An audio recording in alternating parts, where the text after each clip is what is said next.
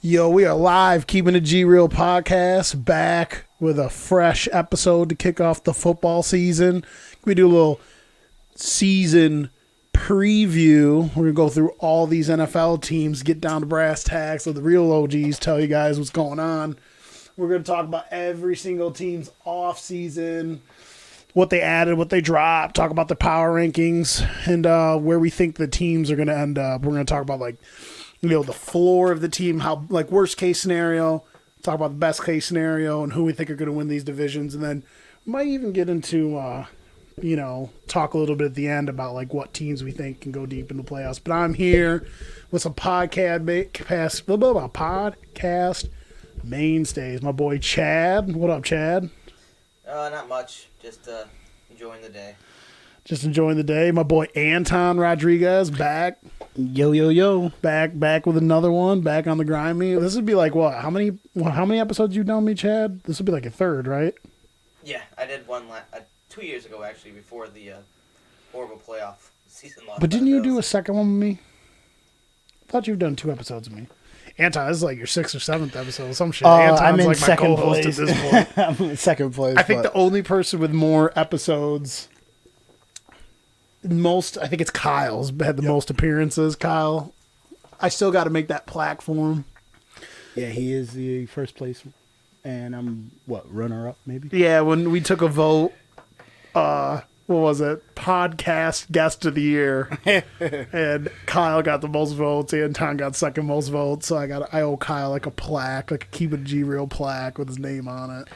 I was looking them up. They're not that expensive to make, so I got to finish that, and get that to him. I actually want to have Kyle on soon, and once I get my new place, I'm thinking about actually making Kyle my co-host of my podcast. All right. Unless you want to do it. That sounds like a good idea. I'm just saying, if you want to do it. I always have time to roll in after work. The only problem is like, the reason why I'm thinking about making Kyle my actual co-host, like, I'm thinking about making Kyle like how Joe Rogan has like young Jamie. Mm-hmm. Because Kyle's like really good with the tech stuff. I would never have to touch any of this with Kyle. Kyle can like set it all up, get it going, make sure it's running. I could be like, Kyle, look this up for me. Look it up. Whereas it'd make it so we could all just talk more. And then obviously Kyle can talk, but think about having him like be my tech guy, mainstay guy. If that ever gets popular, I can just give him a cut. Low-key just called Anton. A little older. Little older. Who you talking about? Less tech savvy. Oh no, it's just, but we're like, you know, we're the guys that bring the depth to stuff. You know what I'm saying? You know what I'm saying? So to kick it off, we're gonna, like I said, we're gonna go team by team, division by division, and we're gonna kick it off with the NFC East, and we're gonna start with the divisional champs last year. The Washington football team. Gotta remember that football team now. So, Washington football team wins the division last year at 9-7, mostly through really, really good defense and like mediocre quarterback play. They got a lot of guys, skill positions. 7-9. Yeah, it's 7-9. I mean, this division's garbage. It's absolutely trash. Don't let them Giants fans fool you. They'll tell you the division's so bad because it's so good. You know, shit like that. It's so tough in there. That's why everyone has a losing record. It's like, no. So, their key additions, obviously, the old grizzled vet got replaced with another grizzled vet. Your boy Alex Smith. Alex Smith just winning divisions. He got replaced by Ryan Fitzpatrick. They also picked up Curtis Samuel at wide receiver, William Jackson III from the Bengals at corner. They drafted Jamin Davis, and they picked up an offensive tackle. They picked up De'Ami Brown. But they lost Robert Darby, Kevin Pierre-Louis, Fabian Moreau. What do you guys think about the states of Washington and where they're at? I personally think they're going to run it back and win it this year. Oh, okay. Why is that? They didn't lose much on the defense, and their defense was what made them go to the playoffs last year with how the division was running. And Fitzpatrick, you can say what you want about him, but he's a decent quarterback. And Alex Smith wasn't bad last year, but he'll do something else. Humphreys and Samuel coming in. Humphreys is a decent wide receiver. So is Samuel. Samuel's good. Humphrey's underrated. That's what I'm saying. They're both good wide receivers coming in. They didn't have bad wide receivers last time. They still have the same ones. I forgot what they had. I forgot what their main wide receiver is, but Terry McLaurin. yeah, McLaurin. He really good. Fitzpatrick can get touchdowns easy with him. Like he will get a couple interceptions and stuff now and then, but he's aggressive and aggressive in what they need with the type of defense they have. Playmakers and the defense they got. With the defense they have, they can get the ball back pretty easily. So you're thinking that because they can get the ball back so quick and stop, that they're more apt to take shots down the field. It's safer to play a little more aggressive because you know your defense will hold. Exactly, and Alex Smith wasn't the one to really go into the aggressive mode more. Well, he's just not capable of throwing the ball down the field. Fitzpatrick still has the power in his arm, and he's in the point of this career where he's like, I'm just going to do what I can to do the best for this team. He's not going to worry about if this gets intercepted, if it does, but if it doesn't, it's a touchdown to win the game type of stuff. So. What do you think, Tom? What do you think about the Washington football team? You think they run it back? I think it's a good possibility that they run it back. I like Fitzpatrick if you're going to move on. If Smith is going to retire, I'm with Chad. Samuels, Humphreys are really good additions to that offense. Getting a little bit more firepower out on the outside and over the middle. A couple little and the defense is really fantastic. A couple little things that bother me a little bit about this team, where it's more of a house cleaning issue, and I don't know if they have it under control. With the coach and their kind of reaction against getting COVID shots, it's kind of weird to me because the coach had cancer. So I'm not trying to make this a political thing, but that could be an in-house issue coming on down the road. How much you really believe or back the coach up. Because it's probably split. Yeah, it's probably split. And the other thing, too, is they had a problem with their running back, Geis, obviously. Darius Geis. Yeah, which they let go. They've got a little bit of in-house a little bit of mess going on. But outside of that, if I know that in camp, Fitzpatrick has looked really good. The team seems to rally around him. I had previously told you that I've seen a clip where he ran a touchdown in practice, where he skirted around and ran it in, and the team was all hyped up about it, and they sort of let that video get out and get that posted to show kind of their wantingness to have that type of quarterback with a little bit of, the Fitz magic. But this team defensively and animals. But I also have another issue, and I've always told you this when it comes with Fitzpatrick. He's not an A, but sometimes he doesn't even play like a B. And this is true. And this is kind of my thing. He could light up a defense, but he can also stink up your offense. Mm-hmm. And the problem is that the issue with running back, I think you really should build Fitzpatrick out by giving him a nice solid run game, have a nice offensive line, and through that will open up levels and windows for him to pass the ball around. He's almost a confusing anomaly because Yo, what up, Jake? You already know he's not. Jake says go Bills. Yeah, go Bills.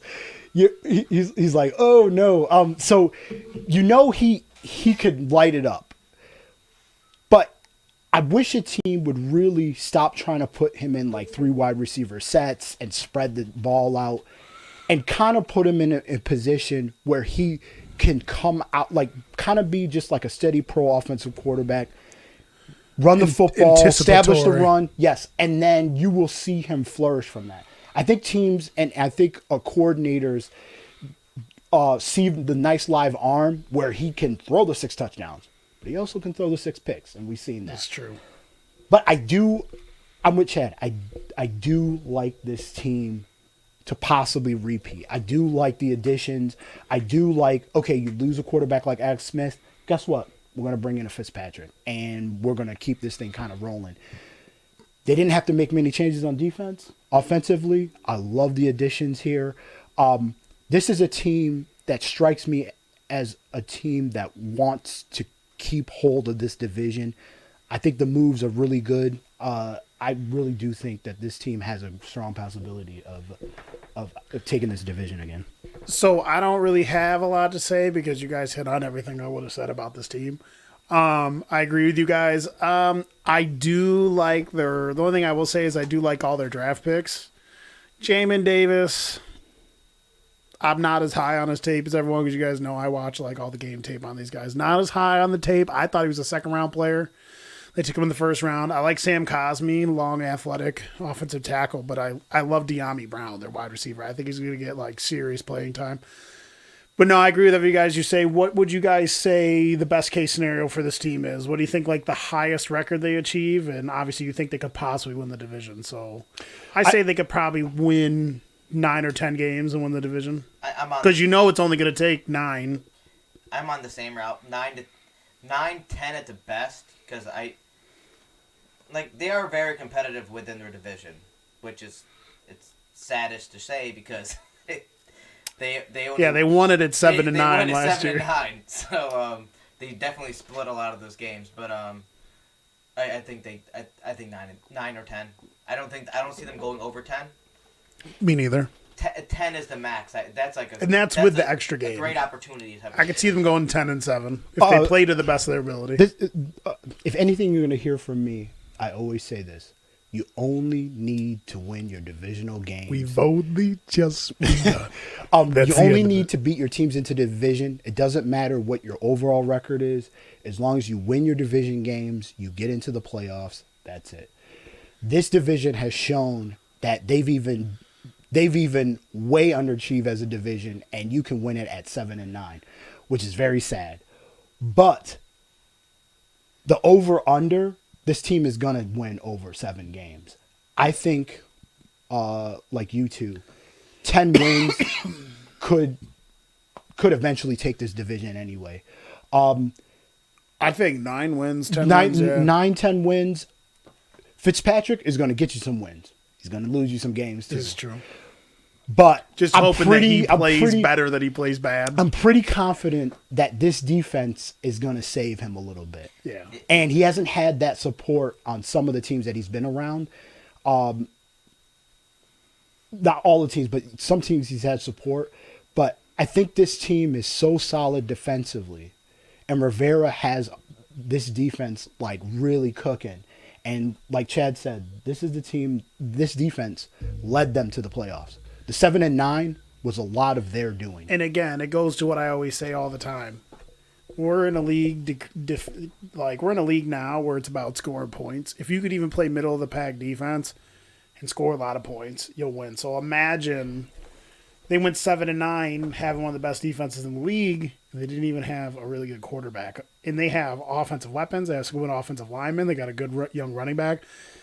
Imagine if this team had like a B+, like A- style quarterback. Like they would win over 10 games. Look at them last playoffs. I mean, there's tons of teams like that. They took on the Tampa Bay Buccaneers, who won the whole thing. Gave them a run for their money. They almost 3/4 of that game. Taylor Heineke, want a couple Heinekens? The fact that Taylor Heineke was playing quarterback and they were still in the game is impressive. If they would have had Fitzpatrick then, who knows? But let's be honest. This is a really good defense. And a lot of your runs are led by defense, especially with a lot of these teams. Which is impressive because it shows that whatever quarterback you have in there, if they don't make mistakes, you can give yourself a chance to win. I think Fitzpatrick is going to help this team more than hurt them. Again, we know some of his track record of getting a little loose with the football and playing a little loose, but I think this is a key addition with this defense.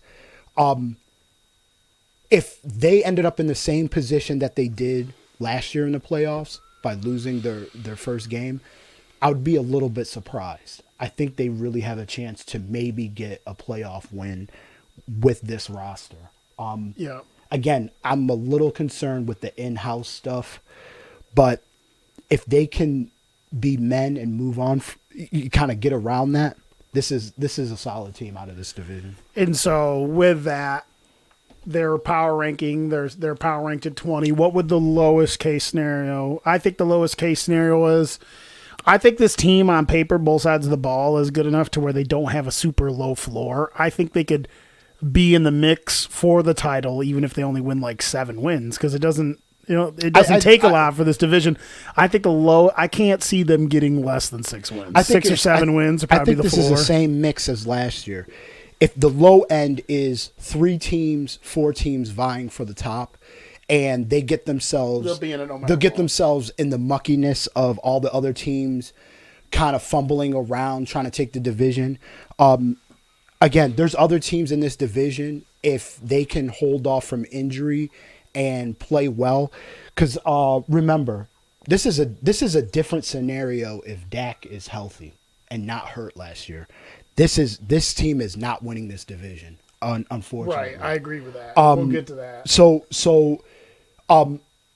if they can keep their head above water, and like I said, I think the biggest danger with this team is the in-house stuff.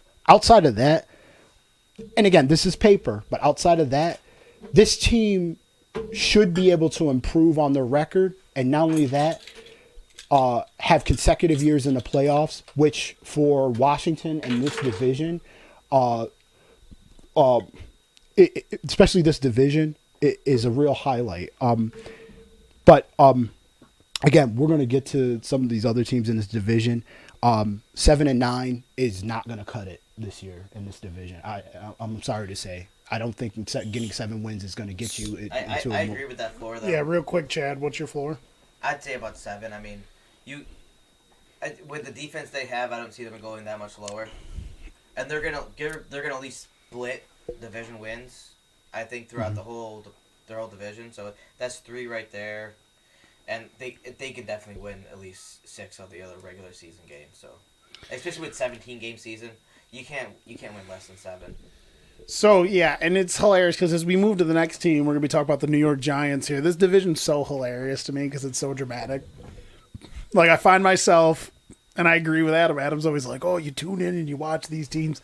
Yeah, because it's like a fucking train wreck. That's why I like tuning in to watch it. It's hilarious. But it is, even though the teams aren't always underperform, it still is hilariously competitive. Like, they all play hard and shit. It's fucking funny.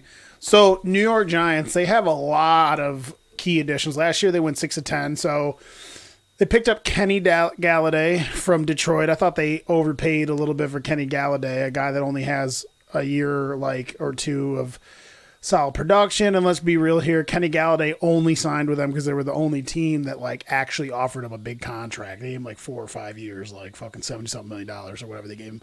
They re-signed defensive end Leonard Williams, which is huge. They re-signed cornerback Adoree Jackson, which is big. They got Kyle Rudolph. They picked up some good dudes. John Ross will get injured week 2. Calvin Benjamin there with that dig. Calvin Benjamin weighs 300 pounds. They drafted Kadarius Toney, which a player that I do really like, but there's a lot of good wide receivers on this team when they're healthy. Kadarius Toney is going to be taking a little bit of someone's playing time if he ends up being good enough. Gadget guy, do it all. I liked his game tape in college. He's kind of you can line him over the backfield, you can run him on sweeps, you run him in the slot. He's not really an outside guy. A lot of scouts are I think he's got the ability to play on the outside. I don't agree with that. Azeez Ojulari is a really good edge defender. Really, really fast, but he's a raw prospect. But they lost Kevin Zeitler, which was huge for them. Guard, Kevin Zeitler, he's one of the better guards in the league. They lost Dalvin Tomlinson, which is huge, one of the best defensive tackles in the league. Yeah, buddy. That's a dig. Well, yeah, because he went to the Vikings, but they finished 6-10 last year. So I think to start it off with the Giants, the big key is definitely going to be their offensive line is one of the worst in the league.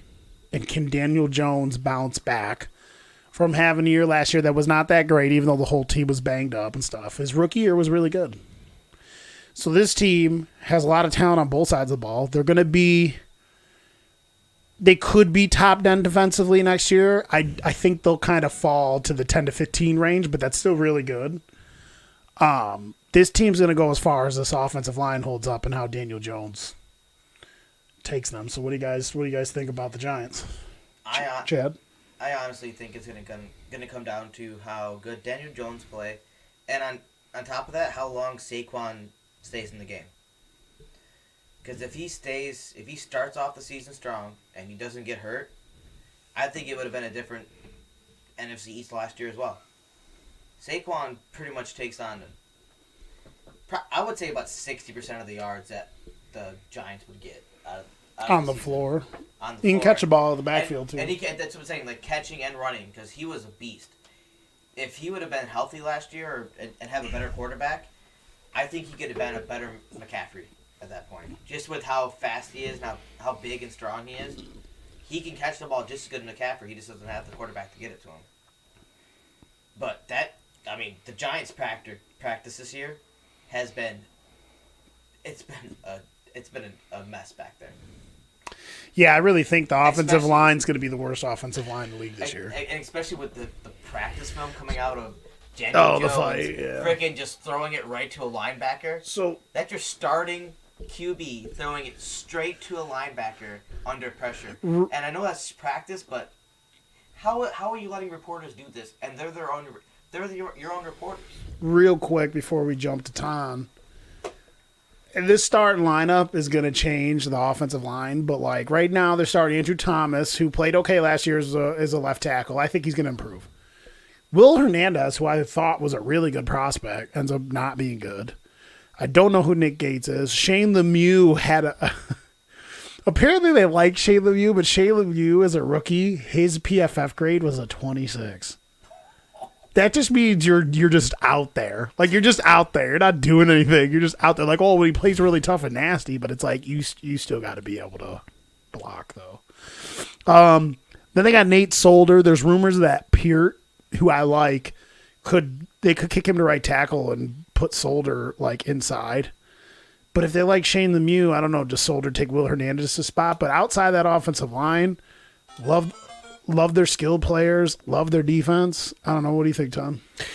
Okay, so the key additions, obviously, I put Galladay because Darren wrote Bird Gang in the chat. Let's go. What up, Cud? But the glaring weakness, because the weakness with Washington I put is locker room. The weakness here is offensive line. It's bad. It's bad. And Will Hernandez is not that old, but the fact is, He's like if 24. So he might still have some time to move up, but that's only one person on the offensive line. And if you're gonna pay Solder and then you're gonna move him inside, it's letting you know that there's an obvious problem on this offensive line. I don't think Solder's even a guard. No. Like, guards aren't usually like 800 No, feet he's tall. a tackle, He's and they definitely a signed him tackle. from New England with the impression of that he's going to be their starting I tackle. wonder if Peart can play guard. This to me is a huge problem. Yeah. Why would you go out and build up this offensive talent when you know you cannot block for this dude? This is going to be a problem. And also a problem with this is that you're going to bring a running back off of an injury. And this is a guy that's kind of he's a top talent, but what he is more of a Barry Sanders scat type. He's a home run hitting running back. Right. He's not in between the tackles, pounded up. They're not going to use him that way. The problem is if this offensive line is shaky and you can move these guys around, if you cannot establish the run, this is obvious. You can't establish the run. You can't establish the pass game. Well, it depends on the scheme. Their scheme that they're trying to run, you need to be able to run the football. Again, this is a problem. And when you start, let's go back to Washington. When you got to face Washington twice, and that defense comes at you. Fuck that. Yo, and their offensive line is this fucking disheveled. There ain't no way they're surviving. It's that funny game. you said that because, dude, the Redskins' defensive line at all positions is 2 to 3 dudes deep. They're 3 high-level D tackles deep. They got Sweat. They got fucking what's his name there, Young. They got so many. They have like 4 D tackles they can throw at you. And linebackers that run coast to coast and tackle. Holcomb and Bostic. They did something to surround Daniels to give him opportunities to make plays. Yeah. But the thing that they should have surrounded him with was good offensive line. They should have spent the money there. There was they guys had too. there was talent. They have enough talent. He played well last year. There's enough talent there. You're gonna get your star running back back. Focus on the offensive line. They did a poor job, and they let another lineman go, if not retired. So this is a huge problem. Out of all these teams, this is the biggest problem out of any of these teams in the division. And I'm not just pointing the finger at them or I have a grudge against them. This offensive line is not good. And like you said, projected to be the worst one. It's projected to be the worst because it's probably going to be the worst. And they did not focus in on this. This is going to be a huge problem. With that said, the talent and skill level at the positions that they do have is really high. But this is a problem. So this actually is a hard pick to say whether they're going to be at the bottom or whether they're going to be vying for the division.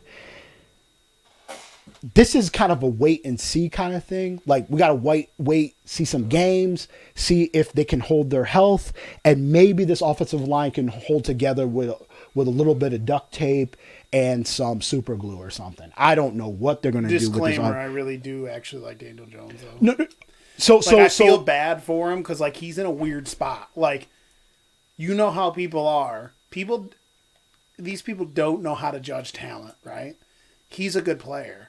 But he's in a spot where, since he played last year, not all because of his fault, he obviously needs to turn down those fucking turnovers. Like, that, I don't care how bad your offensive line is. You can't cough up the pill 10 times every single year, fumble it, right, and lose turnovers. But he's in a critical time where if he doesn't play good this year or next year, a big part of it will be because his line's bad, and then they'll try to axe him. So, like, he's in a rough spot. I'm going to let Chad talk after this, but that's a key point. You want rocks up in front of you so that you can make plays.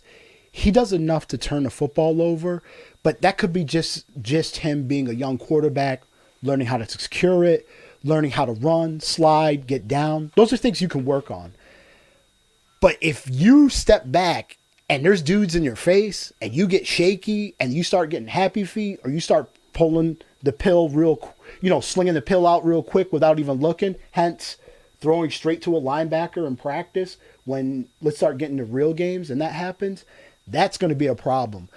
I just don't understand why the management did not put higher value, which is the cheaper of anything else going around, is the offensive line. You get them a lot cheaper than wide receiver. You get them a lot cheaper than running backs. You get them a lot cheaper than anybody else out there. And there was talent to be had, like you said. They did not take advantage of that. But still, I like Daniel Jones. My dad and brother are Giants fans. My dad is really high on Daniel Jones. They think they have a real solid quarterback that's going down the road. But offensive line, this to me is a hard read, because they can have good defense, they can have good offensive play, but any one of these games against these top tier defenses or defenses that are just middle of the road, and if they can get after your quarterback and scheme it up, is going to be a problem for Daniel Jones. And this is not a way to build your quarterback's confidence. This is an issue. Yeah, I don't even think, they're not even sure Saquon Barkley is going to start the season off. I mean, who's their backup running back? Wayne Gallman. Gallman. Jesus, have you heard of him before? I mean, Yeah, I think he's solid. He actually solid. middle. He didn't play good decent last year. Middle to the end of the season, he actually played pretty good. Solid. He played solid, and even someone we know came around on him. he did play solid, but because he had to take on extra carries, he got into the groove of it. But you're correct. I don't know. Like, listen, this is not really built for Saquon Barkley to kind of do his thing. And as you know, as Chad's already saying, this is a 2-back, 3-back system in these teams. Got to have guys just have guys that can run. Especially when Barkley is more designed for getting him out into the open field. You got to have guys that can do other stuff. Barkley can catch, but you need guys to spell a guy that's a home run hitter.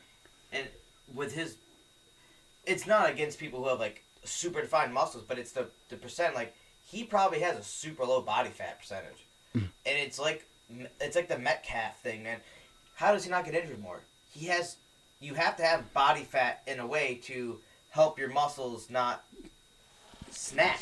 Pre-med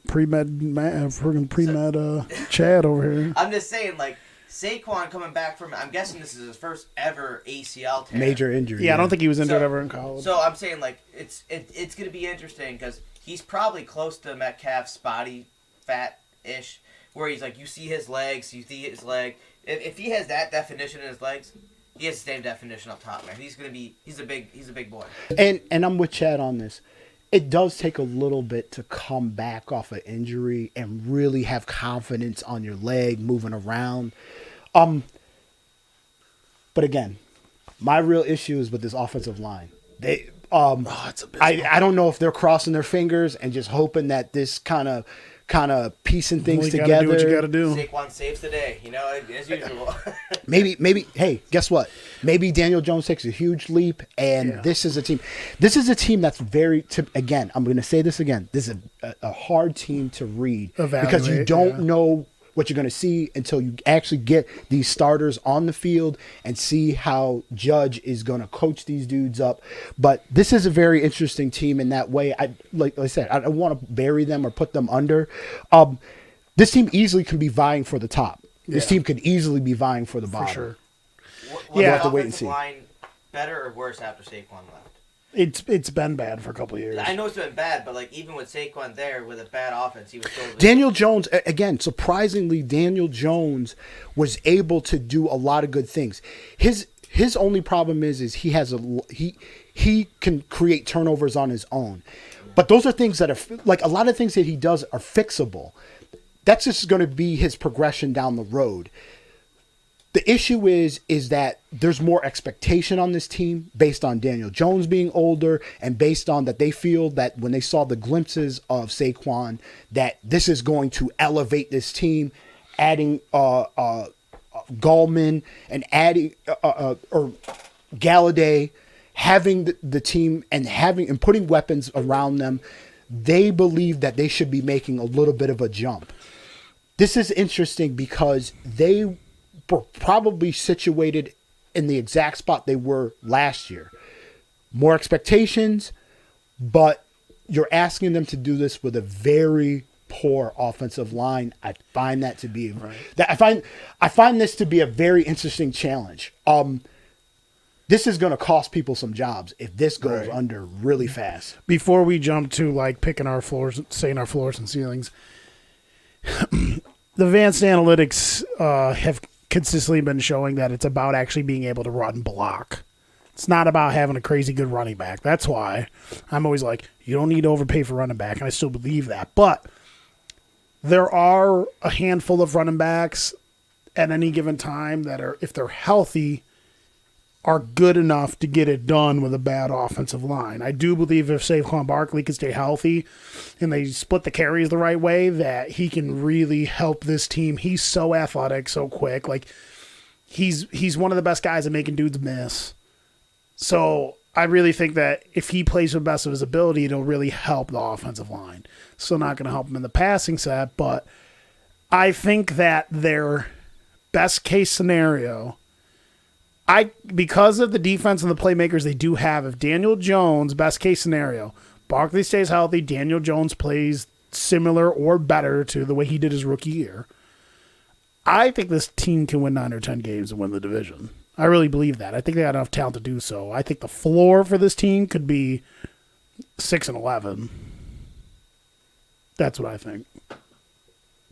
I think floor could be even 5 with the offensive line, and I not that I don't trust Barkley coming back. I just don't. I just want to see how he bounces back off that, because like they say, most of the time coming off a big injury like that, where it takes you out for a year, it's all mental, and he's never had to.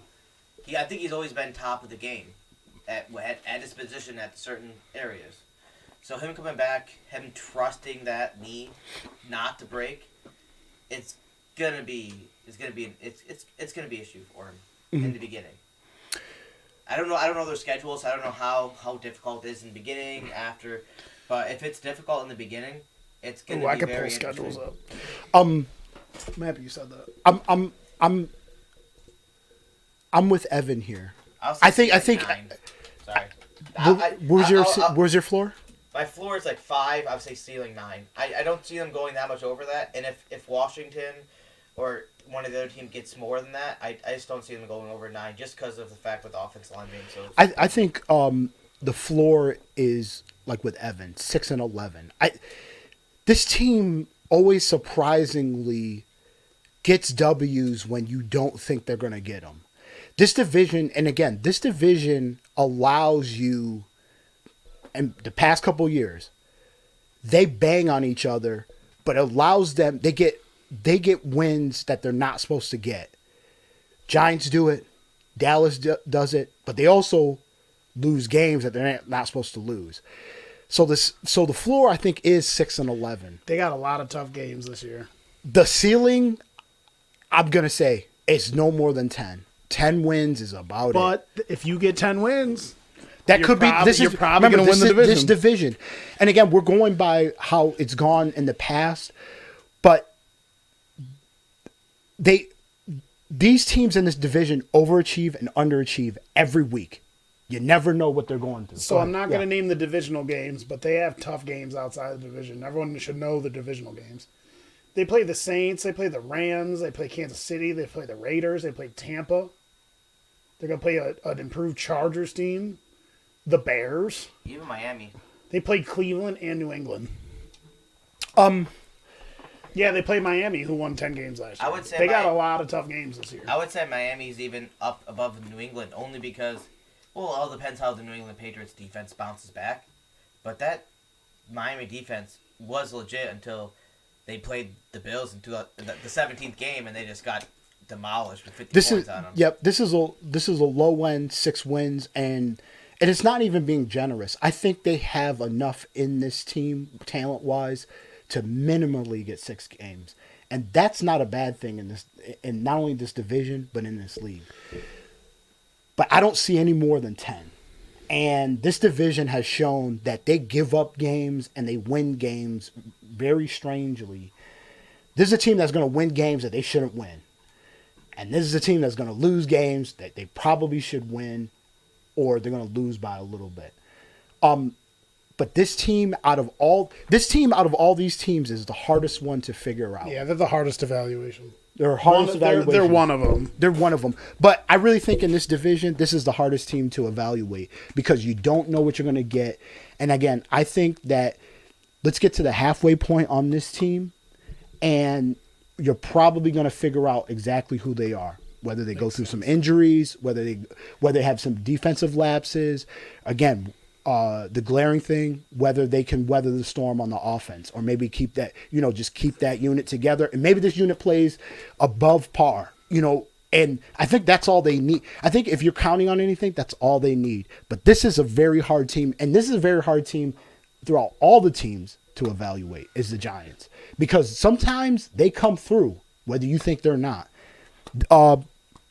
But six wins is the low end. I think 10 wins is the top end. And just to let you guys know, they're 26th in the power rankings to start the season. I think, I guess in power rankings to start off, that's not bad. We might look at that and say that's a little low. So I even checked their strength schedule. It's like 25th. Oof, yeah, it's rough. So yeah. Moving on to the Cowboys. Okay. So Cowboys, key additions, re-signing Dak Prescott. They re-signed box safety Keanu O'Neal. They got Terrell Basham, Jordan Lewis. They drafted one of my favorite players in the draft, and Micah Parsons, and then a sneaky pick in Calvin Joseph, the corner. I think he's going to get some playing time for them. They lost Andy Dalton, Xavier Woods, Shobi Wuzier, offensive tackle Cam Irving.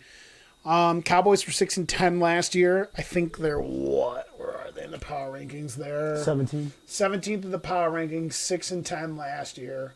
What do we think about the Cowboys? I think if Dak is healthy and he stays healthy this year, and then you're going to have Zeke out there. He wasn't great last year, but I think something happened with their offensive line. He was still solid last year. The offensive line was bad. Something happened with their offensive line because Cowboys it's a Cowboys and Patriots. They're always known for their offensive lines. They have the best offensive line, so they give their quarterbacks and running backs the best ability. The offensive line's fully healthy this year. Exactly. So if the offensive line stays healthy, Dak Prescott stays healthy, that's another option to possibly win. I think they could definitely get about 10 wins if everyone stays healthy. So people aren't gonna like my hot take when we get to the over and unders on this team. Is there any contracts coming up that we might like Amari Cooper, any of those? Or? No, Amari Cooper's got a full contract. They're gonna have to decide whether or not they sign Michael Gallup or CD. Well, they're gonna have to figure out. Okay, so CeeDee Lamb is a couple years, right? I think CeeDee Lamb. If people aren't gonna like this hot take either, I think CeeDee Lamb's the best wide receiver on the roster. That's what I think, and I think he's gonna show it this year. I like Amari Cooper as a player, but it just depends. They've spent a lot of money on players already. When it comes to them this next offseason, they're going to have to decide if they want to retain Michael Gallup and how much that is going to cost them, because he's another dude who, if he goes to a team, doesn't have good wide receivers, like he's a number one. Like his numbers last year were number one caliber. Scroll down. Please, I'm sorry. No, up, I'm sorry. Where? Towards the top of this team. Or no, scroll down. Starts right here. This is just their starting lineup. Yeah, okay. And then this is their power ranking. This is key additions and stuff like that. Okay, yep. So that's going to be their big thing going forward is you're going to have to sign CeeDee Lamb's on a rookie contract, but they're going to need to spend money soon to retain some of their offensive linemen. They're going to have to spend money to bolster the defense. I think most likely they're going to have to get rid of Michael Gallup, and I would. Unless you could find a suitor to trade, unless you like CeeDee Lamb and Michael Gallup as the young guns of the future, you could easily trade Amari Cooper to a team that needs a wide receiver bad for a first or second round pick. But then you got to take that cap hit. So, I mean, I don't know. What do you? I mean, their defense. I think their defense is like with their pickups and stuff, and the players they liked. I think the defense is going to improve. Michael Parsons is going to be an animal. I think Michael Parsons could be defensive rookie of the year. He's going to get his opportunity in this scheme because they sub in linebackers a lot, and sometimes they run 3 linebacker sets, 2 linebacker sets. He's going to be in there going after dudes. They're just going to tell him, you line up, you go after dudes. You got to be able to stop the run in this division. A lot of these teams in this division like to run the football. So, I mean, we'll see. Yeah, their defense was definitely bad garbage last year. It was one of the worst. I mean, it's a good thing they picked up. I mean, seeing they picked up Ty Nsekhe, he was one of our not backup, but like rotational guards and like tackle, and he was pretty good for us when we had injuries. So that should make their offensive line a little bit better on the tackle side. But looks like they didn't do much else on the offensive line wise. And they lost another. Yeah, but their offensive line's like one of the best in the league when it's healthy. They got 4 high level players on their offensive line. It's actually pretty scary. They got Smith, Martin, Lyle Collins, and then their rookie or their sophomore guard, Connor Williams, who was really good last year as a rookie. This is okay. So I have a couple. But remember, tackles are playing. I know what you're gonna say. Tackles are playing good well into till they're starting to play. We got a couple tackles in the league that are like PFF 90 but remember, grades they that had, are like 35, what did 37 they have? years 2 old. offensive linemen out for the whole season last year. Yeah. They're getting a little bit older. They've lost a couple offensive linemen. I think. Remember, you don't get healthier when you get older. I'm definitely not saying that their offensive line is going to be bad. That's not where my weakness for this team is actually coaching. Ooh, Adam will agree with you on that. So the problem is that sounds like a Miami fan or Minnesota fan over here. No, the coach, because their defense is obviously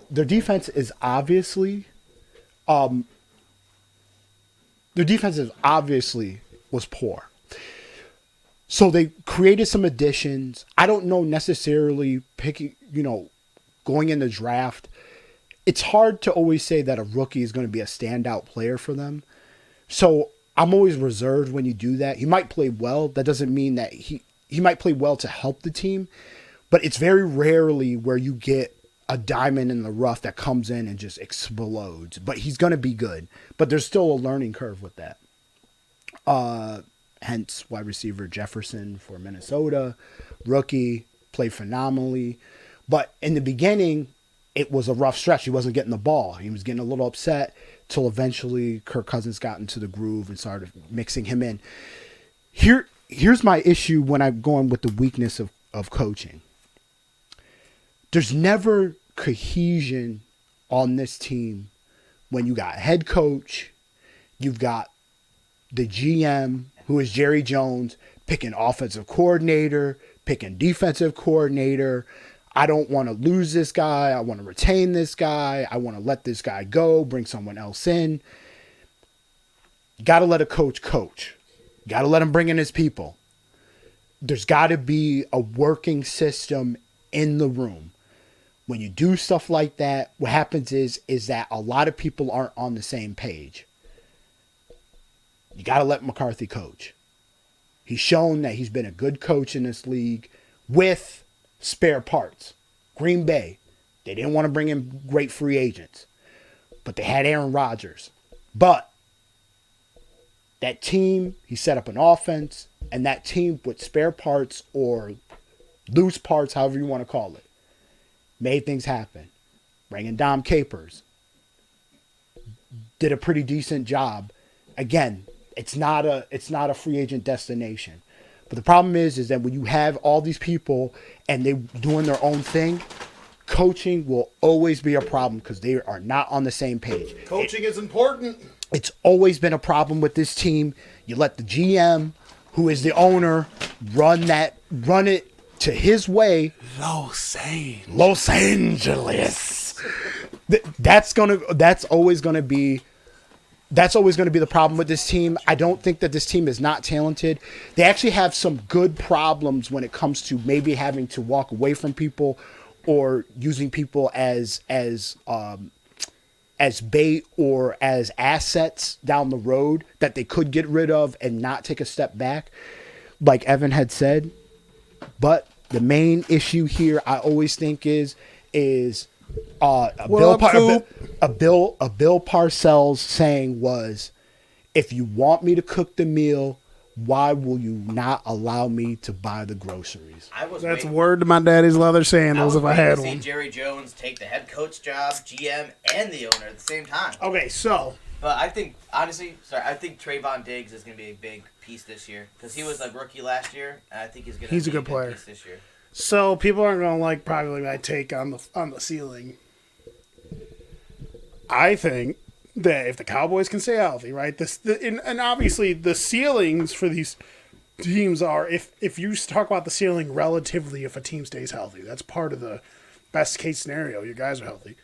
If they all stay healthy, play the best of their ability. If they can even get middle of the pack defense, like if they can improve from where they were, like in the low 20s, up into like the late teens defensively. And if Dak and all those offensive players and that offensive line play the best of ability, I think they can win 11 or 12 games and rip the division off. I really believe that. If they stay healthy offensively, they're going to be a juggernaut this year. They got 3 number ones at wide receiver. They have one of the best offensive lines in the league with Zeke back there. As long as Dak was destroying teams. And I don't care. People are like, oh, who'd they play? Blah, blah, blah. I don't give a fuck. It's still the NFL. They were fucking... Dak was on pace for like some ridiculous numbers until he busted his ankle. CeeDee Lamb's going to emerge as a star this year. There's a possibility they could win 11 or 12 games.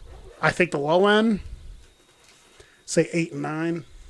Like they barely miss out winning the division over like whoever wins, like the Giants or the Vikings. The Giants or the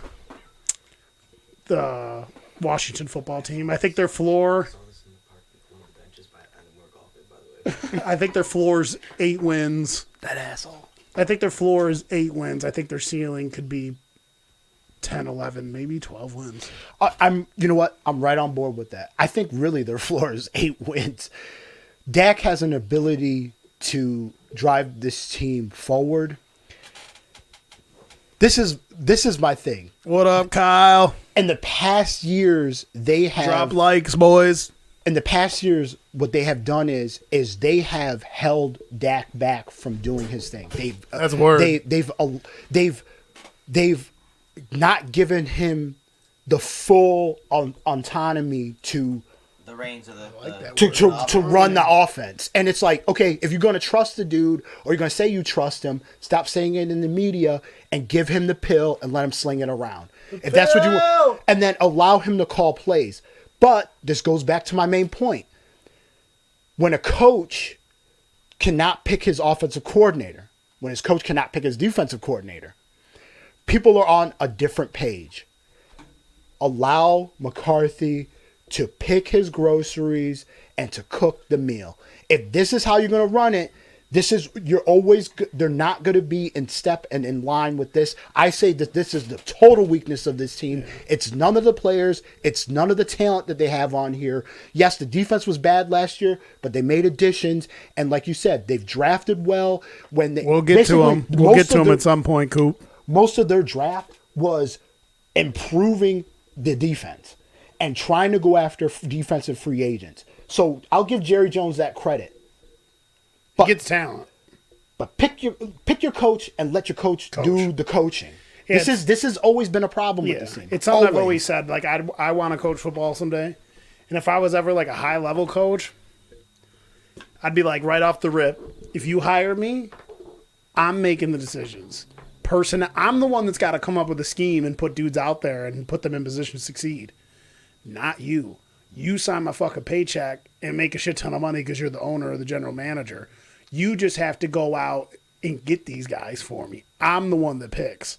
I'm not going to have a dude that knows nothing about football and scheming it up and coaching. Not that Jerry Jones doesn't know football. He picks the talent. He gets talented players.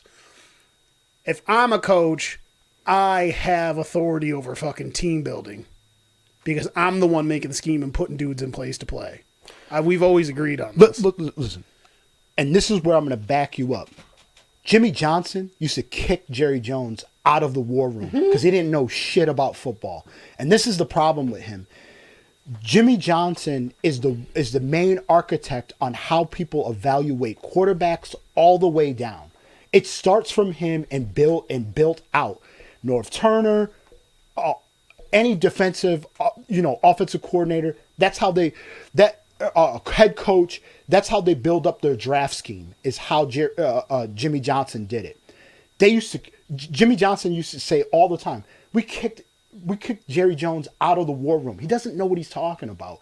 And that's where there always was the rift. Jerry Jones always wanted to be an inside guy. Now he's the GM and owner.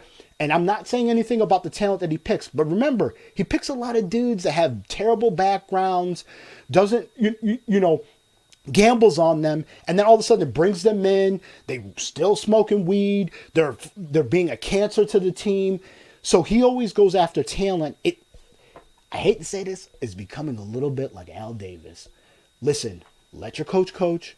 Let them build the team the way they need to build it.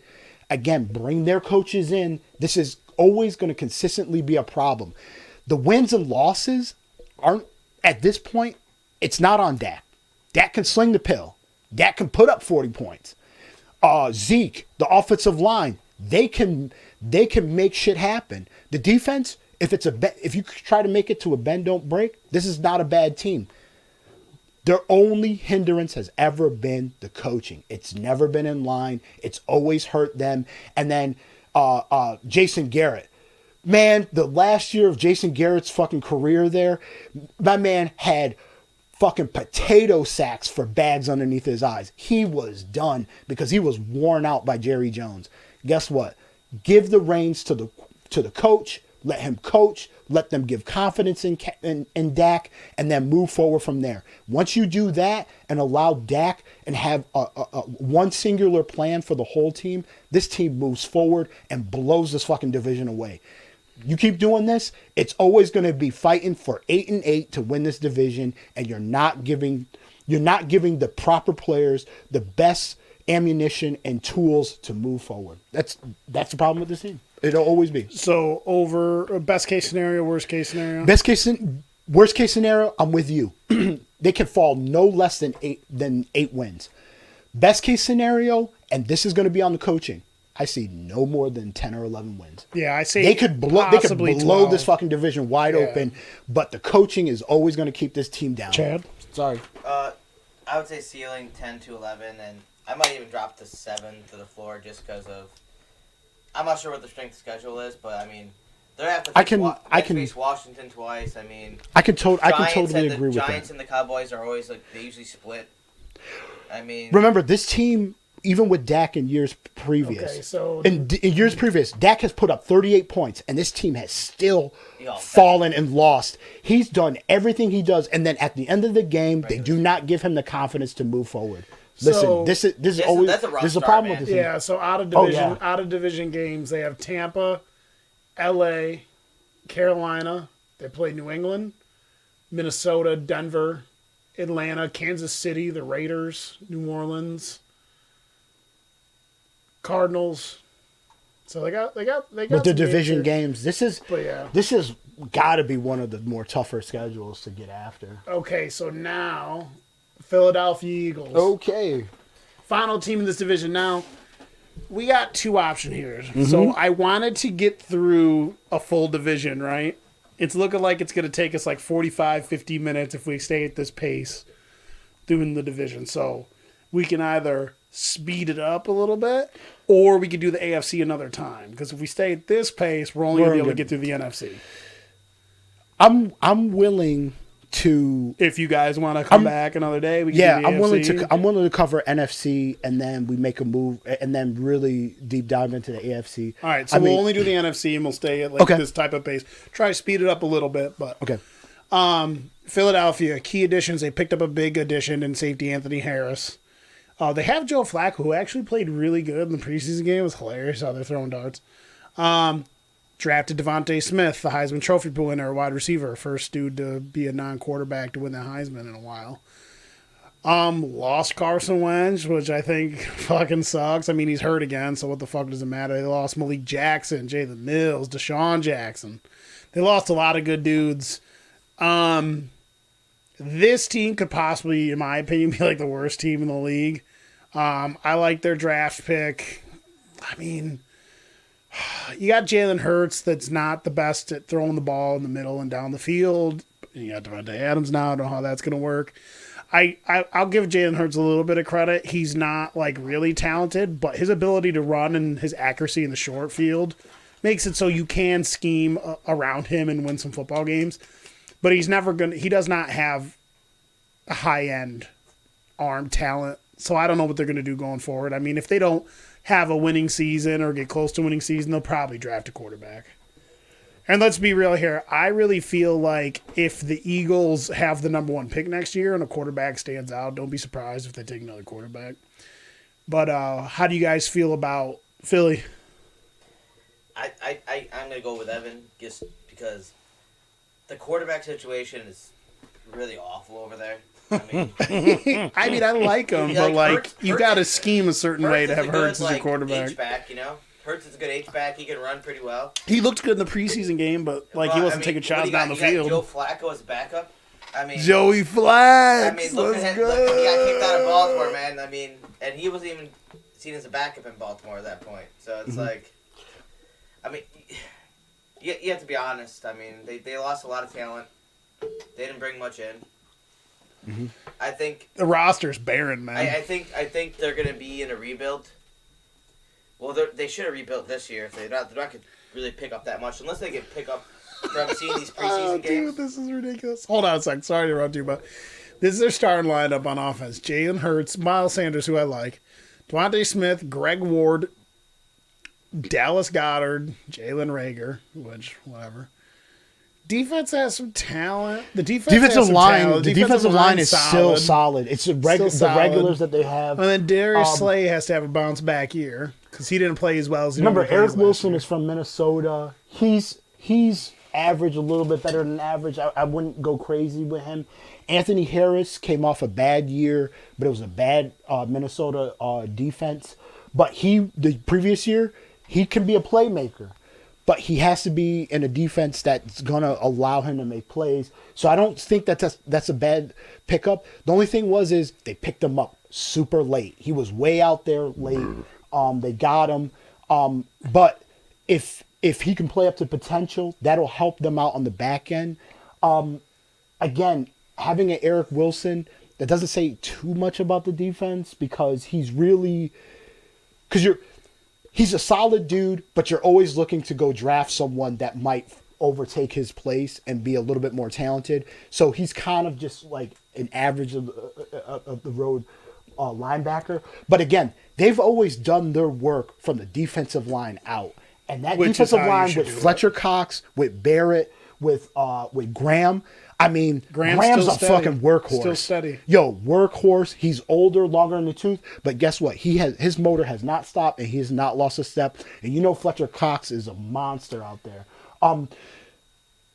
They're going to struggle a little bit on offense, and obviously Jalen Hurts. This offense is gonna have to be a little bit of a chip and charge type of deal. Yeah. Little yards, little bit of chunkiness here and there. Hefty amount of Miles Sanders. Right. Miles Sanders could be a potential breakout player. What they should have done they should have went out and made sure they had depth on offensive line and got a couple different running backs.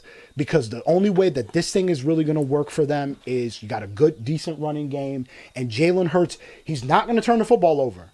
But he's not going to blow you away throwing the ball downfield. Right.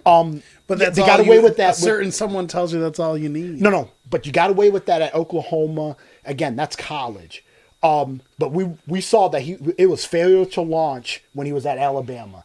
So that's going to be my that's my new saying. I love when you say failure to launch. So what's the over under? What do you think? What do you think the floor for them would be? Because I think we the don't floor have to is 3 or 4. I think we don't have to break these guys down much. I think the floor could be 3 or 4, and that's with injuries that pop up. Yeah. I think honestly, my floor is 3 wins. I think the floor is 3. I think obviously the ceiling. I think the ceiling 7. could be 6 or 7 for me. I don't think they're good at all. I think they're good at. They're going to vie with the Texans. I wanted to say 8 or 9. This is the only reason. This is the only reason. Rich. No, it's rich, but here's the only reason. You got 2 things working for them. Their defensive line, those guys, even when they're hurt, come to fucking play. And they're nasty fucking dudes. And they can make this division But with that offense, they would have to play like top 10 defense, though. I don't see that. Right. You don't Their see linebackers are weak. Yep. Their depth at corners weak. You only recognize one of the wide receivers. Again, this team was not out of it. Even with the poor offensive play last year, and I'm not blaming that on Wentz. I'm not going there. I'm just saying the poor offensive play they were extremely thin on wide receiver. They're using practice players. We know what it is. Chad, floor. Floor, I'd say about the same thing, like maybe 3 to 4 tops, and then a ceiling 7 to 8, only because like the quarterback, you don't know the situation over there. I don't trust Hurts. I wouldn't really trust. Whatever the quarterback is over there now. I would trust Flacco for him. And honestly, if you look at the wide receiver and even tight ends, I mean, you don't see much flash. The only thing Goddard's solid. Goddard is solid, but the only thing I would pick up in fantasy is their running back. Yeah, because the running back was killing it last year. He's gonna fill it up. He was the only one. Sanders was the only one scoring over there, man, and that's because he was catching the ball and running the ball. But I think again, I don't think Hurts is a turnover machine. No, well, he's not. He's failure. He takes care of the sometimes ball. Failure to launch when you really need him to really push it downfield. The problem is they had Deshaun Jackson was hurt. What's his name? The other wide receiver there. tall one. For who? They got rid of Eagles. Oh, the one who's not fast. He would Fuck's his name? went to the Patriots. Adam hates him. He's wicked He slow. dropped balls all the time. But he gets open and catches the football, which is So hilarious. these guys were hurt. Oh, it's gonna bug me and now. they bring in signed to the Deshaun Jackson to be, again, an overtop dude. He used to play for Chicago, right? That's what you're talking about. What the So, fuck is his name? The thing Adam is, would know. the thing is that they were deficient with weapons. They put Jalen Hurts out there, and he played about as well as you can play. Aguilar? He was No, that's not. Oh, Nelson he was- Aguilar's been playing oh. good. He played for the Oakland Raiders. Oh, Jesus Christ. Oh my God, it's a dude who played for Chicago. Big body wide receiver. Yeah. Fuck him. So Alshon Jeffrey. Alshon Jeffrey, yep. That's exactly it. But they were hurt. So I go, fuck him. So again, when you don't have the weapons, you don't have the ability to stretch the field, and I think this was a problem with Hurts also. He was dealing with subpar talent on the outside, and basically you only have Ertz to go to, and everyone knows that that's your go-to guy. You can double him, and then you're making Wentz force some things. This team is, again, I'm being a little bit hopeful because maybe they become steady, they find a rhythm, but also this is a new coaching staff. I think this is going to be a problem too. Not with the coaching is their weakness, but new coaching staff putting in their belief and how they want to move forward with low talent. It's going to be a problem. A newer quarterback, they might want to a little bit underachieve to go get some stuff in the coming years. First pick. Yeah. But I could see them realistically. I could see them in this division, not in any other division. In this division, being a little bit of overachievers, getting 7 or 8. I'm with Chad. I can see them getting 7 or 8. So And that's and I said possibly 9 if you're really pushing it, but 7 or 8 is probably the number. 3 is the low number, or they could be dealing with defeat mortality with really below 3. But I think that's where they're at. So moving on to what some people might consider to be the best division of football, and definitely could potentially be the best division of football this year, which is the NFC West. And we'll start with the division winners last year at 12-4, the Seattle Seahawks. Okay. So I think the Seattle Seahawks are one of the more interesting evaluations. So the Seahawks, key additions, they signed Carlos Dunlap, they re-signed Chris Carson, re-signed Gabe Jackson, they picked up Gerald Everett, they got center Ethan Pope. I don't know how to pronounce that. Piochich. They drafted Dwayne Eskridge, who I'm not really high on. I think the fact that you have to listen. I like DK Metcalf, but you kind of got to scheme him a certain way because of his skill set. I think they went out and got Dwayne Eskridge because they like to use Metcalf across the middle of the field. Got to clear the field out. I don't think Dwayne Eskridge is that great. But they lost a really well-graded corner last year in Shaquille Griffin. Who did he play for? He went to Jacksonville now. They lost Greg Olsen, retired. They lost Carlos Hyde, trash. So what do you guys think about the Seahawks? I think the Seahawks are hard eval, but what's weird about their eval is either like they're not a team where it's like their eval could be they'll be bad. They're never bad. It's like they're either vying for the division and barely lose out to it, or they win 12 games. So I think the Seahawks are going to be good again this year because of what Russell Wilson brings to the table. What do you guys think? I mean, I think they're still going to be a good team. Because obviously, they got a good running back, Chris Carson. Good quarterback. Their line's decent. Their defense, I mean, it's not Legion of Boom anymore, but it's like, it's still there. Well, they still got Bobby Wagner out there, Jamal Adams. I mean, as long as their DBs play better this year, because last year the Bills smoked them, and a lot of teams smoked them. This dude. The Bills smoked him, The reason why the Wilson was putting up so much points is because he had to, because his defense. Coop YT says, "Boo, Seahawks."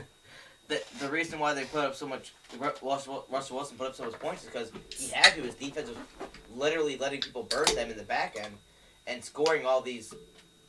I mean, I don't think they had like the most scored like long passes, but they had a lot of long passes scored on them and like passes in general that got passed to them. But I think with Metcalf and all their good weapons they have, they can definitely go a good route this year. Even It's Aaron. Metcalf and Lockett. Jesus, I mean Lockett's a number one himself. Lockett's underrated. I think they complement each other well. Playing fantasy with Metcalf or Lockett, you literally have to pick and choose your day at that point. Why, do you have them both in a fantasy league? No, I'm saying if you have either one of them, Yeah. you have to choose. You have to say, is this going to be the game this guy goes off? Because they don't go I'm off pretty sure the it's same one of the day. guys that Adam doesn't think is good, Lockett, even though he's good They every don't single go off- year. they don't go off the same day. One goes off one day, Yeah. one goes off next week.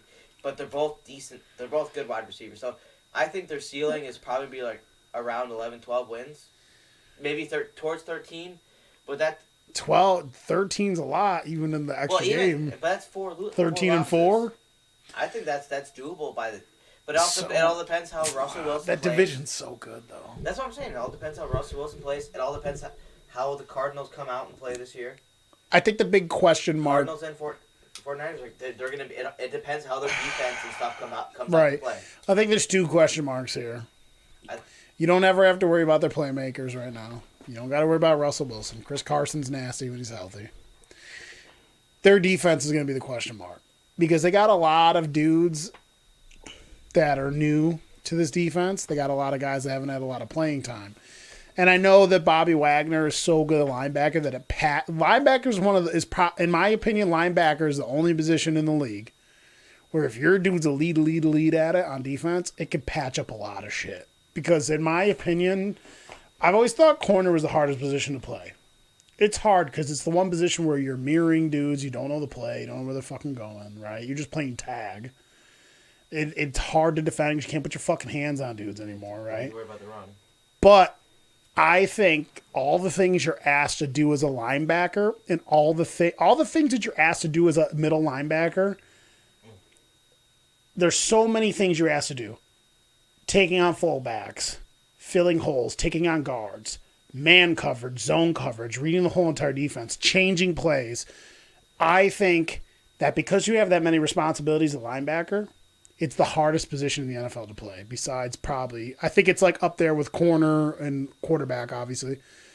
But if your middle linebackers are really, really nasty, like a Bobby Wagner or like a Luke Kuechly or like a Ray Lewis, because you have all those responsibilities and you're right in the middle of the field, right? You can that helps patch up a defense a lot more than probably any other position. So the defense is always sturdy because Bobby Wagner's a fucking animal, right? I think their defenses I think their issues are they going to get enough from a lot of the other players on defense? And then there's some question marks on this offensive line, man. Who the fuck is Brandon Shell? Their offensive lines have never been super great. They've always been middle of the pack to low tier. You see Russell Wilson like clamoring, well, we got to re-sign Dwayne Brown. We got to re-sign, and Dwayne Brown's really good. But this is when your quarterback's going, we got to re-sign him. You know what I'm saying? This is definitely one of my weaknesses with this team. So I think the key addition is re-signing Carson. But with that said, let's put a little asterisk behind it. They probably should have went out and grabbed either in the draft or some type of next level running back. I thought their backup running back was good. Don't they have another good running back on their team? Yeah, but the problem is both of them get hurt all the time. And like they run the ball a lot. They would draft a running back in the second round. So this is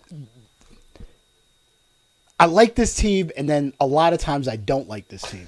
and here's why. So Carson is actually a really good running back for this team. He's one of the better runners. Runs hard, keeps them steady. Even though he might not have, when you look on the stats or look at him running, he might not have a bunch of yards. But he keeps this offense steady enough running the football where it allows Russell Wilson to do what he needs to do.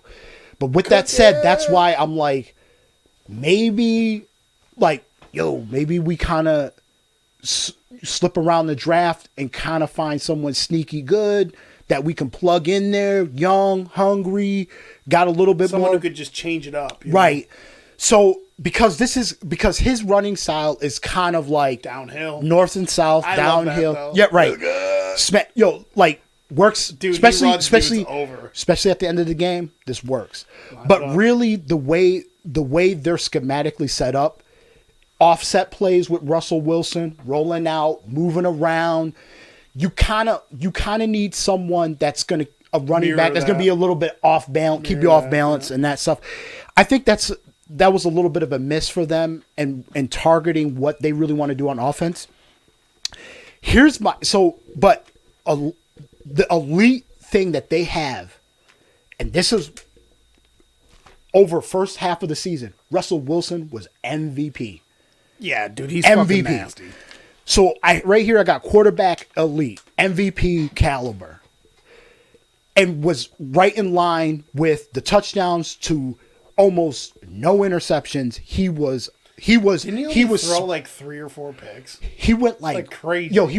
He was disgusting. But here's my ultimate weakness, and this has a little bit to do with coaching, and this has a little bit to do with You better not talk trash about Jamal Adams. No. He's But he's gonna be in my mix. So when you go out to go grab an elite type of defensive player, go get him, go sign him. Don't go get him and then play games. And the problem is that you're sending the wrong message. This dude wanted out of the Jets. You pick him up and then you're gonna play games with too much for him. As much as I love the player, and much as I think But if he's you're gonna- underrated, you can't give up a bunch of picks. But if you're for going to do safety. that, then go sign him. That means that you have the confidence in him. Go get him signed. wait. This dude is now he's going to go into this year without being signed, and he doesn't. Oh, he- is his contract up at the end of the year? yes. So wow. they put out a contract, and he hasn't said anything about it, which probably means he doesn't like it. So why would you go out and grab someone and then make him unhappy immediately? But here's the main thing. I said weakness, defensive coaching, and confidence. And this goes to the defensive coaching is that Pete Carroll thinks he's more of a defensive guy, which he is. But he remember, he had that elite defense with the young Russell Wilson, and they won a Super Bowl. They went to 2 Super Bowls and basically could have walked away with 2 Super Bowls. The problem is that the defense was so overconfident that you used to jab and whatever and beat Russell Wilson up. Now your elite player is Russell Wilson, who plays out of his mind, and that you've turned the team over to. So what does this dude do? He goes out and then criticizes the offensive line, and then those guys, you don't get rid of them. They come back, and you think they're going to block for you and do all this shit and block them in the run game. The problem is that you're not coaching properly. Defensive coaching, you're not doing it properly, and you're not giving the proper confidence to the right people. He thinks he's a defensive guru. You better get behind the offense and start coaching them guys up, because that offensive line does not listen. I don't care who you are, but if you're blocking for someone in the run game, standing up people so that your quarterback can sit up there, I'm not going to be doing that, and you're going to be criticizing me. I'll tell you, go get fucked. Yeah, and that's the real truth about that. I think Russell Wilson has done himself a disservice by knocking up that his yap. and knocking that offensive line Supposedly down. he's like a dick and a shitty teammate. Well, That's what I've heard. that's why he scrambles all the time. Guess what? You have a nice little pocket if you wouldn't talk offensive shit. linemen too on that. I'm not saying that they're not good, but like it doesn't do you a service. Do you really think they would like just play like less hard? Listen. You really think you that think happens? you think you're gonna play hard for someone that's gonna take a big ass shit on you? No, I don't think so. You're onto something with the defense, but I think there's something that people also forget is. And their defensive line, let's think- be honest, their defensive line, they've been patching it up for the past couple not years. good. It's not good. It's not good. It's like, not Puna good. Ford's all right. Yeah, But like what else you got on linebacker there? back has An been old-ass okay. Carlos done Well, that. actually, linebackers and safeties have been good, and they went out and got Jamal Adams. But corners, once they turned it over, corners have been a little bit shaky. Defensive line has always been shaky up front. They've been patching that shit up for a long time. I'm just not confident in that defense. And I think Pete Carroll thinks a little bit too high of himself. But I really do think, and this is my honest opinion, I think you should go to Russell Wilson and say, shut up. We need you to play elite style quarterback, which you have been doing. That's the beautiful thing about it. And we've been paying you to do that. But don't open your mouth about these players. You don't know anything about them. And again, this is Pete Carroll's problem because he let this shit run amok. He's like a rah-rah guy. He let this shit run amok when USC. you had Chancellor, you had Sherman, and they're jabbing and talking mess to Russell Wilson, and then you lit this kind of fire underneath him. But now what you got to do, by allowing that kind of openness in your team, the problem is that he thinks he has the freedom to say that stuff to his own players, and that's not the way you want to roll. You should have shut that shit down before. Say, give confidence in your quarterback, because this is the dude that's going to be slinging the pill around while you're out here playing defense. You're backing him up, but also him putting the ball into the end zone is backing you up too. He never shut that down. Guess what? Now Russell Wilson's out here saying all this stuff, and the offensive line is just not going to have confidence in him and in the run game. But I think they did themselves a big disservice. They should have went out and got a little bit of a better running back to complement what they really do. And I think they should have really got a real kind of speed guy outside the tackles, and it could really open it up. Again, Russell Wilson is fantastic at what he does. And they, like you said, Lockett, amazing, underrated wide receiver. And DJ Metcalf. They complement each other very well. DJ Metcalf, I got to say this. I'm going to put him on blast. Stop dropping the damn football. I know. I hate that shit. I mean, you are rock You have solid. One job. Catch the football. Pulling an ox. Oh, that's what Parcells said. Like when he talked about T.O., he was like, just go out there, catch the damn football. I don't need you to do anything else. Run your mouth. I don't care. Catch the damn football. What it's going to do after the catch. So, before we move on to the next team, I will say, another thing I don't like about Pete Carroll with his defense is, one thing I've always thought the best coaches do is they're always able to adapt. I feel like you always have to adapt your team depending on what your personnel is, your schedule, who you're playing, what your situation is with your football team at any given time. You have to be able to adapt. Therefore, you have to be able to coach all kinds of different styles of football. He tries to play the same defense all the time. He tries to play that zone-heavy defense, where the problem is with that style of zone-heavy defense he tries to play, you need big, strong defensive backs that can muscle dudes around. They have the linebackers for it, because the linebackers are actually the key to the defense, because when they play that style of defense, you need a linebacker, because a lot of times they play a style of defense, they'll only play two linebackers. Mm-hmm. You need a linebacker that can do a lot of shit, cover the fucking field. In their corners, for that system, you got to have press-heavy corners, and he runs the same system all the time. He don't have the corners to play the system anymore. Remember when they were at their peak? Richard Sherman, 6'3", 205 pounds. Brandon Browner, 6'4", 230 pounds. With two of the greatest safeties of all time. But this is my thing. He does not. Doesn't adapt. He doesn't deviate from the defensive lineman. He wants these that's long, the biggest issue, athletic, rangy dudes, but they don't have a pure nose. That's going to kill them. They want to run upfield and get sacks. But there's no one that wants to stay in the middle and take care of the run game. They don't have a nose. They are very tender up front. Starting Al Woods and Poona Ford. I like Poona Ford, but Al Woods isn't good. No, where's your nose tackle? They've had this problem from here on out. They haven't had any guys that want to stick their nose in there and stop the run. And I think, again, you know how defense is built. Stop the run, push the pocket up into the quarterback's face. He gets a little shaky. All of a sudden, that's when the pass rush becomes effective. They have built from linebacker out. They've never worried about, and this is the thing with like the Giants. They've always, and I agree, they've always dealt from the defensive line out, and they made sure that they had a large rotation on the defensive line, because that's where the pressure is going to come from, whether it's the run game, filling the gaps, or getting to the quarterback.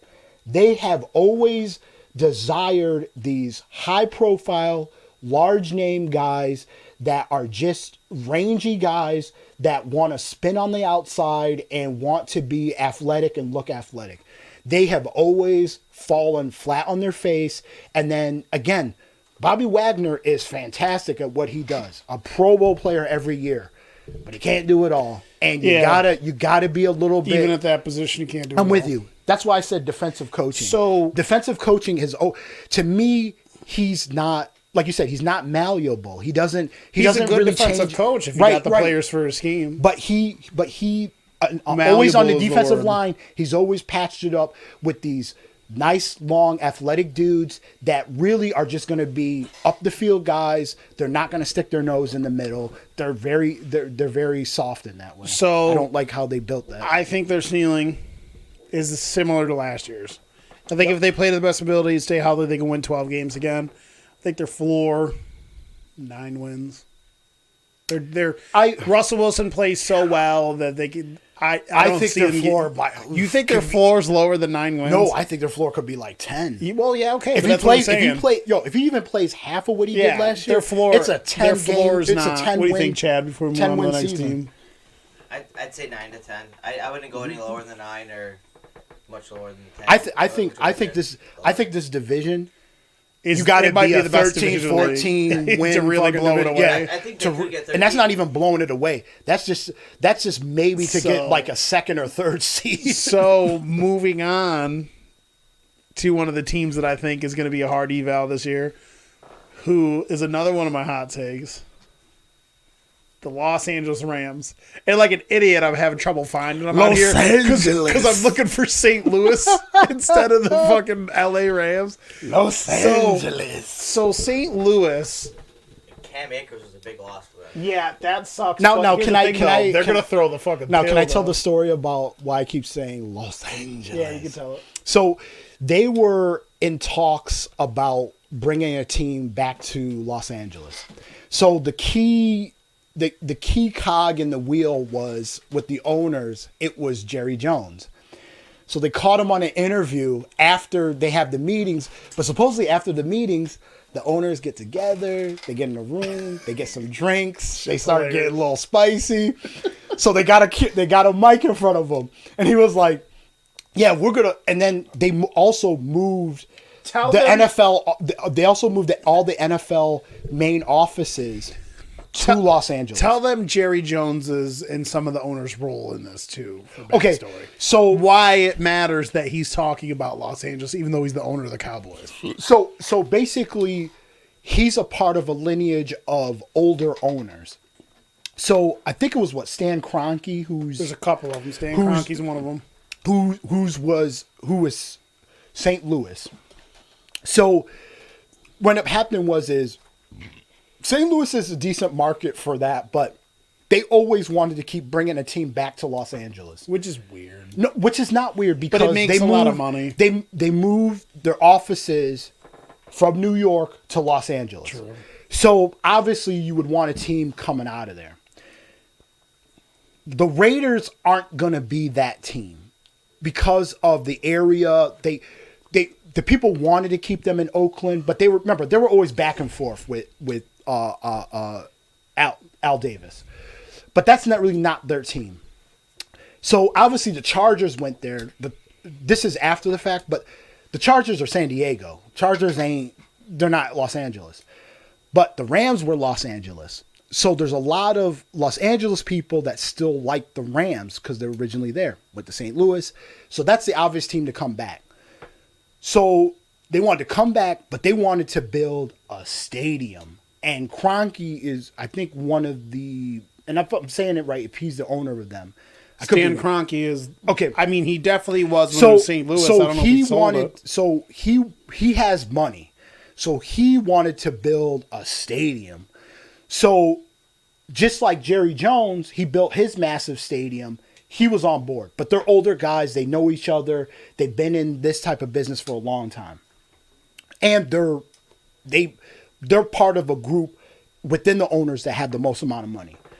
So Jerry Jones was really pushing it to get the move. Yes, the facilities are there for the NFL. Let's get the team back in LA. We need to get that LA market back. They're missing a ton of viewership. There's a ton of people there. They want to say it's a college town like USC, but no. You put NFL in there, they're going to go there if that team is good. So Kroenke, boom, they get it done. They get the stadium. Obviously, they can share it with the Chargers there, back and forth. They can have home and away, just like the Giants do. So after the fact is they have this meeting. They get it done. They're going to make this move. So they're drinking. So they get a mic in front of Jerry Jones' face. And he was like, we're really happy to bring a team back to Los Angeles. Angeles. And you can tell, they said, when they looked at him and you see the video, he had eyes crossed over. Yeah. He was feeling good. He got the deal done. And a lot of it went through Jerry Jones. And he was the main He's voice one of the owners that helps progress the league. Yeah, he was the voice that really was like, hey, listen, we should do this. We need because this. If every market's making money, it's good for everyone. It's the free agency market, but it's also the collective bargaining when it comes with that. When you put a cap on there, everyone's sharing with everyone. But he was like, Los Angeles. I feel like that's how people said that Los Angeles like 40 years ago. Being like, No. He was salty, but he personally emphasized Los Angeles. When you hear the video on it, like he sent me a soundbite of it, and I was dying laughing. So, Los Angeles Rams are a team that I think could be nasty this year. So, key additions signed Matthew fucking Stafford, who Tom knows I love Matthew Stafford. I feel bad that him and Megatron had to play for fucking Detroit because they can't get any free agents up there. The team always sucks. They signed Edge Leonard Floyd, who's all right. But here's, in my opinion, if he can stay healthy, a huge key pickup. They picked up Deshaun Jackson. Now, remember, I told you guys, I called Cooper Kupp, scouting Cooper Kupp. I love Cooper Kupp. They got Cooper Kupp, Robert Woods. They got Van Jefferson, a lot of young wide receivers that are just nasty in the middle of the field, boundary short. Woods can even stretch the field a little bit. If Deshaun Jackson could just not get injured and, take the top off defenses with Matt Stafford and those dudes, dude, I really think if this team plays the best of their ability, they're going to be nasty this year. They drafted another speed receiver. It could stretch the field in Tutu Atwell. They lost Jared Goff. And we're going to get to Detroit. And I got something I got to say quickly about Jared Goff. Hold on, though. I'm going to tell you. This is going to be my favorite team to talk about. I still think Jared Goff is a talented player. I think he was in the wrong scheme. With the draft, I don't know what they're going to do. And with Goff, once they got Goff, and then we saw their draft and what they did. Los Angeles.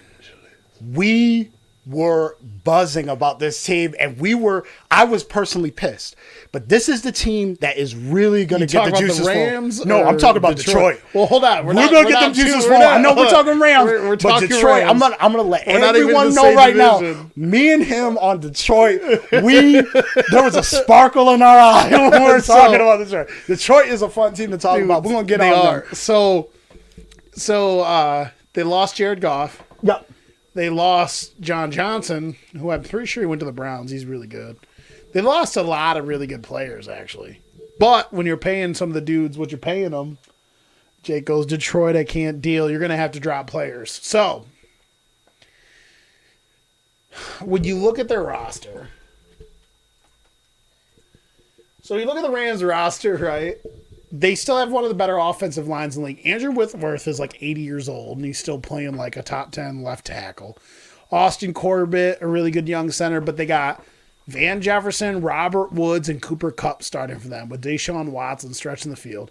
You got Matt Stafford. Cam Akers is injured, but this team needs a running back that could just run enough for them to set up the pass. I don't know who their backup running back is, but and then obviously when you look at this defense, again, let me say this. Because I know people that act like you don't need a really good quarterback to win football games. How many times do we have to watch teams that are talented on both sides of the ball just be middle of the pack teams? Like, the Rams were solid last year and made the playoffs.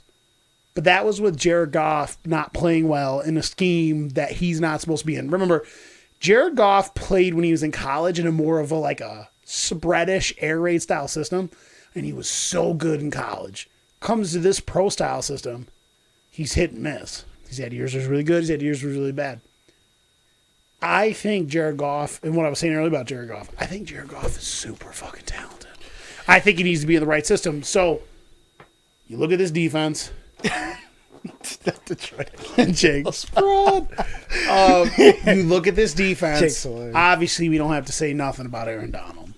One of the best defensive players, one of the best defensive tackles to ever play football. It's hilarious because he's like 2 feet tall and only 280 pounds. He just fucking runs through everybody. I think you got one of the best corners in the league. This defense is going to be really good. I think earlier on in your conversation about them, I think you hit on something that's super key about this team. It's actually kind of funny because I'm going to let you finish, but I think you hit on something key, which I think is going to be a super deficiency for them again. And they're going to mirror a team doing the same things without setting that stuff up. The Rams go deep this year. Okay, sure. Go ahead. Finish. So I'll finish what before I'll let you guys get going. I'll let Chad go on. I think that I really think the pickup of Matt Stafford's huge. This is a guy that, in my opinion, has always been underrated throughout his whole entire career. They've asked him to play in Detroit, where it's like him and Megatron and nobody. Uh-huh. Marvin Jones is pretty good. He had Marvin Jones for a couple of years. But Marvin Jones is an underrated player, too. He plays good wherever he goes, which is it's just weird. He used to play for the Bengals. But I think again, best case scenario, team stay healthy, defense keeps staying. The defense was a top 10 Actually, they were the number 1 defense last year. Mm-hmm. I really think that Matt Stafford with these guys, you got guys that can take it off the top. You got guys that are good in the middle, short game. Dude, Cooper Kupp, you could dump it to Cooper Kupp short. You could throw it middle, sideline, Robert Woods. They have so many weapons. This is one of my teams where I think if they play the best of their ability, they can win this division. I think they can win 12 or 13 games. If their defense holds and they play the best of their ability, you're really going to see. I think Goff is like a B- quarterback if he's in the right system. But I think Matt Stafford's an A- quarterback in any system. And you're gonna find out in this type of offense with a dude who could throw the ball anywhere on the field consistently, this team could blow up and be nasty this year. What do you guys think? What do you think, Chad? I'll go with. I think you're talking straight facts. I mean, Matt Stafford, he's been in Detroit for how many years, and he's had 0 offensive line, no defense. Yep. I don't know where they put their money. Their offensive line was actually solid last year. I don't know where they put the money at, but I mean, it doesn't show half the time. They put their money into wide receivers and shit that don't end up not panning out. How many wide receivers didn't pan out for Detroit? Remember in the past how much money they've spent on receivers that ended up not being good? Oh yeah, way too much. This is the thing that is the twinkle in my eye about Detroit. They wasted so many first-round picks on wide receivers, and they could never, ever get themselves a quarterback until they got Matt Stafford. They were perennially stupid. They're the only team to take consecutively with their first-round pick 3 or 4 wide receivers every stinking year. And this was on what's his name? That was the GM. The GM. I thought you were gonna say coach. No, GM. And he ended up dying of cancer, I think, like that. Geez. So poor guy.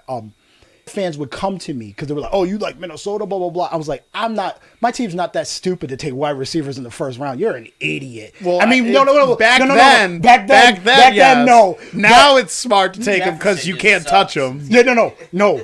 You can't touch them now. Laquan of the Treadwell. Laquan of the Tread that will, baby. 3-4 years, he had like runs a 4.8, less than 10 catches. Yo, Laquan Treadwell's the truth. Listen. We had our one bad pick of wide receiver, so I can't bang on them too much. But they were doing that. Well, Mike Williams, also Chad Johnson. But Calvin Johnson. They were Hall of Famer now. Right. But that's 4 or 5 receivers before you got the Calvin Johnson. Exactly. You That's swung embarrassing. like 8 times. Right. That's embarrassing as fuck. Like okay. I digress. Go ahead.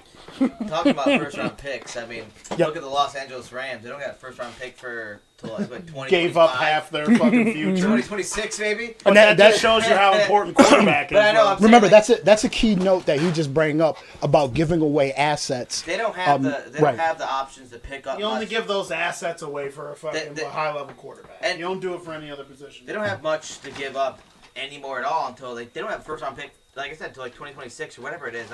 It's a long time from now. Anyways, I think Matt Stafford and I think all the stuff they added into the Rams, I think they're gonna do good this year. I think Matt Stafford behind he may have a good line last year. This line's better. And the only thing that sucks is Cam Akers getting hurt on him. Because I'm not sure what his timetable to come back on, because I don't follow that. But it wasn't soon. He might be out for the year. I thought they said he was out for the year. Like, gone. So they're probably good. I wouldn't be surprised if they maybe brought in, what was the running back for Steelers, the old one? Bell? Bell. Le'Veon Bell? Maybe Bell. Bring him back for a 1-year contract. I think they can bring Bell back for a 1-year contract, semi-cheap, that they could afford, and get someone back in there. Because if Bell came in to take over for Akers, I think Bell's a good running back, man. If the Bills could pick him up for dirt cheap, Bell is really good. You just gotta get him for the right price. I think like I said, Singletary, he ran great this year. In the first preseason game, he ran great. Now, if you can keep that, and that was against the starting defense, but it's Detroit's defense, so you can't even judge that. Not being harsh on them. No.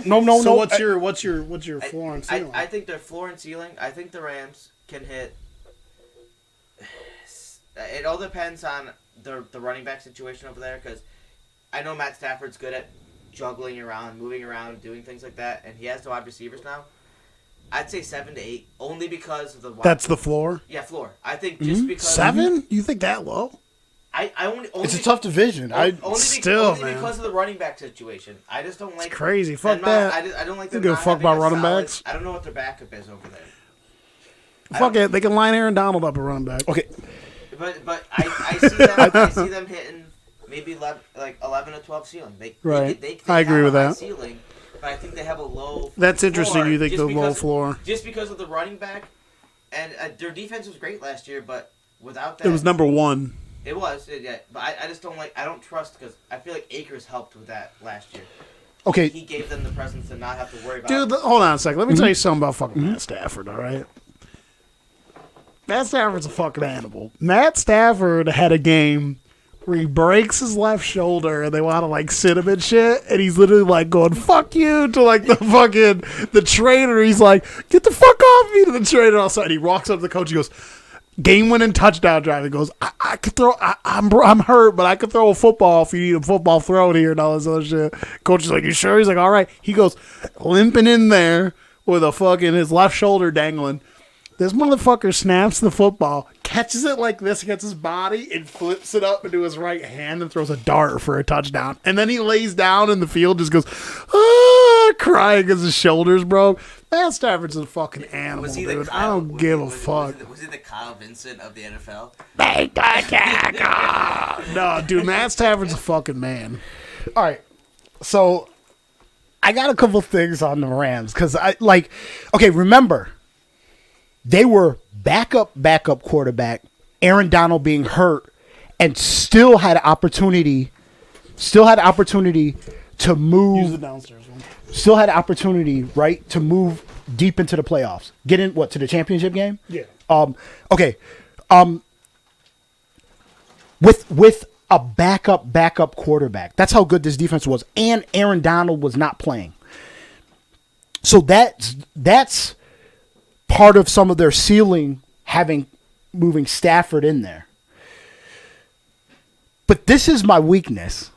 And I'm going to, like I said, I'm going to roll back to something that this is kind of common with this dude. Stafford has continuously rolled in Detroit with no run game. Do you want him to bring him into a team without a running game again? Have him just slinging the pill? Now, yes, this is a lot of other things Detroit right. This is a different team, though. but again, they had Calvin Johnson and they had weapons over there too. And guess what happened? They still were just mediocre Barely and could not get into the playoffs. Well, they got in once or twice, right? So what I'm saying is, and obviously this defense has been way better than what Detroit's defense has ever been, but Detroit has come with good defenses. I think that this is a recipe where why don't you just stop and try to give Stafford a running game? Let's just look. I agree with that. Let's just try it. One thing I why, will why say, do we keep going around doing this thing where you're not going to give him a running game so that he could listen? His arm talent is effective. it's insane. It's totally effective. He's been a high level. Like when you go out there and you say, listen, if you have an average quarterback behind the center, and then you say, what if we bring in Matt Stafford? Like that arm is live and it's still live, and he's a tough dude. Pure arm talent, right? He's borderline top 5. But again, why would we get into this conversation when you're going to deliver him with no run game? So that's what you want to do. You want to have him pass for 48 times again and put up all these fucking points, and then all of a sudden the team still loses. This is a different team with a really good defense. And again, I said at the end of the year, Aaron Donald was hurt. He was actually crying because he couldn't get into the game. Still doing the damn thing, though. And then they had a backup quarterback leading them because Goff was hurt or was a little bit lame. So this ceiling for this team is high. I think the low part of this team is, I really think, is 10 wins. Yeah, dude, I don't think they're. I think Chad, I that's think a little bold, Chad. I think the high end of this team. Let's go 14, 15. You think so? Fuck yeah, dude, but you know what's I was being conservative with mine. Hey, you know what's going to knock that down to like maybe 12 or 13, which is going to be really close to where their floor is. You better do something about the running game, and I suggest you maybe reach out to some of these veterans that, hey, go get, what's his name, that's been in the league for 3,500 years, was on your team, San Francisco, Buffalo, holds the record for the rushing. Not Hughes. You play for Buffalo? Holds a record. Oh, Frank Gore? Just get Frank Gore. Just get fucking Le'Veon Bell. Get somebody. Frank Gore, bring him in. Let me carry these. But the Dude, thing Frank is Gore's that an like animal. what are you gonna do? You're gonna go into a season where he has a dude that doesn't rush for 100 yards or doesn't even get 50 yards, and like they're inept on running the football. Bell's They're the best again choice, but- good offensive, extremely good offensive line. And they've had some weird ability to sign them and all these fantastic It's players. weird. And, like, I don't know how they do it. Whitworth's like 40 now. He's still a top 10 tackle. Okay, but you have the ability to help Stafford out. That's all you're missing. What do you see the weakness here? Stafford Running back. with an arrow pointing the run Running game. back, yeah. This is going to be the same fucking thing. Well, if you look at Help him out. If you, sorry, but if you look No, at go ahead. If you look at last year with Goff, I mean, the way to beat them last year was get pressure on Goff. He was horrible under pressure. Yeah, it's because he's not in the system. But I'm saying, but if you look at Stafford, he was generally mostly under pressure. Mm-hmm. A lot of 'Cause the they had stuff no- he- 'cause they a lot had- of the stuff he did better was under pressure. Again, like I said here, under So- pressure, this dude performed with no run game. So this is what you're basically- going to offer him. No And run that- game. basically- and that was with Goff having a run game at one point. I mean, he had Todd Gurley. Todd Gurley. He was a beast. And under that Todd was Gurley. when they were at their best. But that's Offensively. because anyways. that's when the pass rushers. But here's the thing, didn't though. go after him I as think much. that's different for Goff because in that system, Goff can't do the stuff that Stafford can do. I think there'll still be a high-powered offense, whether their run game's bad or not. But again, what I'm holding up the mirror to is there's nothing limiting Stafford when he was in Detroit. Right. He had weapons on the outside. He had all this stuff. Run game Galloway, was Marvin Jones, They did have a Calvin run game. Johnson. No run game, and this is so. again, this is. I'm not saying this is a huge glaring It piece can that they're hinder missing. them. I'm just saying it's a hinder them. small piece that you probably want to fill up and want Especially to if help the this team line out. goes, like, dudes start going down Again, on the line. when we're saying that this team It protects is the quarterback. the floor is 10 wins. Yeah. I think the floor is 10 wins. do this dude a favor. Get him a run game. Right. The offensive line is there. The defense is there. Everything is there. Easy with that pen over there, Yo, brother. get this dude a running game. You're going see because even though in my division, always love Stafford, and Evan, you've always said that Stafford Dude, since is day one. is you've always Crazy rated arm Stafford talent. a lot higher than a lot of people have, and we've always done that. When you want a quarterback. If you got a average to below average quarterback, and then you turned around and said, I could get Matt Stafford, you'd be like, team, Yes. put Yep. in the chips, go Yep. get Stafford. Yep. Let's get this pill slinging around. And again, and that's so- true. And It's again, easier to put money so towards Stafford when they're not winning games. Over. so I've got a couple buddies, and like obviously Adam's been on the podcast, who think that you could just have an average quarterback to win, right? And there's only been a handful of times where a Super Bowl winning team had an average quarterback. And I think he's kind of selling Eli short when he says that, because I think he's saying like, oh, Eli was good, but not like he wasn't Peyton Manning level, but we still won Super Bowls. Make no mistake about it. When the playoffs came around, that dude played like an elite quarterback. It doesn't matter if you're not an elite quarterback all season. If you show up to the playoffs and you play like an elite quarterback, you're gonna win fucking football games. Remember Joe Flacco the year they won the Super Bowl? Oh, but okay. Joe Flacco played crazy in the playoffs. I've Played never, like an elite I've never quarterback. seen a tighter spiral come out of a quarterback's hands Dude, than Joe insane. Flacco when he's fucking shooting it up the seam to the tight end. If your team, Unbelievable. If your team is high level in all aspects, like the Giants were the 2 years they won the Super Bowl. If your quarterback plays an elite level, you will fucking roll teams. Listen, I don't care what you say. When a dude wins every game on the road, gets you to the Super Bowl, In snow. and beats the number one fucking team in the Super Bowl At their house. Don't tell me that it's all defense. It just does not make any sense. Yeah, a little bit of luck, but everyone needs some luck. Yeah. All the Again, teams are good at remember, that point. Patriots got there and they didn't get any luck. They ran into Eli Manning. So you can say defense all you want, but defense doesn't catch touchdowns. Defense don't sling the pill. Eli was Come the on now. dude that broke out of his offensive line breaking down, breaks 2 tackles, and throws a ball to fucking a covered Tyree.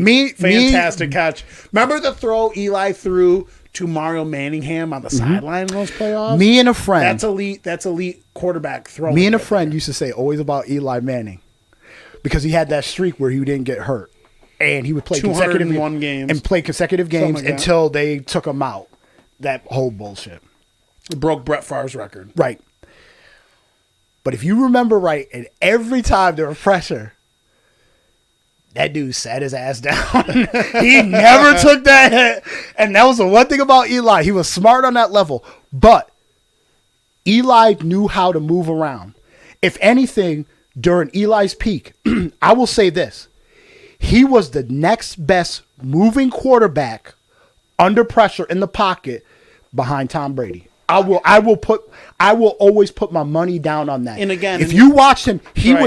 would slither around, and Tom Brady does that really well. Sorry to cut you off. I would say pocket presence. Right. Pocket presence is key because he's not a mobile dude. And like I said, we had the joke. He would sit down on the ground.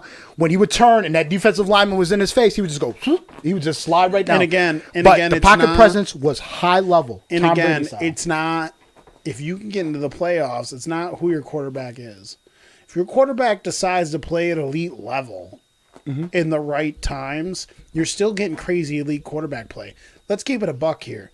Eli Manning has had some of the worst regular seasons of any quarterbacks in the history of the NFL. Starting quarterbacks. He's had years where he throws more picks than interceptions. He's led the league, or more picks than interceptions, more picks than touchdowns. He's led the leagues in picks more than once. But he has the arm talent. The Okay. team was in flux at different Okay. times. But when he got into the playoffs, But this is- he tuned it all in and fucking lit people up. You're about to see that with Matt Stafford. But Matt Stafford's right. never had bad regular seasons. But this though. is He's this just is really good. this is where I'm going to point out where I don't care if you ask anybody.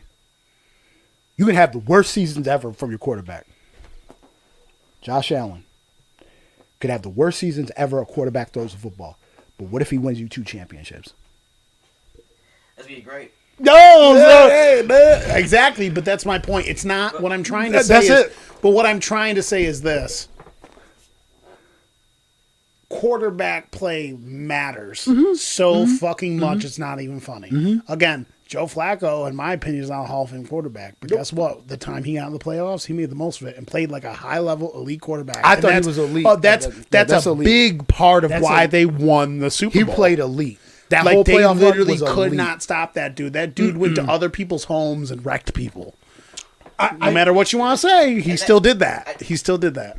We're taking way too much time. This is off topic, but I really wish the Giants never won that one Super Bowl when they were 8-8 going to the damn playoffs. Ridiculous, right? Because guess what? You would never hear someone in the NFC be like, "Hey, they can still make it to the Super Bowl and win it." Because guess what? If that never happened, that would never be a conversation. Because it doesn't. It barely ever happens. No, it never. barely. It never happens. I just wish it never happened because that conversation would never come. But it just happened to happen here in New York, where we're surrounded by Giants fans. Right, but again, going back to the point, you're saying it. Quarterback play always matters. It matters whether more than playoffs, anything, whether in my regular opinion. season. But that shows you. You could say whatever about Look at defense. Ross. You could say whatever. Those plays are not Look at made by Ross. Eli.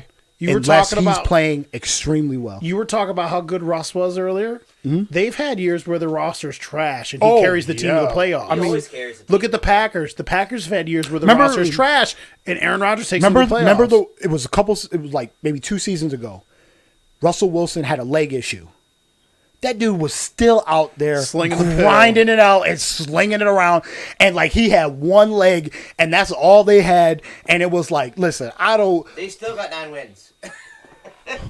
That's why a little bit of the issue with Pete Carroll. Like he's this rah-rah guy, but I think he goes about it the wrong way. Okay, so where are we moving on to?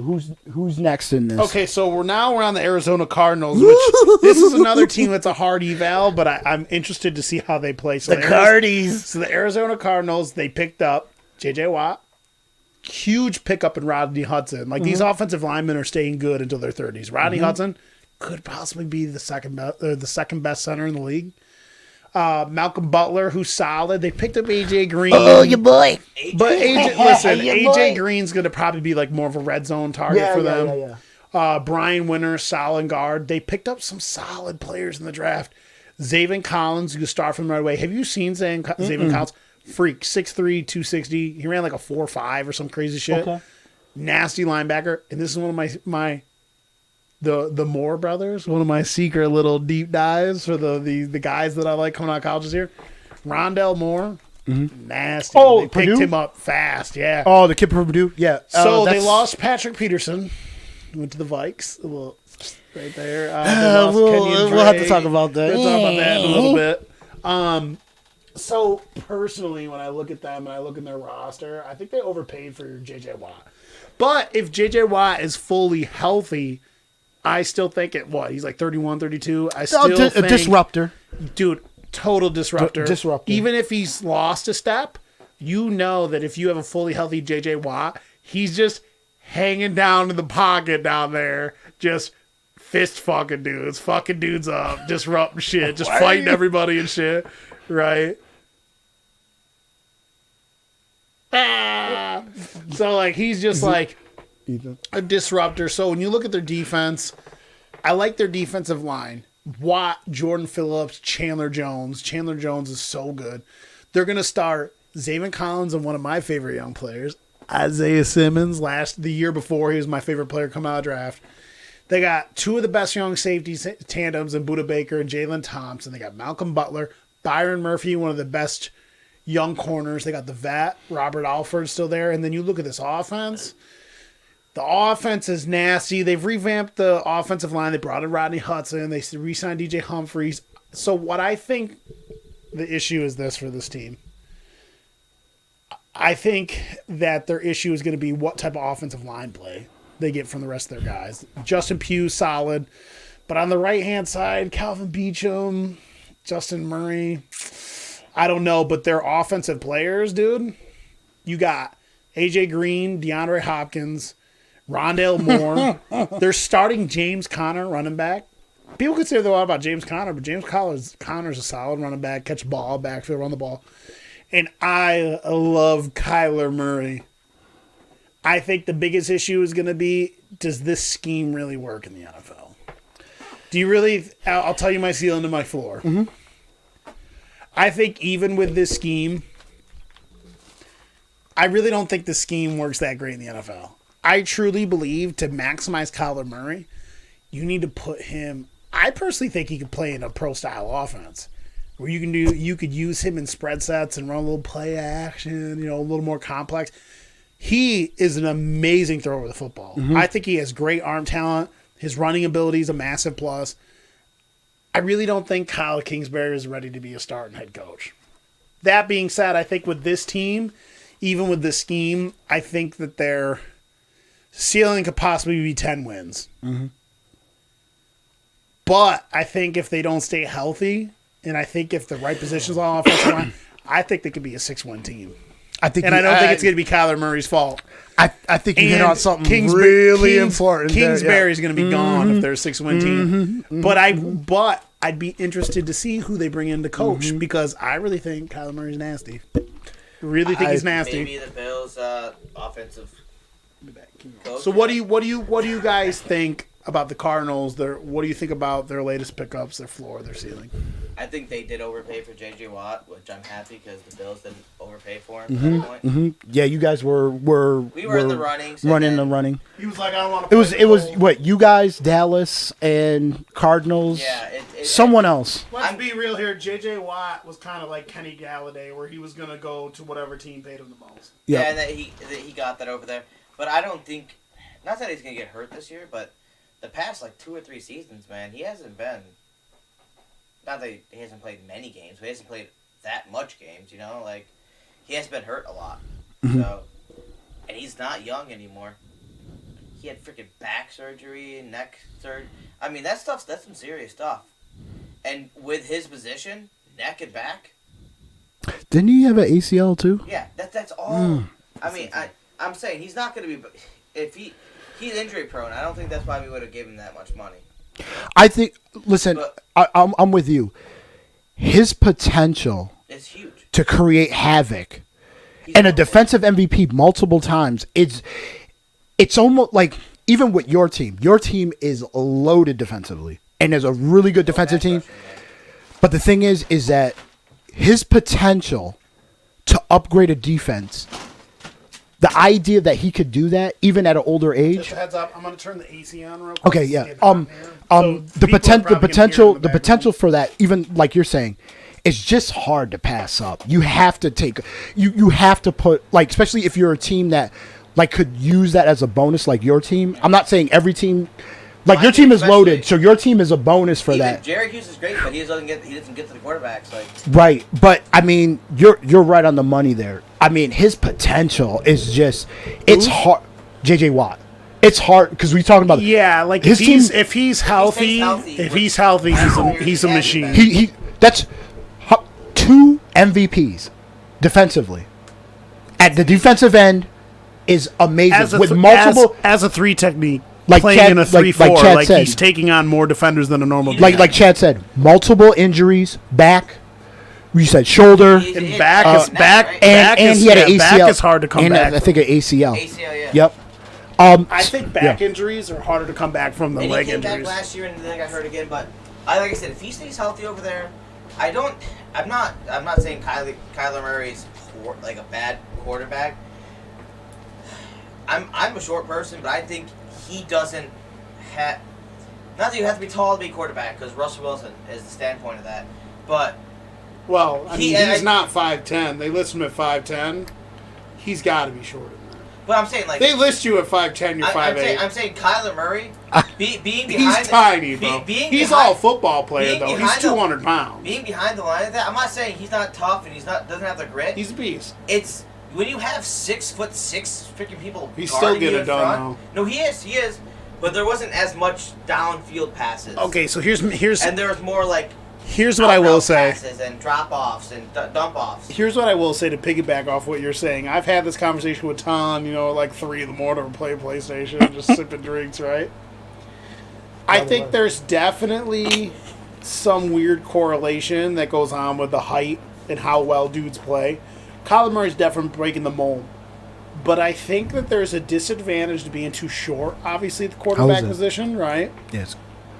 But I also think there's a this is just a theory. I could be wrong. I think there's also a disadvantage to being too tall. It's the arm. So if you look, right, it's the trajectory. Doug Flutie. It's the trajectory of where the ball's coming from. So if you look at the short guys, the trajectory of the ball, if you're too short, yes, is up and out. Right? You're putting more hang time, right, on the ball, allows dudes to react quicker to the ball. One thing I will say about Kyler Murray is that ball comes out like a fucking howitzer. He has a crazy arm strength. It comes out fast. It's more on a bead, which is crazy because that means he's just skimming it over the top of his head. Jay Cutler. Yeah, so Cutlets. So here's the other thing. Jay Cutlets. Here's the other thing, though. Look at every single quarterback that was taller than 6'5", 6'6". Almost all of them suck. Josh Allen's amazing. You want to know why that is? Because when you're Ryan Mallett, or who's the dude that played for the fucking Broncos? Osweiler. Osweiler. Who's the other dude that played for the Broncos? Who's 6'7"? Paxton Lynch. We can rattle off tons of really tall quarterbacks that ended up not being good. Ryan Mallett was like, 6'8" or some shit. The trajectory of their ball, they throw a lot of picks, right? Because when you're that tall, you're throwing the ball outwards and downwards. When you're that tall, you're throwing the ball outward and down at dudes, unless you're throwing the ball deep. So I've noticed a lot of the short guys or the tall guys throw a lot of their interceptions in the short range and the intermediate because they're throwing like just bullet passes down at dudes, and dudes just get right underneath that shit and pick it off. It's just a theory. I think I will say this. I would still say I'd rather be taller than be shorter. I wish I was taller, but that's a different story. Not joking, but I honestly think with taller quarterbacks, I mean, if you look at Josh Allen's years lately, it's all based off. Well, Josh Allen's 6'5". Yeah, he's 6'5". Not like 6'8". Yeah, but he had issues with intermediate routes, and then he took that 1 year to literally change the arm. He took all his offseason. He worked with Palmer. The whole offseason, he did the whole golf thing where like they get how you're throwing the ball. And I think when you're tall, you take advantage of being tall, and you take the routes like, hey, when I shoot like this, what is it? Grapefruit. When I throw like this, it works. But that's what through college and high school, But when I get to the pro level, I can enhance my throw by actually looking at my schematics, seeing how I'm throwing the ball, how I'm using my hips. Oh, I've always had good shoulders. I've always used that for the power and never put my hips into it. And things like that where it that eventually pans out in the long haul. Where you can look at that where he has done as much. The reason why he jumped up tiers all these times is because he's done so much training in the offseason to get to that point. So what's your over-under on the Cardinals? I think the Cardinals, like I said... What do you think they're ceiling? What do you think they're flooring? I think it all depends off of Kyler Murray. You really do? I think he's going to play good no matter what. I think it's Kyler Murray only because last year when he was under pressure, he didn't do quick decisions. He didn't have the, I'm going to do this, do this, do this. I mean, like, besides that one loss that the Bills had against them with the ridiculous Hopkins catch, which they keep playing, that they're going to keep playing for years. Besides that, he hasn't, when the pressure gets onto him and he's going back, here's the thing, though, and push back with pressure, it's like the same thing with him and Daniel Jones. And when he gets pressure onto him, they fold. Why do you think that is, though? And it's back to what I said about the coach and the scheme. Why do you think he has a trouble under pressure? The scheme is designed for him to get the ball out in one or two reads all the time. I think he's fully capable. I think he's fully capable of doing deep reads in offenses, right? I know he's short, but he's an intelligent player. He has to read defenses better. The problem is when you have an offense where probably 60% of your playbook is plays designed where you just get the ball out short to a dude, if that shit's covered, your play automatically breaks down. That's why I don't like that offense. Is because if you don't get the bubble screen or the screen slant or the little short outs or the run and pitch, all the veer stuff they do, if you dissect those as a defender and you start to shut them down while you're in the middle of the play, there's no backup to those plays. Those plays and those offensive design were like either they really, really work or they really, really don't. And that it sucks to be a quarterback in that system if you're not consistently like playing well. Like if the scheme's not working well, you're fucked. I would agree with that. I think once it came to pressure, he kind of not folded, but he didn't know. He seemed like he was out of it. He didn't know what he was doing. Right. And it was more just sprinting around. So what's your over-under on the Cardinals? Okay, over-under, I think I'm going to give the Cardinals at least 8 wins. Oh, so you're saying their ceiling's 8 wins? I'm saying, under 8 wins. So you think their floor is 8 wins? Floor is 8 wins, and over is, I think it's going to be 10 to 11. I think 11 max. So you think they're solid? You think they're going to be solid? I think I could see that. Defense, I could see that. Their defense isn't the floor horrible. 8. I think their defense is going to be better. I think they're a little bit better than last year. Patrick is. It's going to be Patrick is. I think Isaiah Simmons is going to step up though and show that he's a really good player. But it all depends how their CBs come out and play. Okay, so their key addition I like more. I like that they added with bringing in AJ Green. They added a little bit of spice. Punt return he could do so. He can definitely create space. I like that. Coach, so I have a weakness here, but I want to go back to something a little bit, and this is with your old team. This is with your team, the Bills. Flutie didn't conceptually fit their idea of what a quarterback should look like. Passing the football, short. They basically what they did was they created passing lanes when he didn't do large drops.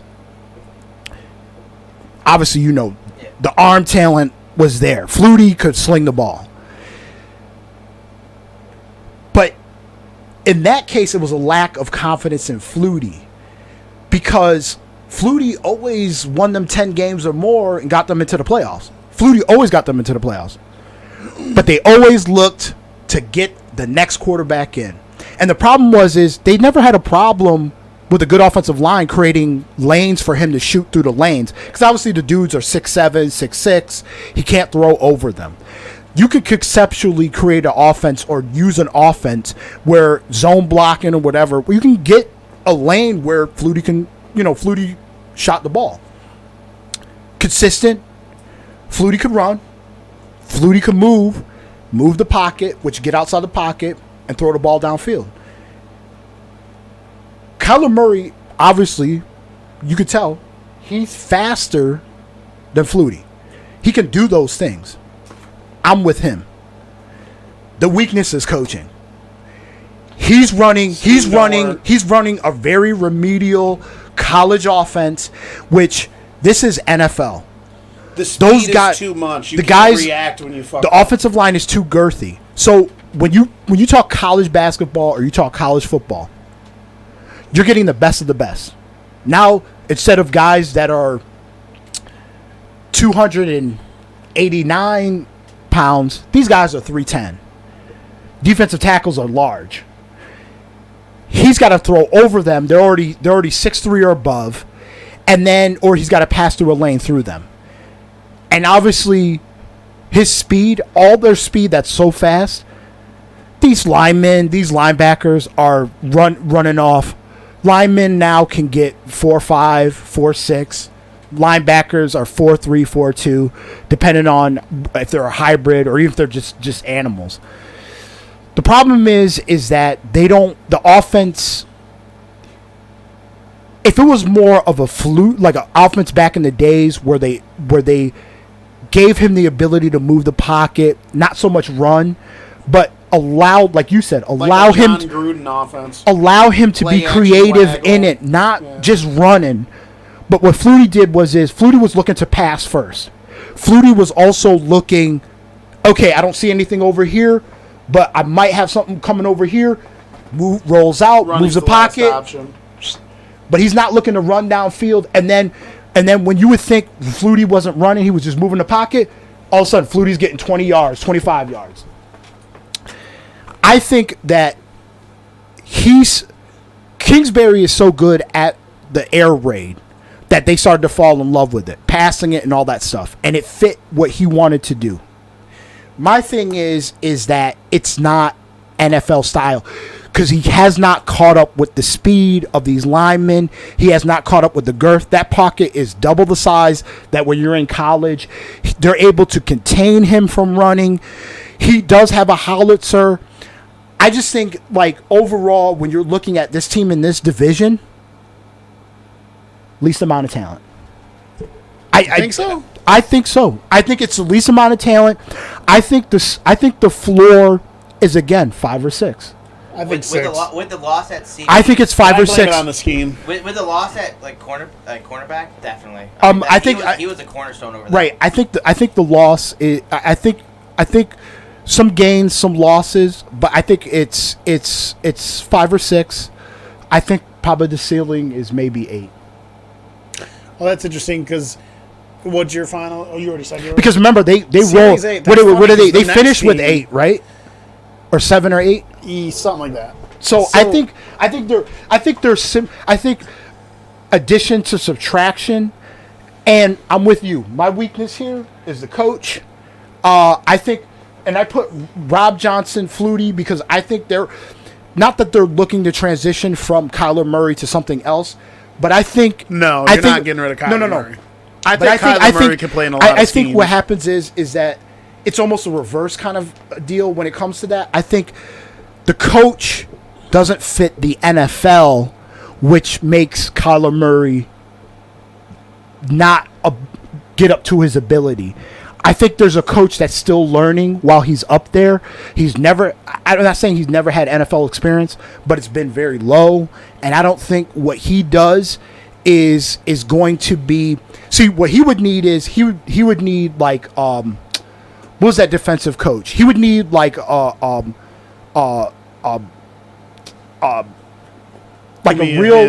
real defensive coach to really take over, and he would really need to hold the offense. But I think I'm with you. Too much of the backswing pass and whatever, and too much of the veer and no. I'm not down. Like, it's hard to audible and check those play downs. And when they're always in shotgun. Shotgun's fine. It's like the gimmick plays. But I don't like that. I don't like that, especially in the NFL, which is too fast. I don't like that delayed. Yeah, no, I don't like it. That read stuff. You need to put bodies on bodies and move. Read works when you're running regular kind of running offense, and then you mix it in. Cam Newton, to say. You mix that in. Cam Newton's still taking stuff from under center and doing that stuff, but then you're setting the defense off balance. You're not leading with that offense. When, again, they're going to run up field, and, guess what? If the running back gets it because it's a delayed handoff, defensive lineman's right there. I think too much of one thing is just a little bit too much. I think a little bit too much of shotgun, read offense is just too much. The players are too fast. They read that too much, and it's just, I don't think it works. I think in the end, the key is going to be with this team, getting rid of the coach. Yeah. That's going to be the honest key of this team. And I feel similarly in terms of record with the next team, San Francisco 49ers. Mm-hmm. Now, a lot of people are like, oh, this is the best division of football, right? And it could be, but it's because on paper, all these teams are so talented on paper. Personally, I think the 49ers, as talented as this roster is, you look at this roster and you're like, oh, man, there's dudes all over the place. But I personally think that the 49ers, their coaching's fine. I think the 49ers, I think their ceiling, 8 or 9 wins because the division is that good. I think their floor is like 6 wins because of the transitionary period they're in at quarterback. I don't think Jimmy Garoppolo's that good. It's quarterback. Yeah, it's quarterback. It's not, and I like Trey Lance, but you can't just expect Trey Lance to come out and play as well as he would need to play. He might. He's playing good so far. He might. But you can't just expect that from a rookie quarterback right away, right? That he's going to, now he's on a team. Listen, Trey Lance, you're gonna have, you're going to have ups and downs. Trey Lance is in a great situation. You look at this, they have a great coach. You look at this team, their offensive line is middle of the pack, but they got Trent Williams now. See how that goes. They got both really good tackles. They got a really good side. The offensive line should be really good this year. They got Raheem Mostert, who I'm not like that high on. He can run real fast, but like this is a dude that was like had a 700-yard season and wanted top running back money. Raheem Mostert can kick rocks, but I love what they got on the outside. Deebo Samuel, Brandon Ayuk, Mohamed Sanu. They got fucking George Kittle, arguably the second best tight end in the league. He probably is because he can block well. Waller doesn't block. They look at their defense. They're nasty along the offensive line, although it's still out on if Javon Kinlaw is actually going to be good. They picked him like 9th overall. But you got Eric Armstead. You got Nick Bosa's a beast. They signed Jason Verrett, and that's going to be a huge thing. What they get out of Jason Verrett is going to be huge to their defense because he's going to be the starting number one guy. Can he play like a Pro Bowler like he was when he was with the Chargers? They got Jaquiski Tart. They got one of the best middle linebackers in the league, Fred Warner. They got tons of players. But I think that this offense, I like the scheme, but I don't think they have the players yet to maximize the scheme offensively, right? So you look at Brandon Ayuk, you look at Deebo Samuel, they're good, but they're more gadget players. Like what this offense needs, their offensive line solid. I think Raheem Mostert's solid. He doesn't suck, but he's not really good either. Like, you don't need to go out and get a running back, right? So we'll stave Raheem Mostert. I think what they're missing is an actual number one wide receiver in this offense. Besides, obviously, you need good quarterback play. I just think that with the fact that Jimmy Garoppolo is about to be replaced because he's not that good, they'll probably trade him. If you can get like a second or third round pick for Garoppolo, it'd be sweet. They're probably going to end up starting their rookie quarterback in Lance, who is looking solid. Mm-hmm. But I just think with the transitionary period they're in at the most important position, which is quarterback, and them not having that number one guy, they have all these gimmick players that are talented, but they're still more gimmicky players. They're gadget guys. Like I said, I think they're going to be solid. They're going to be a team that's tough to play. Their defense is going to be good. But I just think they won't get enough out of the quarterback position. And they don't got enough to spread the field. They're going to be, with the division being this tough, my ceiling is 8 or 9 wins for the San Francisco. Floor, 6 wins. What do you think, Chad? If Kittle can stay healthy for them, which he probably should. He was a huge piece in their offense last year. Mm-hmm. I mean, he was like, he at least 50 to 60% of their offense last year, which is not obvious in a lot of teams. There's not that many like number one wide receivers. It's not like you don't have a Kittle on every team at this point. But Trent Williams is a big ad. I think maybe before the end of the year, I definitely see Garoppolo not being the starting QB. With how Trey Lance was even doing that first preseason. I know it's preseason, but even in practice, they're saluting him. You know, they're saying he's great and all that fun stuff. So. Mm-hmm. They did upgrade their wide receivers a little bit. I mean, the running back's what it is, but I think their pride and glory is their defense at this point. And last year was very beat up. Mm-hmm. Everyone got hurt. If they can stay healthy, maybe like a floor of like floor of 6 to 7, and a ceiling of I don't know.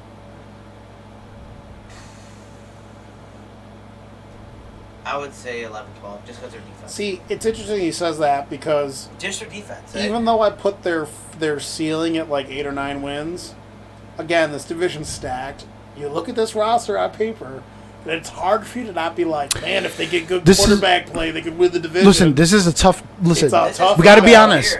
We're taking our picks. You think the Garoppolos no, get it done? No, this is his year to show out. If he doesn't show out, he's gone. He's out of the job or getting traded. But again, this team has done and get replaced. This team has done well with his deficiencies on throwing the football based on their defense. Like you said, that defense is. Here's the thing, though. Just because, and I've had conversations with Adam. where this is one of those parts where Adam tries to tell you quarterback's not important, because when I go, there's games where Garoppolo only throws 8 passes, he goes, but see, that's because they don't need Garoppolo to throw more than 10 passes. I go, no, he's throwing 8 passes because he sucks.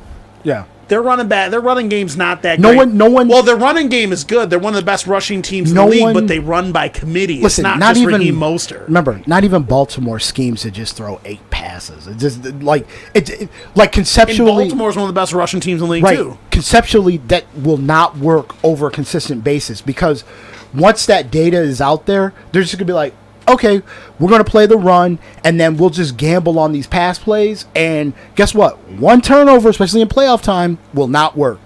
Okay. Because the game is so close. Right. You play such a close game, all it takes is one mistake. And the key addition here is Trey Lance. It's Oh, yeah. clearly the key addition.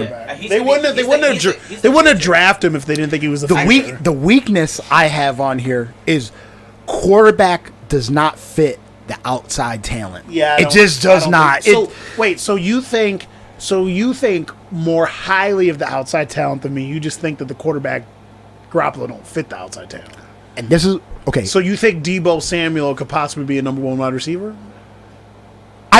Yes. Is that what you're saying? No, what I'm saying is he shows flashes of it. Okay. Didn't he play if you He was good last year. listen, if you put hypothetically, I know this is actually going crazy, but let's say you put Deebo Samuel on Seattle with Lockett or something like, or you take Lockett out, you trade him out for Deebo, or maybe Deebo on the other side of Jamal Adams, or not Jamal Adams, who's the dude that plays for fucking Adams, the Packers. Right. You don't think that the right quarterback, once the dude gets the ball in his hands, again, a lot of this is based on these dudes are good because the quarterback play is good. Once you get these guys the ball in space against one cornerback, they could probably win their matchup. But the problem is, this dude's arm talent is not as good as they used to be. Right. So the outside talent, I think, is, I'm not saying it's phenomenal. I just don't think they're young. They're good for being young. Garoppolo is a down the seam kind of guy. He's not outside slinging. Like I told Adam, they had a chance to win the Super Bowl, and he had a dude wide open in the end zone, and he overthrew the football. He's not a. Peyton would have made that pass. Tom would have made that pass. Eli would have made that pass. So this dude, again, he missed the guy with a clean pocket. Again, in the Patriot offense, where it's kind of just being steady, accurate, that's how they set it up. Right.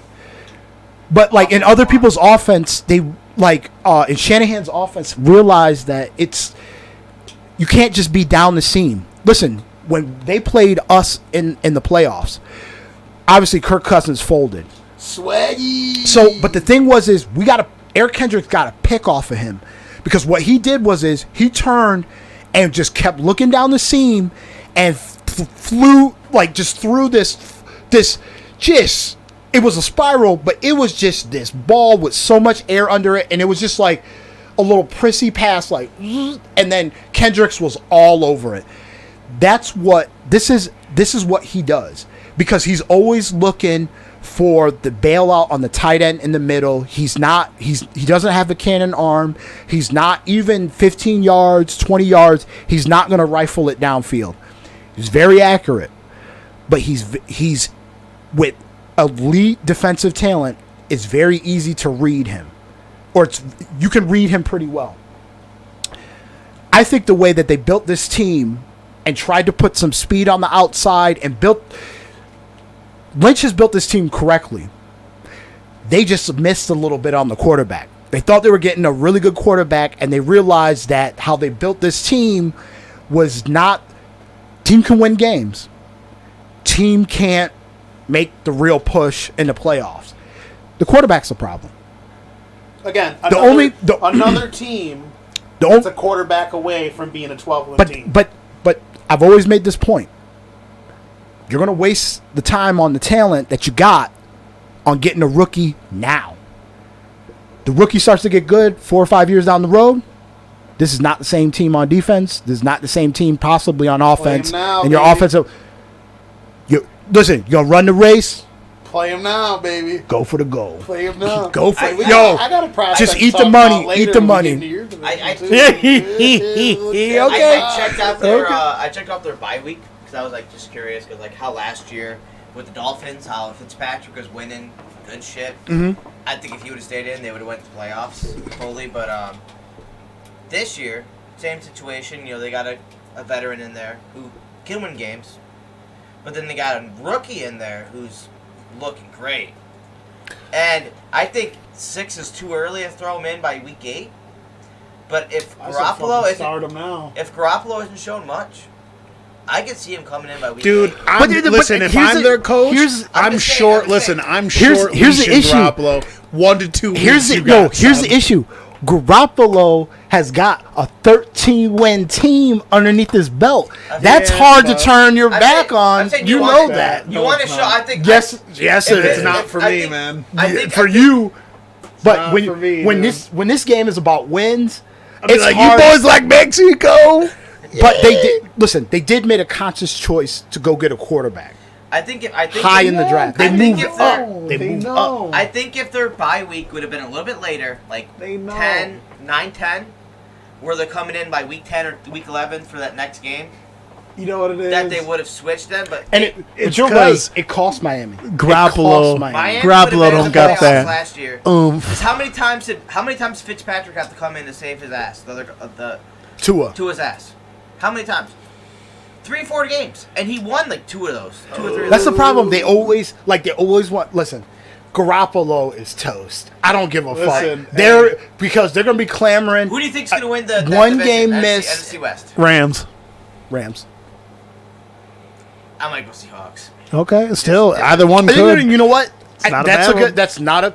I just like both of those teams. I think they missed on going out and trying to grab them a decent running back. Both of those top teams at the top. But All right, and now it's time. We got the NFC North, The home Norse. of home of the Vikings, Anton's favorite team. But we're going to start with the Green Bay Packers. Key additions: they re-signed Aaron Jones, which is I think they got him for the right price. I'd have to go back and look. Kevin King, I don't like what they got. I don't like what they got at the other corner spots. Re-signed Robert Tonyan, who got them 11 touchdowns last year. Drafted Eric Stokes, who I don't think's that good. Bolstered, a little Josh Myers. They picked up Amari Rodgers, who I really like as a slot weapon. I really think he's going to catch. I think it's possible Amari Rodgers to catch 60 balls this year. oh, you don't like Cobb? They lost Jamal Williams, Rick Wagner, Corey Linsley. Corey Linsley's a huge loss. Mm-hmm. The best center in the league, basically. Mm-hmm. They went 13-3 last year. What do you guys think about the Green Bay Packers? I definitely think the Packers can get far into far into the playoffs. They've done it the past 2 years. I mean, they've got the MVP from last year, and he definitely earned it with the amount of touchdowns and stuff he had. I think that was helped by Devontae Adams because, Jesus, their connection is ridiculous at this point. In the snow, throwing 40 yards out to somebody and him just catching it and running it. And just their connection's ridiculous at this point. And the run game. They had multiple running backs last year that were great, and then even Tonyan, he was a surprise good tight end. Mm-hmm. They have good tight end, they have good running backs, they got good wide receivers. I think they're definitely going to go far. I think it all depends how everyone plays, but they can definitely have a good run at this division at this point. Just off the base of what the talent they have at the moment, the fact that the wide receiver, I forgot the wide receiver's name. He's coming back to the Packers. I can't think of it off the top of my head. Cobb. Cobb is very familiar with the team. He was with it for many years. And I think Cobb will definitely be a good aspect back to the team. I think Rodgers will like that. Mm-hmm. And with a Cobb and then Adams, Humphries is unfortunately gone for them. But I think it'd be a good team this year. I don't see any really quarrel with what they did in the offseason. Mm-hmm. But like they said, they re-signed Tonyan, which he's a beast at tight end. Yep.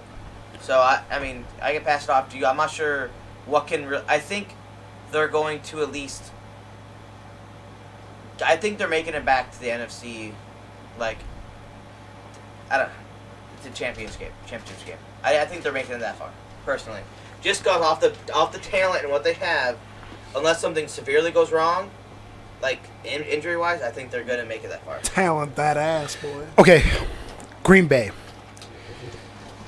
I think this has kind of been a. Wait, what did Chad say is over? Is I'll tell you. I would say the ceiling of the okay. I'll say the floor would be 10 wins. Ooh, and that's interesting.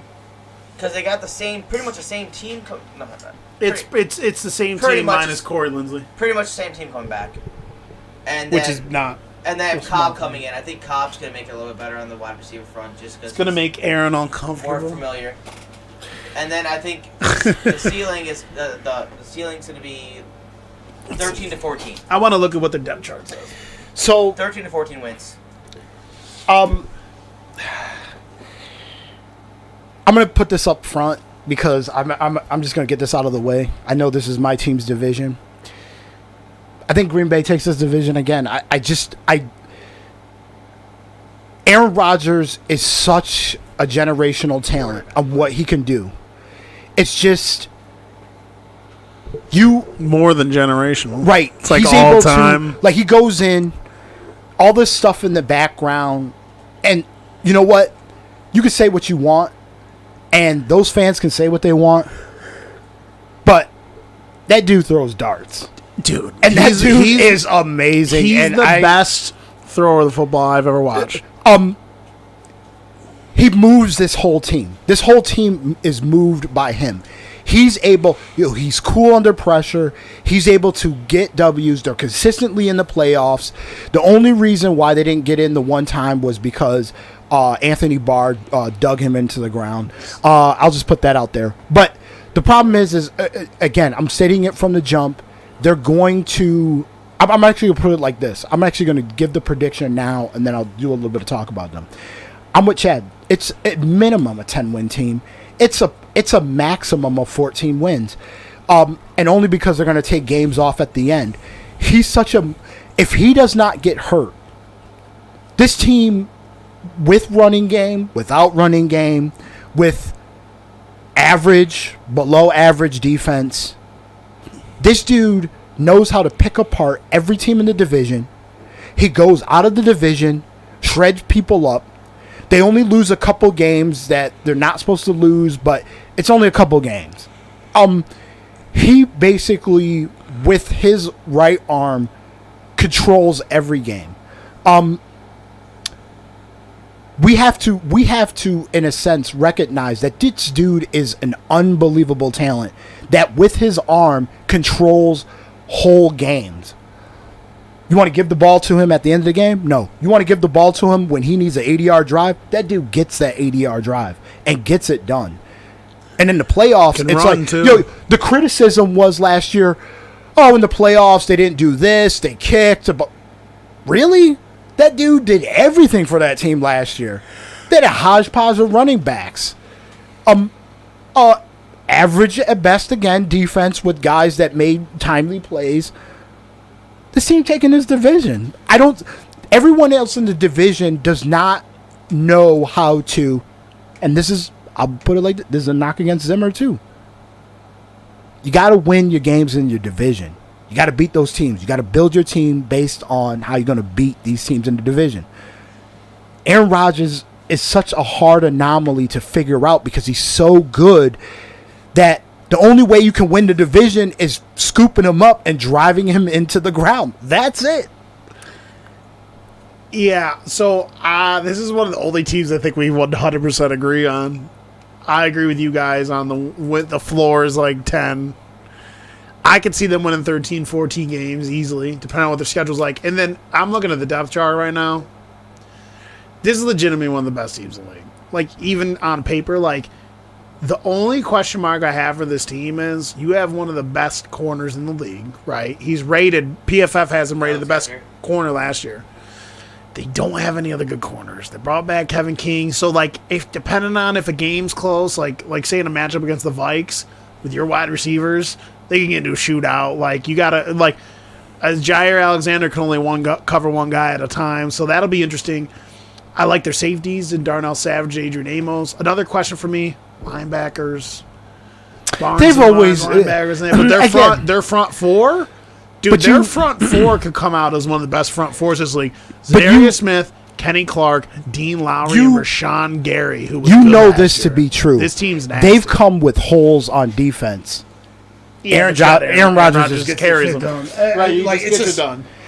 right, So we moving on from we're this moving on team? because this team will Cheese win. and rice. Yeah, they're gonna be nasty again. So there's some interesting stuff I have for the other teams though. So where are we at? So now we're gonna be talking about The Chicago Bears. So this is probably gonna be my tastiest Chi-Town. Prediction here. So I think now that Carson Wentz is injured, right, and he's not going to be in, the Bears become the team that I want to see play outside of my own team the most. They're the most intriguing team. Oh, what's going on here? Oh, okay. To me, they're the most intriguing team this year to me, and I have a bold prediction about this team.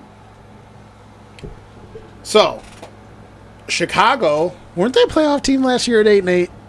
They're a wild card team, weren't they? And they lost. No, yeah, they were wild card. They went against Tampa Bay, I thought. And lost. And lost. Yep. Again, here's another team that's stacked on both sides of the ball. The only weakness to this team is their offensive line's not good, right? Mm-hmm. Now, quarterback, but that's my bold prediction, right? So this bold prediction's layered. Part of it's not super bold, I don't think, and then part of it is really bold. My ceiling for the Chicago Bears is 10 or 11 wins. That's my ceiling for this team. My floor is 7 wins, right? Because I think it's possible they could just digress if they had growing pains. My bold prediction is I think Justin Fields, if he plays long enough this season, is going to be Rookie of the Year. I think Justin Fields talented. I think in that scheme he's going to be nasty. Listen, my boldest prediction is he starts week 1. That's the boldest part of this whole thing. And I think that if he starts and plays the way I think he could play, they could be second in the division and win another wild card spot. I think if Justin Fields plays the way I think he's going to play, I think this could be a dangerous team. They got one of the best defensive lineups in the league. They have tons of offensive weapons. Fucking Montgomery, Cole Kmet. They got Darnell Mooney, Allen Robinson, Anthony Miller's nasty coming out of the slot. I think Justin Fields is going to be a quarterback in this league. And I think the Chicago Bears, for the first time in the history of the Chicago Bears, I think he might end up being their best quarterback that's ever played for him. That's my bold opinion. I think Chicago Bears have found their quarterback, and I think he no later starts than week 4 or 5. And I think that if he starts early enough, he's Rookie of the Year. And I think the Bears finish second in the division. I think their ceiling is 10 to 11 wins. What do you think, Chad? I definitely think Justin Fields was a good add to them. And it hurts Todd. You know, it hurts Todd over there. Todd's stewing in his seat, dude. You could have traded up to take some. You could have traded up to take the best quarterback in the draft. Let's go. Trevor Lawrence, what? It was honestly a steal where they what? Where they grabbed him at. Get Justin Fields. They didn't have to move up really much. They didn't have to. They just fell Todd and I were talking to each other on PlayStation during the draft, and at different points we were like, I hope the Vikings jump up here and take the Fields, and they didn't, and other teams are trying, and we're like, yelling at the TV. And I believe Robinson, he's going to be a good asset for Fields. Oh, dude, chuck it up to Robinson, baby. Robinson was awesome last year, and in fantasy he was great. I think David Montgomery's going to take a step, but I think the biggest issue with this team is whether the determining factor between if they go 10 and 11 or win 7 wins is how good this offensive line is. Because last year the offensive line wasn't good. If the offensive line doesn't improve, then they're probably, even if Fields plays well, they're probably not going to be that great. I think the Red But if Justin Fields plays them up to the second. Oh, you think so? The Red Rifle? The Red Rifle, nasty, Rifle. dude. Red Rifle's gonna, come back. Okay, okay. What do you think Chicago's ceiling and floor is? No, I mean, I do see Fields coming in. I'm not sure when their bye week is and stuff like that. Dude, I field in my bones. No. You don't understand what I'm writing here. Okay. I feel it in my bones that Fields is going to be good, dude. I see Dalton. Dude, I know it's preseason. He's looked good in practice. He's looked good in preseason. I think he's got crazy arm talent. I think dude runs a 4.4. I think he's malleable. What do you think? I can see Fields coming out first week or maybe 2-3 weeks down the road, but Dalton still has stuff in his. I agree. He has. That's why I said it's the boldest part of the prediction. He has the ability to play. I think they're going to start him off just because he is veteran and he had more time to look at a little bit, like a couple weeks to look at the playbook more because he didn't get traded that far before that. But just his veteran experience is going to help him out learning the playbook and knowing everything. Mm-hmm. Maybe a couple weeks down the road, if he's not playing that great or throws a pick or something, they might just take him out. Throw Fields in, and I think Chicago Bears floor is going to be, I think 6 or 7, and then ceiling. Maybe that defense 9 or 10. is good, man. That defense is good, man. Only because their defense. That defense is good, man. Their defense was good, but Justin Fields coming in as rookie, he's gonna have blunders. He's gonna have stuff when it comes down to the game-winning drive. Chicago. He's gonna either throw it away or he's gonna throw a pick. It's gonna come down to him dealing with pressure, and I haven't seen him deal with pressure myself because I haven't watched this preseason game, but I could be wrong. So you saw my key is Fields with an asterisk there. I think that's. I yelled at the TV and I said that I wanted the offensive tackle. Oregon. Penei Sewell. I was screaming Sewell. But once this dude was falling in the draft, I was like, that is the key ingredient for the next fucking 15 years right here. I would have passed on Sewell for Fields. Yeah, quarterback's an important position. Fucking you day. can find tackles. I went nuts. But the weakness I put here, you saw that I said Nagy/Fields. I think Fields fits a Nagy system. No. You don't? I do. No. I didn't. I'm not saying that. I put that there because I think Nagy failure to launch. He's going to wait on Fields. It's going to cost him. Oh, you think he's not going to play him early enough? It's going to cost him. If he goes with Fields, just do it. Nagy gets fired. Put him in there. I like Nagy's system. I just think you need a quarterback like Fields to run it. Right. But the thing is that he's going to go with the veteran that's been in there. I say go with Fields day one.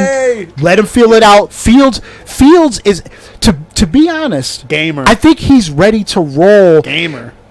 Let him make mistakes. Let him go like a pick with no touchdown. They win the game. They have the defense to kind of slide out like that. I think it works.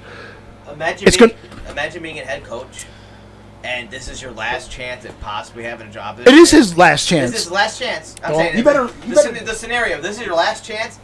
Do you throw the rookie out, or do you go with a? I'm going rookie. My last chance. If you're on the hot seat, you gotta get the veteran at least a one-game chance. Listen, he knows what Dalton delivers.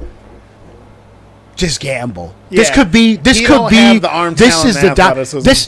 Listen, I'm with. It's gonna decide his career at this point. Listen, I'm with Evan, and I was screaming that in the draft when he was falling. I was like, "Yo, trade put the assets, get the fucking dude in there. That way, you could kick fucking." And I think the Vikings are in a similar boat as these guys. You gotta have to use a dude down the road. Quarterback. This was that. So Penei Sewell is the rock on the left side. Oh, he's blue chip. Right. This is the diamond in the rough. The diamond is tumbling down the hill. You're sitting there like, oh, okay, let's just let that shit go right by us. Or you're seeing it come right to you, and it's like, don't even worry about it. Just put the assets in. This is how we got Randy Moss. Randy Moss fell to 22. You know what Denny Green said? He turned around and was like, that's the highest rated person on our board. He's number 1. Why the hell would I let him fall past 22? And again, and they took him, and then that was history. This dude should be top 5. Yeah, and again, like I said, I love the people that are like, "Oh, well, Ohio State quarterbacks suck." Well, it's obviously they don't know how to evaluate players because Ohio State has always had like the proclivity to like play players that aren't pure quarterbacks. They've played a ton of guys that are like just athletic dudes, Terrell Pryor, TJ Barrett, dudes that aren't don't have arm talent. They're just athletic. I heard a story on Fields. Justin Fields has crazy arm talent. This is the story It's a different Ohio State quarterback. This is the story I heard on Fields. A college or high school coach said he's the best quarterback I've seen since Cam Newton. Which Cam Newton was nasty in college. Guess who said that? Cam Newton's high school coach. That dude that's fucking funny. That's blue fucking chip. You do not pass on this dude. Again, come on. Let me say something, though. Again, remember I talked about that offensive line? This is their offensive line. They're starting a rookie left tackle in Tevin Jenkins, who I did like. I had a decent grade on him. Cody Whitehair at left guard. Sam Mustafair? I don't even know who the fuck that is. James Daniels and Jermaine Ifedi at right tackle. That's what's going to hold this team back. And you look at this defense, man. Robert Quinn, Eddie Goldman, Akeem Hicks, Khalil Mack, Roquan Smith, who was better in his second year, Danny Trevathan, who's still a good middle linebacker, Eddie Jackson, Tayshaun Gibson, Desmond Trufant, and freaking Jalen Johnson, who was a nasty rookie last year. Jalen Johnson going to be way better in his second year. The problem, this team is set to win right now. I mean, if your offensive line can hold it. Again, if you know that you're in the hot seat, look whose photo. Protect the starters. I don't see why you don't start him. Listen. And I love Andy Dalton. You guys listen. Imagine on your resume you got fired from Chicago, but the one thing on the resume is like, you know what? I put everything on the table and I went with the rookie. Word. You can't be mad at Can't be mad at me. Like. Again, I'm like, if I'm gonna be with your franchise, we're just going for it. Why play the game and not go for it? So again, okay, I'll give you my prediction. I think the floor is, depending on Nagy, and that's why I put Nagy / Fields. Depending on Nagy, I think the floor is 7. That's pretty good. I think the ceiling could be 12. You think the ceiling could be 12? No. Okay, but here's the thing. I'm not mad at that. Listen, special teams, A+. Defense, A+. Offensive line, skill positions, A+. Skill positions. When you look at the wide receivers, I think it's like A-. Allen Robinson has been crying because he don't have anybody to throw to him, and he still tears everyone up. Good running backs. Tariq Cohen. They got a lot of players. Quarterback is the key position. Stop playing games. The only thing you, like you said, offensive line, but a lot of Andy Reid's coaching tree, their offense helps out the offensive line. Right. So PFF has been saying that a lot too. So if you could go out and upgrade your skill positions, so PFF has been banging on this for a while. If your offensive line is bad, the next thing you need to do, if you know you can't upgrade your offensive line anymore, you need to turn and go, if your quarterback is stable, you need to turn and go, what playmakers can I get on my team to put them in position to get plays off to them so they can make plays, so I can get the ball quicker out for my quarterback. Chicago has that. They have an all-down running back. They have a backup running back who can run routes, catch the ball out of the backfield, run the distance, Tariq Cohen, and they got 3 really good wide receivers on that team. Not doing anything different. They got a good young tight end in Cole Kmet. You're not doing anything different winning a game 13-6 in the beginning of the season with Justin Fields running it outside of Andy Dalton. But at that point, why not give the reps to the young player that once he starts figuring it out, you get past game 6, game 7, this dude starts getting on the roll. He's getting in the groove. He's working in Nagy's system. He's perfect for that system. I say gamble. He's on the hot seat anyway. Yo, throw all the chips in front. Just call. I don't even. Why even deal with it? If he puts that rookie in and they go 0-5, 0-6. Well, he's done anyway. He's done. He'll He'll anyway. be done if they lose. But again, his next. That's what I was saying to him. His next job. Gotta go for it. At They're least like, I did yo, it. listen. You could say whatever, but when I thought we could go for it, I was trying to and win. get that rookie in. I was trying to win. I went with the rookie. Come on, that's all we were missing was a quarterback. So Okay, let's do this. So next team is Anton's favorite team, the Minnesota Vikings. They picked up their major additions were Dalvin Tomlinson, which I think is huge. He's an underrated player. I really good defensive tackle. I think up front is gonna dominate. Nick Vigil. You guys picked up Nick Vigil, who's actually an underrated coverage linebacker. He's played for a couple different teams. we needed because And we Patrick lost Eric Peterson. Wilson. Yep, You get who's on. I think Mackenzie Alexander's solid too. You picked up Xavier Woods. I didn't know we that. picked him back up to be in our scheme. But you guys had, Simon, right? yeah, you guys had one of my favorite drafts because you didn't, even though you didn't pick up the quarterback, which you guys should have done. You turn around and you draft an offensive tackle, which you needed, Christian Darrisaw, who's a mauler in the run game. And what are you guys going to do? You guys are going to We'll play run it balanced offense. You're going to pound the rock and throw a football. Chaz Surratt he's all right. He can cover. He's athletic. He can cover. But I like your third pick here, Wyatt Davis. Wyatt Davis, in the short amount of time he played, was a really highly rated guy in crazy shape, has all the attributes and the athleticism to play inside or outside. He's got scheme flexibility. You guys lost Eric Wilson, Kyle Rudolph, Riley Reif, Anthony Harris, which is a bad loss. I think that this team, again, is in a similar situation, right? As a lot of teams, but it's the inverse. I think this team has a nasty defense. I think they'll be a top 10 defensive team. I think you guys have fucking fantastic playmakers. Justin Jefferson, Adam Thielen. Adam Thielen, one of the most underrated players in the whole entire league. I think Irv Smith is going to take a big step as getting a full year starting at tight end. You've patched up your offensive line. The offensive line is going to be better. You got Darrisaw at left tackle, Ezra Cleveland, who was solid last year, Gabe Bradbury, who was solid last year. You start Wyatt Davis, who I think is going to be a solid player. You have Dalvin Cook to anchor this offense. Again, this team is the same thing with a lot of teams. It's going to be Kirk Cousins. It's going to come down to Kirk. Listen, you guys have proven you can get to the playoffs. You guys have proven you can win 10 games. Kirk doesn't play the way he plays in the regular season when you guys get into important close games, playoff games. And this is going to segue into one of my hot takes. Mm-hmm. I love your guys' third-round pick, Kellen Mond. I liked him in college.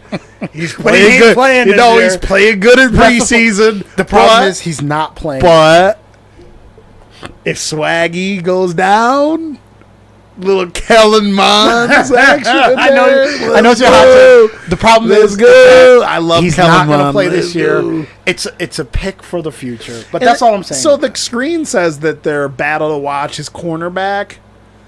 But you know what's hilarious? Cameron Dantzler played really well for you guys last year, and they were really worried about Cameron Dantzler because he ran like a 4.5 or a 4.6 or something. He ran like a slow 40. They actually played really well last year. It was crazy. He's got good press coverage, good mirror skills. Mm-hmm. Patrick Peterson, I think the reason why there's a question mark at corner is Mackenzie Alexander's been solid at times. Cameron Dantzler's in his second year. Patrick Peterson. Is he still got the legs to play? Your team's more of a zone type scheme. You guys like to play that press zone style where you bump and press dudes and then sit in a zone. So Patrick Peterson's been a man guy right. his whole career. So it's kind of like... Yeah, okay. Yep. So I think, personally, they're going to battle with Chicago for the second best team in the league. I think, similarly to Chicago, I think your team's like ceiling is 10, 11 wins, and I think your floor is probably like 7 wins. Mm-hmm. If like that offensive line doesn't hold up and Kirk plays bad, and if you have some injuries, you can win 7 wins. But I think if Chicago maxes out, you'll be battling Chicago for a wild card spot.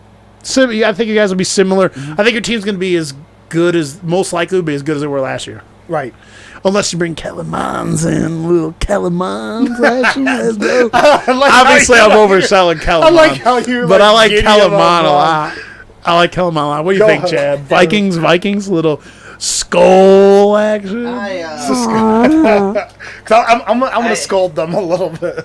I definitely think this year is going to be the year for Justin Jefferson, personally. Well, he had a crazy year last year. What's he gonna do this year? 2,400 yards? No, I think he had 1,400 yards as a rookie, son. I think he's gonna surpass Thielen as the number one.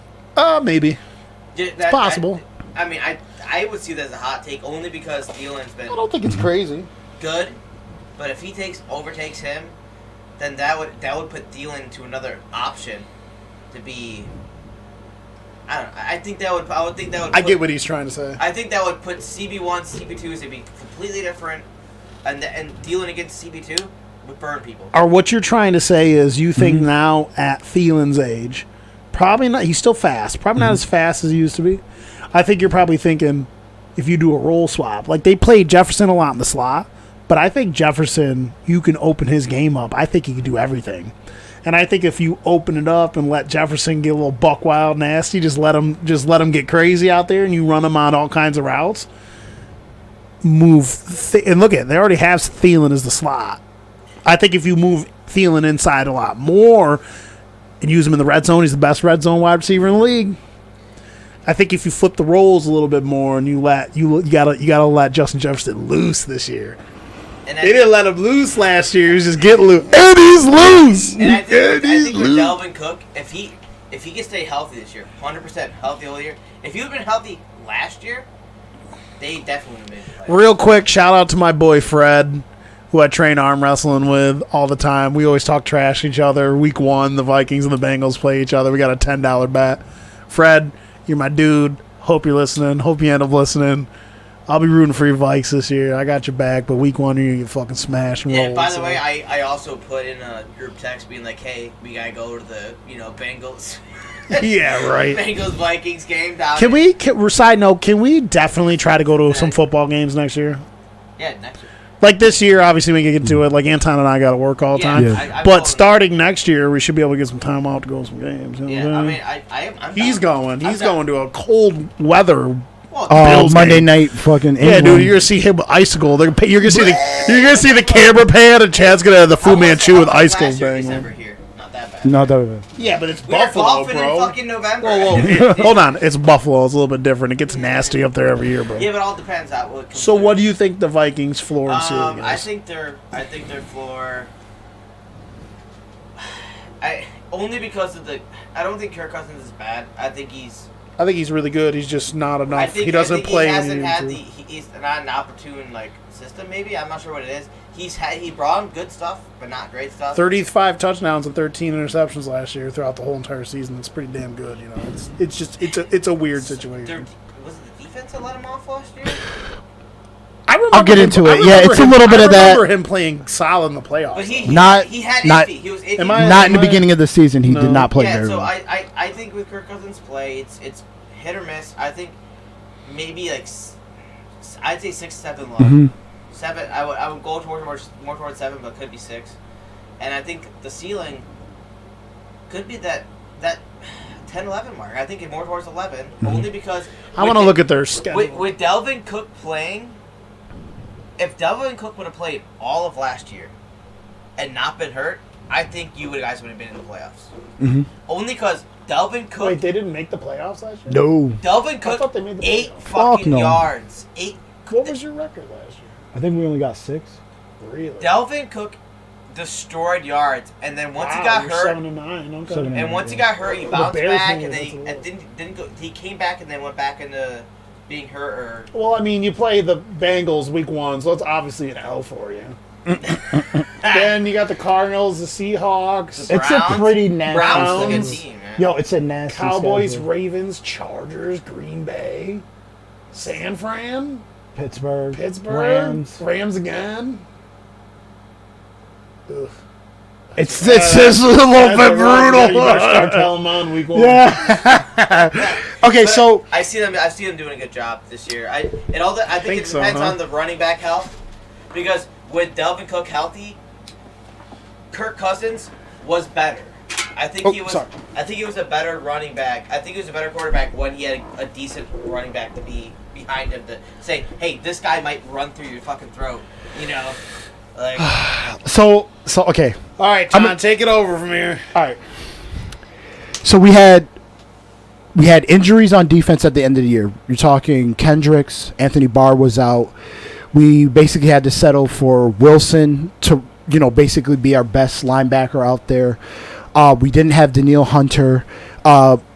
Pierce did not opt in because he had a pre-existing condition, COVID. He did not play, so we signed him from Baltimore. He was going to be a huge addition. Anthony Harris did not play very well. He did not play good at all. Cornerbacks was a terrible situation. Week 1, we play Aaron Rodgers. He lit us up like a Christmas tree. And it was kind of, he went with just rookies, and it just kind of imploded from there. Kirk Cousins only went to Thielen. He never went to anybody else. He tried to rely on the run game, be very singular. That's why Jefferson didn't get started until sort of like the beginning to middle of the season, where he started to pour it on, is because Kirk Cousins got confidence in him, and that helped to open up Thielen. Still, Thielen is the best wide receiver red zone threat you have in the game today. He has the most amount of red zone touchdowns by any wide receiver, bar none, and it's further than everything else. What's going to make us or break us is obviously what I've always said is Kirk Cousins. The defense should be healthy. We got Pearson. We got Tomlinson from the Giants. Hunter's going to come back. If Hunter plays up to his ability, Tomlinson and Pierce, Weatherly is kind of a disruptor. He's got an okay motor. He's not fully active. But all of a sudden, when you forget about him, he's upfield. He's making plays. Defensive front, up front, we're going to be solid if those dudes play, which is going to help our older cornerback on one side and the young rookie on the other side. And having McKenzie come back that knows the system, he's going to be able to interchange whether playing on outside or playing on the inside at corner. Obviously, we have Harrison Smith, who's always been solid. Defense should be good. Free safety is going to be question mark. They might start the rookie.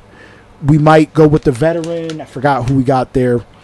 So we're going to be a lot better on defense. It's going to be better. We're going to have some leadership on the one side with cornerback I think over if here. everyone's healthy, your team's going to be a top-10 defense. Right. Offensive line has always been patchwork. It's kind of worked. Dalvin Cook has still run and got off, and that's always helped Kirk Cousins. Again, the problem is Kirk Cousins. He plays below average, then he plays average. You don't know what he gets. The only benefit or the thing we should look forward to is that there's Thielen and there's Jefferson, and he's comfortable with both of them now. He was not comfortable with Jefferson in the beginning. This should be a good start. Over under, because I'm not going to get too deep into them, because I always have my thing about Kirk Cousins. Low end. Again, could be a 7-win team. Injuries, injury bug, people are out. This could fall apart. Kirk Cousins sometimes falls apart inside his own head. And then he throws 3 picks. He has a couple fumbles in the beginning of the season. This defense, how it's built, is not a turnover defense. It's a bend, don't break. Like you said, zone. They play a lot of zone. They press, then zone. So it's really trying to get opportunities and getting picks, turning the ball over, or try to do 3 and outs. But they're not turn the ball over. I'm familiar with that being a Bills fan. Yeah. It's all bend, don't break. Yeah, bend, don't break. Don't get in the end zone. Which field goal. my whole scheme about Kirk Cousins is he needs a defense that has turnovers because he turns the football over himself. I've always said Alex Smith is a better fit for this offense compared to the defense. He doesn't turn the football over. The defense doesn't take away the football, but you need a quarterback that doesn't give up the football. That way you don't put the defense on its heels all the time. Kirk Cousins is opposite to how they run defense. Zimmer's defense. The one thing is that he's comfortable with the receivers, which I like. And obviously Dalvin Cook is an animal. Anytime he's healthy, he can run and do whatever, and it opens up and it helps Kirk Cousins out. Again, the weakness is still going to be offensive line. They got to young players still. Ezra Cleveland is in his second year. You got what's his name at offensive tackle that we drafted. They're going to start him at left tackle. This is his first year. Christian Darrisaw. Bradbury has been there. like Wyatt O'Neal Davis a has been lot. playing well. So again, Two rookies you're going to start. right. That scares me a little bit, but they've always done well at still running the football and finding out where their strong suits are at the offensive line and making those, especially with the Kubiak kind of offensive line, run game, zone blocking, they do pretty well. Again, Kirk Cousins is the key ingredient here. I would have preferred Justin Fields. And Justin Fields would have started if he would have been picked. Justin Fields would not have started. He wouldn't have started. He would not have Cousins started. plays good enough where you can sit him. Fields is only like 20 But years I'm old. willing, if you're going to sit Mond because he's not going to start, get the chips. Go get Fields. Let him sit.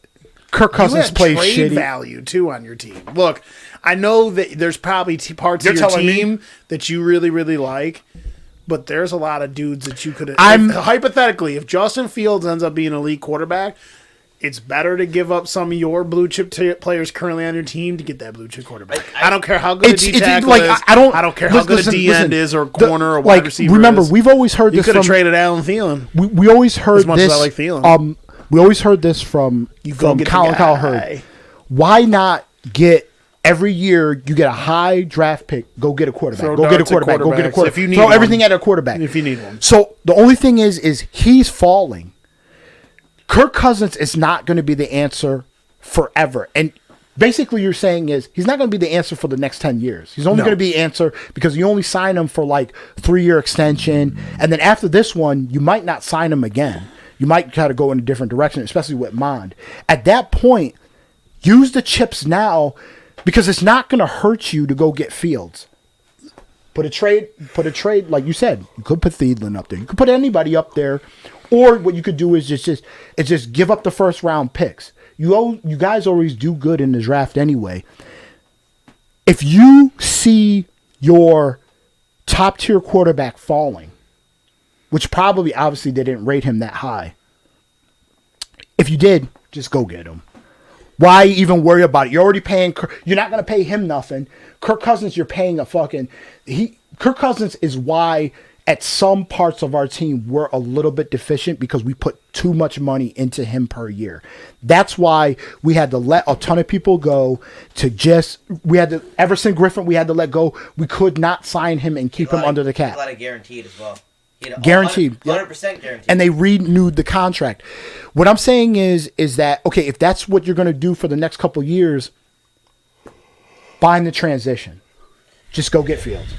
Random question. How would you feel about that Diggs trade? That didn't bother me because he didn't really want to be there. And the issue is that you got Jefferson out of it, which was right. We got trade asset, and honestly, we got a talent out of it. Now, I might have a different tune if we drafted someone or we used that pick or we traded it away and then we got someone that was a bust. Yeah, that hurts. But no, we got a wide receiver out of it and we got a good player out of it. But I'm with the party that if you don't want to be there, okay, let him go. But then go get assets. And that's what we did, and then we flipped the assets. So I think we're all on the same boat on what the floor and the ceiling is for the Vikes. The floor to me is 6 or 7 because they could possibly do that with injury. I'm not going to put that all on Kirk Cousins. Kirk Cousins does play enough good football to get you at least 7 wins. Right. I think the ceiling is 11. I'm with you guys. I don't think he has enough to Not a push the team playoff past push. 12. I think they're looking at the second place spot in that part in the NFC, second place in the division. I just think that Green Bay owns it. Aaron Rodgers is healthy. He's not giving that up. It's just hard to beat him. He knows how to figure you out. We will be struggling with Chicago. And the problem is we've been having problems with Chicago lately. Their defense is really fucking good. And when you put a good defense and you have players that they have that are coming down at you, Kirk Cousins got saucers for eyes and gets happy feet, and he's scared. He does not take pressure well. He does not look at people in the face. He will not stay in the pocket, and that's where the turnovers come over. So we've always had problems with teams in our division. They were smart to get pass rushers, and they got that.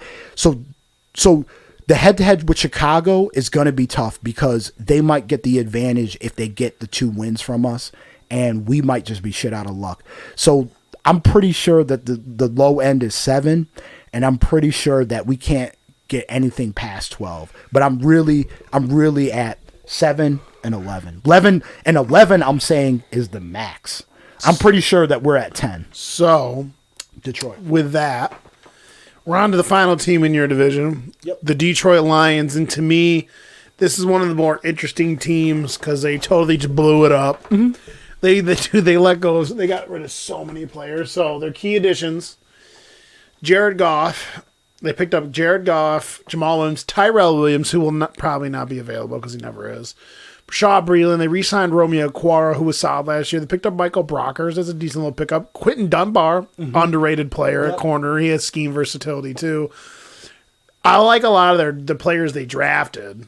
Penei Sewell obviously could end up being like the best player in this draft. They picked up what's his face? I always forget.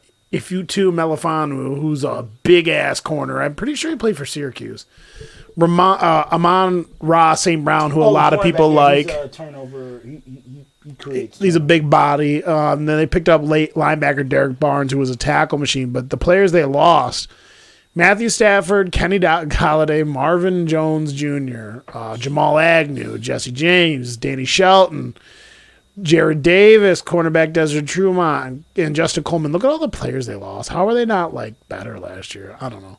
That's crazy. But I think this team's interesting because it's something. I've never been a Jared Goff hater. I know he turns the ball over, but I think it's because Jared Goff is never been in a system that fits him. I like the fact that Dan Campbell's bringing over a crew that are all dudes from the Saints. And the Saints, that whole tree, they've always done a good job at like being malleable, scheming up on a week-to-week basis where they're going to put the shit that they got good against the cracks on your team. I've always thought that Jared Goff would play better in a system where you can get the ball out quicker. The only problem is they let go of a lot of these playmakers that would have helped Jared Goff big time in like a Dan Campbell system. Especially I like Kenny Galladay is cool, but Marvin Jones Jr. I thought would have been perfect. Yeah, a lot of offensive. Love Marvin Jones Jr. A lot of they got offensive. T.J. Hawkinson. Too much offensive talent has left. Yeah, too much offensive talent has left. I think that's what he needs around him. So here's something that's crazy. They've improved their offensive line. That was the 14th best offensive line last year. A lot of people don't know that. They were one of the better offensive lines last year. So yeah, Taylor Decker is one of the best left tackles in the league. Last year, Jonah Jackson, rookie, was one of the best guards in the league. Third best center in the league, Frank Ragnow. I've heard Halapatula Vaitai is really good. I hope that's how I say that. And then they got Penei Sewell, who they're going to play a right tackle. Not only is he a great pass rusher, Penei Sewell, right tackle, he's going to be running motherfuckers over and shit. They got DeAndre Swift back. Wasn't he injured last year? Yeah, he was. He was injured last year. Early last year, I think it was. If everyone can stay healthy, I really think this offense could be interesting. That's my opinion. I'm not saying it's going to be good. I think their offensive line, mark my words, their offensive line, top 10 offensive line this season. I think it'll be a top 10 offensive line this season, which is really going to help the fact that their playmakers aren't the best. And Goff does not do pressure. Goff's not going to get pressured as much. I think what's really going to kill them this year, even though I love some of the pieces, some of the guys they got, I think Jeffrey Okudah takes the next step. The second half of the year, Jeffrey Okudah came on and played really, really well. He struggled the first half, but they're going to give up a lot of points. This defense is trash. Yep. I think that as interested I am at watching Detroit play offensively, I say Detroit's floor is 3 wins. I think their ceiling is like 7 wins at the most because I really think they're going to be fun if everyone hits offensively to watch offensively, but defensively, they could be last in the league defensively. Honestly, they could be last in the league. That offensive line's really fucking good though. I'm interested to see how they play offensively if everyone stays healthy. What were you so excited about talking about Detroit for?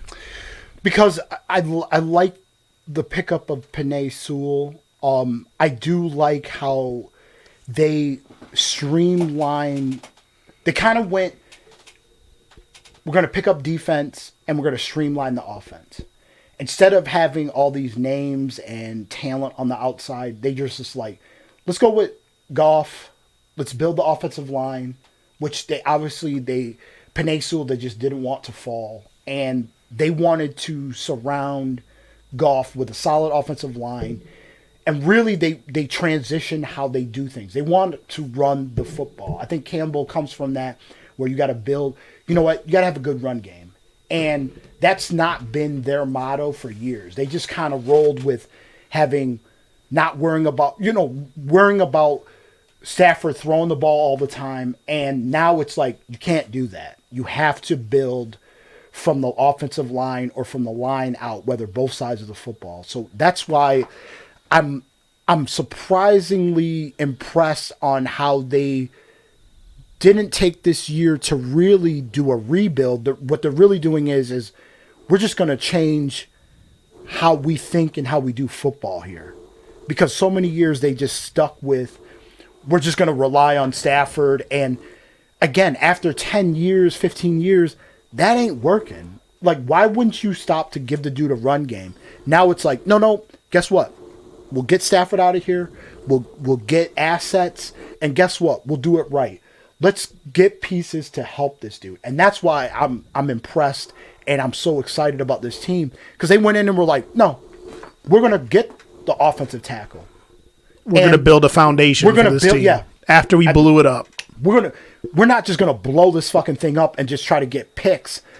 We're going to build a foundation. And they looked at, and that's young linemen that's impressive. You look at Jared Goff and you don't think, let's build around this dude. Let's build a foundation. Let's get a run game. Let's get an offensive line. No, they took the sight line and said, we can build an offensive line. We can get a running game going. We can build a defense. And they went and grabbed defense and went and said, boom, we targeted offensive tackle. And that's what they did behind that quarterback, that new young quarterback that they just got. That is impressive. To me, that is extremely impressive. They're drafting at the most important positions. Whether they do good or not, yeah. Tell me, that's impressive. Yeah, they blow it up. That is a plan. They blow it up. And they draft at the most important positions. Not stupid, sexy picks. It's okay to have sexy picks when your team's good. And then look at the free agencies. They said, no, we're not going to blow up this defense. We're going to improve this defense. We're going to improve the offensive line. We're going to go after and make sure that Goff, when he comes into camp, he's going to have confidence in us that we're putting stuff around him and that we're not just going to sell this fucking season and then have him just get beat up. That's an impressive fucking plan. And I don't care how you say it, but that's how you build it. That's how you rebuild You don't fucking blow the fucking thing up and put a quarterback back there and be like, okay, just run this and we're just going to get you clobbered. No, that's not how you do it. That's how you do it. It's interesting to see where they go. They're definitely going to finish last in the division. Chad, I'd like that. Yeah. I see them floor 2 to 3 wins. Yeah. Only because I see them fighting with Houston for the first pick. Only because Philly too. Philly could be there. And I see this year being a year for Goff, where if he's not great, they're drafting a quarterback their first pick next year. And I know they have first round picks. They don't trade shit over there. So if they have a first round pick within the first 3 rounds, I will guarantee you, if Goff doesn't play up to par, they're picking a quarterback, and that quarterback might be playing. If there's a good enough one. So here's my floor and my ceiling, so I can close mine out. I think their floor is around 3. That's what I said, 3. I think their ceiling is actually 7. If they get to 7, if they get to 7 or 8, Dan Campbell's coach of the year. I promise you on that. Not because like you can go get 14 wins, but the fact is that the way they've done it and you're giving that team 7 wins. 7 wins does not put them at the floor mat of our division. 7 wins puts them at 3. And it's not going to get them a playoff win, but the fact is that with Goff behind there and what they've done, 7 wins is impressive. Moving from a team that never gets into the playoffs with Matt Stafford back there. You've revamped the whole thing, 7 wins. That's almost coach of the year to me. Especially in Detroit where you don't have winning season. I see it max 5 to 6, only because so much. I agree. So much offense left. I mean, I agree. And then they could be this. Not temperamental, but Garrett Goff was a good quarterback. But they could be the sneaky team. They could be the sneaky team. And remember, Dan Campbell has had coaching experience. He's a in-your-face guy, and he gets those players to play. When he was there at Miami, they played well. And the fact is he knows how to get players up. He could possibly get them up enough to get a game or two. Just a game or two. You move from 3 or 4 wins to 6, 7. That's true. With a game or two. That's it. I think he definitely has that intensity with him. Yeah. So and he's not rude as a coach. Like a coach. Right. He's very. I think he's very player friendly, but he's gonna motivate. On them paper, the game plan and how they're doing it looks good. Doesn't necessarily mean that that's what's going to materialize when they actually play the games, but it's an impressive game plan. Knowing that you moved on from Stafford, bring someone else in that you know is not as good as Stafford, but then, draft was extremely well. Free agency was extremely well. And you got people to come into Detroit and believe in your plan. I think it's impressive. That's why they are the most, on the NFC side, they are the most interesting to me, and I get excited about that because I think that game plan is really good. Why is it the most interesting teams to us are in your division? Because Chicago, no. Chicago and Detroit. No. Obviously because of my team, but when you're looking at the NFC side, I think that one team thought that Goff was not the answer and threw it away as trash. They turned around and said, we can get assets for Stafford. Plus, he probably wants to go to another place, wants new scenery. But they turned around and got Goff. And then what do you do? Like, you're probably like, oh, let's go get some weapons on the outside. Nope. Went right to the offensive line. And Penei Sewell dropped to them. And I went fucking nuts. Because if it wasn't Fields, let's go get that offensive tackle. Nope. Detroit went, bam, that's us. And grabbed them, and then they turned around and with the free agency, like you said, Dunbar, they went and got players that can play. Plug them in, they can play. Campbell, it's underrated because he had that run with Miami, and they didn't do too bad. They imploded his final year there, but it was impressive. But then the implode kind of drew him back where he's in assistant coaching for a while. But he's a dude that can get the team up.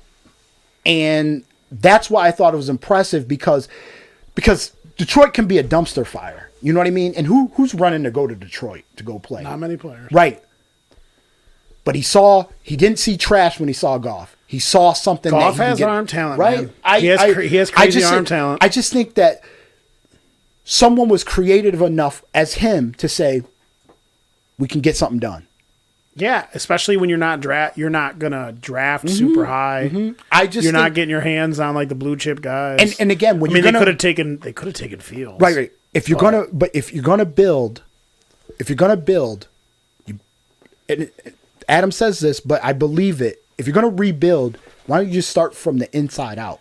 Especially offensive line, defensive line. I think he believes that on the defensive side of the football. I get that. Offensive but if you're gonna rebuild and you're gonna start young, go get you your offensive tackle. No, I agree. Go get you maybe a pass rushing DN that you can't pass. Plus, you had to kind of you kind of had to get an insurance policy back on the fact you're giving your best player up that you've ever had. Him and Calvin Johnson. Again, you had to get another guy that's proven he could play. They got assets. They picked early enough where they could have taken another quarterback. Why not get Goff back? I just think that I would have done the same thing. Well, whatever trade we do, I want Goff back. But that's the thing. I think that they thought, which makes it impressive, I think they thought way beyond it. So they thought, okay, we're going to get Goff, but what are we going to do? Sewell dropped to them. But I'm pretty sure Sewell was on the top of their board. Probably. Because that's how they were going to build. They had free agency and they were looking around. So, Detroit's not like the hotbed to go to as a free agent.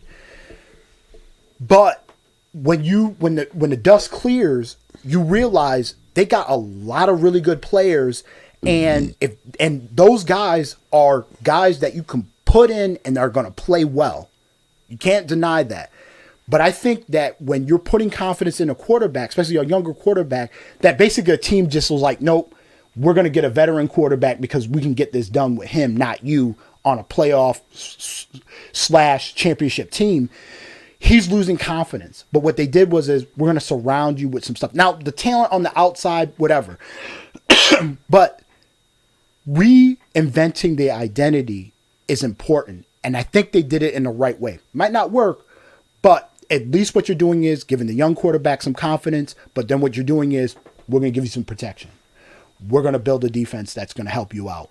We're going to make it so that you can play the best to your ability, and then we're going to back you up. I think it's a smart plan, and I think that's the way you should build. Doesn't mean you're going to get wins, but I think it's the right way to go. So, Yes. moving on to the final division of this podcast, because we decided since we're taking 20 minutes a clip on teams. We should bail and just go to the AFC another time. Yeah, we're going to do the AFC But I on a can't different episode. Right. So we're going to finish with this final division. It's the NFC, what would it be? The NFC South, right? Right. You guys are going to laugh at my take on this whole entire division, too. I think. So we're going to start with, obviously, the Saints, who had the best record last year. New Orleans Saints. So you look at the roster. So to me, as great as this roster is, I think this roster is a team that could have the most flux in space as far as their floor and ceiling. In not only in this division, but in the whole entire NFL. I think you're starting Jameis Winston. You got a lot of guys that get injured on this team. You got a lot of changing parts. They lost a lot of good players. So they re-signed Jameis Winston. They picked up Marcus Williams, who's really good. He's going to play safety for their team. Some people are like, oh, I like him better as a corner, but he's going to play safety. You lost Drew Brees, Emmanuel Sanders, Jared Cook, Trey Hendrickson, Malcolm Brown, Sheldon Rankins, and Janoris Jenkins. You lost all those players, right? I personally think... So the offensive line's really good. The defensive line, they lost a lot of players on that defensive line. I don't think that defensive line's going to be as good as it was. I'm not big on their linebackers. You got to start a rookie, Paulson Adebo. At corner, you still got Lattimore. You got good safeties and Marcus Williams and Malcolm Jenkins. I'm not sold at their depth at wide receiver. I'm not sold on the tight end position for their team. I really think that the floor for the Saints could be 8 or 9 wins and miss the playoffs. That's what I think, especially if Jameis Winston does not play good enough. I think their ceiling is not as high as 12 wins either. I think 10 wins at the most. I think that's their ceiling this year. I think they got enough talent to be a 10-win team and be like a wild card team, but they won't do good in the playoffs. I'll make this quick. Their floor, yeah, we can make this one quick. Their floor could be lower. I'll make this quick. I think the floor could be lower. I think they're low end a 6-win team. 6 wins. That's Ooh. No, because I think the quarterback play is going to be sketchy. I mean, when you're sitting here talking about Taysom Hill and you're talking about Jameis Winston, Alvin Kamara always gets hurt. Jameis Winston should clearly be the starter. If that's the case, that you're still deciding in between, and that could just be that could be a ploy. But both of them did not play well in the preseason. That first preseason game.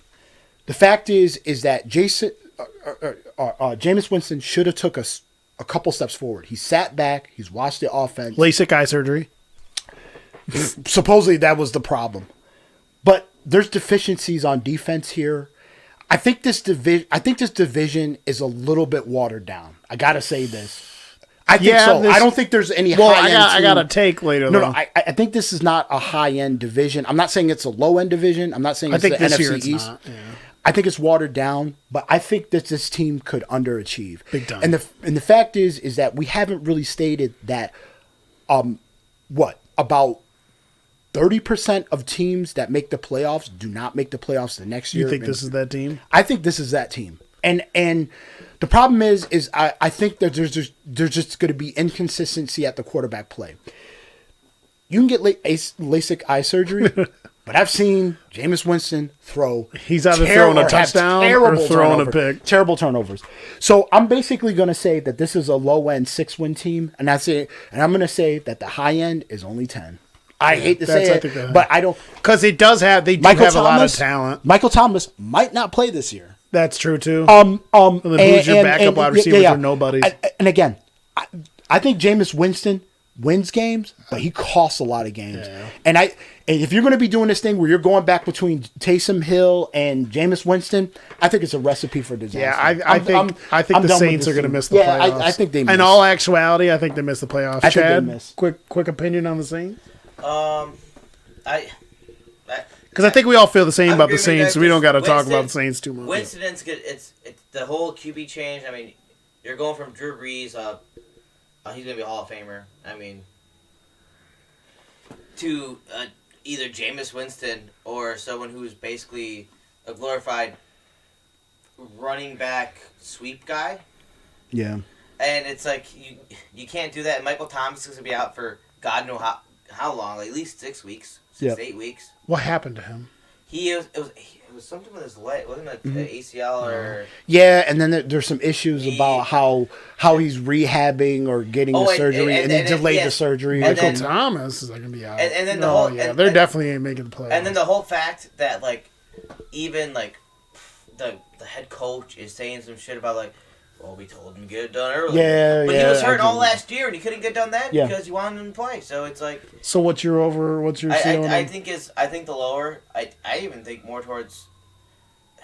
I think they could be 5-6 floor, only because Alvin Kamara can only do so much.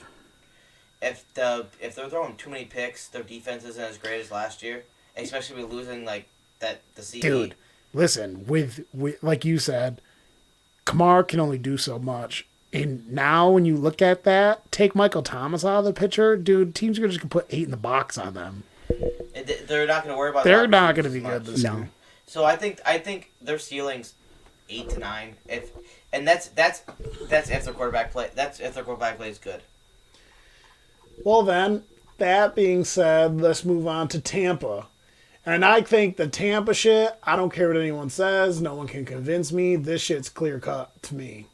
They're winning the division. They're winning the division. I don't think we have to really go too. We don't have to deep do into too them much because they re-signed everyone. Yeah, that's what I'm trying to find for Tampa. I'm trying to look at their overall roster and who they re-signed. Okay, there's Tampa.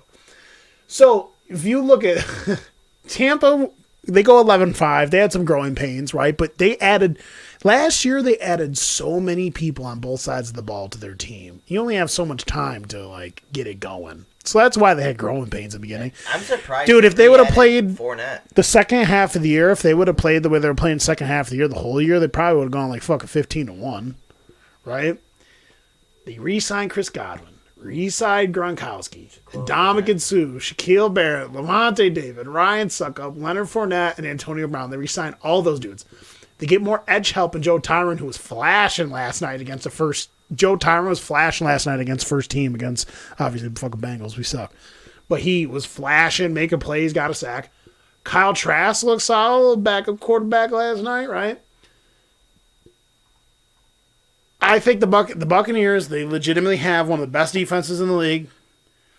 They are stacked. Dude, they're stacked at every single position. I honestly think that the only team that could beat this team and make it so they don't repeat is the Chiefs. That's the only team's got a shot. If the Chiefs keep if their the offensive Chiefs line even get together, there, yeah. So if you look at this team, their offensive line was the third, I think, best offensive line in the league. Their interior offensive line is the best in the league. Ali Marpet, Ryan Jensen, Alex Kappa. Those dudes are fucking animals. Ali Marpet will literally just rip your fucking skin off. That dude is a monster in the run game. Donovan Smith, Tristan Worth on the outside, Rob Gronkowski. Look at this team. Look at this defense. Jason Pierre-Paul, Dominican Sue, Vita Vea, Shaquille Barrett. If this team, Levante David, Devin White. So advanced analytics, though.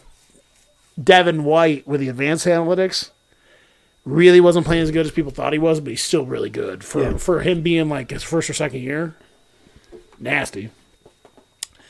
Wicked underrated secondary. Sean Murphy-Bunting, Carlton Davis, Antoine Winfield Jr., Jordan Whitehead, Jamil Dean. This team is nasty. I think they can win 13 or 14 games this year. And I think they go back to the Super Bowl. I think, okay, so I'll pull it down because normally a team... Unless Tom digresses. So I'll say 12 or 13 because I'll pull it down. And I'll say the low end is a 10. I mean, I don't see them... This division is watered down to other teams, and I think other teams in this division will regress. And I think they'll...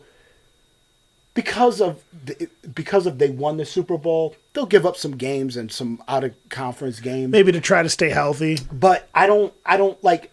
I could see them kind of coasting to get. Again, they didn't have a problem going on the road and winning, so I don't think that their main goal is to like dominate and go get like 15 wins or whatever. Maybe they could, maybe they can't. And Tom Brady said he was a little hurt, so now he's a little bit healthy. But 12-13 should be fine for them. But you don't I think they're going to get a second seed out of it, and I don't... You don't think, though, that if they play the best ability now with a year under their belt, this whole team to gel together, that they can't be even better than crazy good? The only thing is that hunger to strive to go get that Super Bowl or to go get but Tom's the only dude that's old. Yeah, but the thing is that I just don't... Like, still... And he's not. Gronkowski is going down. He ain't coming up. Well, they got depth. Depth at tight end. Right. I just think I don't think it's much. I just don't think it's pressure to get into the playoffs. I just think it's. So you think? I think it's just getting to the playoffs. Think they're going to play it safe. 12-13. We know we can win 12 games. Yeah, so let's just get there and then smoke everyone. Yeah, in the motor playoffs. it there, and then it's like, okay, so you're a second seed. All right, I feel that. That's what we do because the championship game on that side is like, hypothetically, let's say you go to Lambeau, or hypothetically, like let's say, maybe you got to travel to L.A. I think they'd be okay with that. I think they have enough confidence, and Tom does, that he can go on the road and go grab him a W. Right. I don't think that's a problem for that team. I just don't think that getting the best record in the league is going to be their not the Super Bowl. Chad? I think it's crazy that Antonio Brown is their slot. right. Even at only 30, even at 32, he's still nasty. Slot receiver. Yep. When he was taking the top off of defenses 2 years ago. Yeah, he's a beast. So I mean that's ridiculous, but and Godwin's great. I mean, this whole team. Mike Evans, an elite receiver. It's hard to pick even anyone in there for fantasy. Right. Because you can't even make a fantasy team that great. I mean, Mike Evans. He's the one throwing Antonio the football Brown, at everybody. Chris Godwin, and then you have Tom on there, and then you have Gronkowski, where he loves. And remember, I think they're going to run the ball heavier this year too. And then they last year, what's his name ran for 1,000 yards last year? Who's the other running back on the team? Fournette, and then the Jones. Yeah, Jones, which he was a surprise that because people wrote him off. Yeah, I just don't. Even if they stumbled, they could still get 10, 11. And oh yeah, but I don't think to me again. I don't think the ceiling is. What do you think ceiling? I don't think it's super. Just because, not because of a Super Bowl layover. It's just to me. I don't think they really need to push. I think with all the people they brought back and even defense, offense, everything, I say 13 or 14 wins. It's possible. And then I think if they try, and I think, yeah, that's saying towards the end, all depends.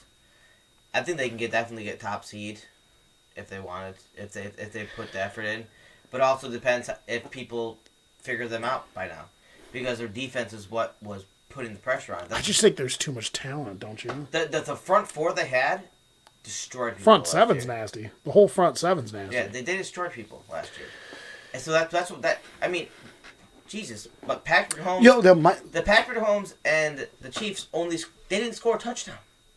Yeah, it's crazy. In the Super Bowl.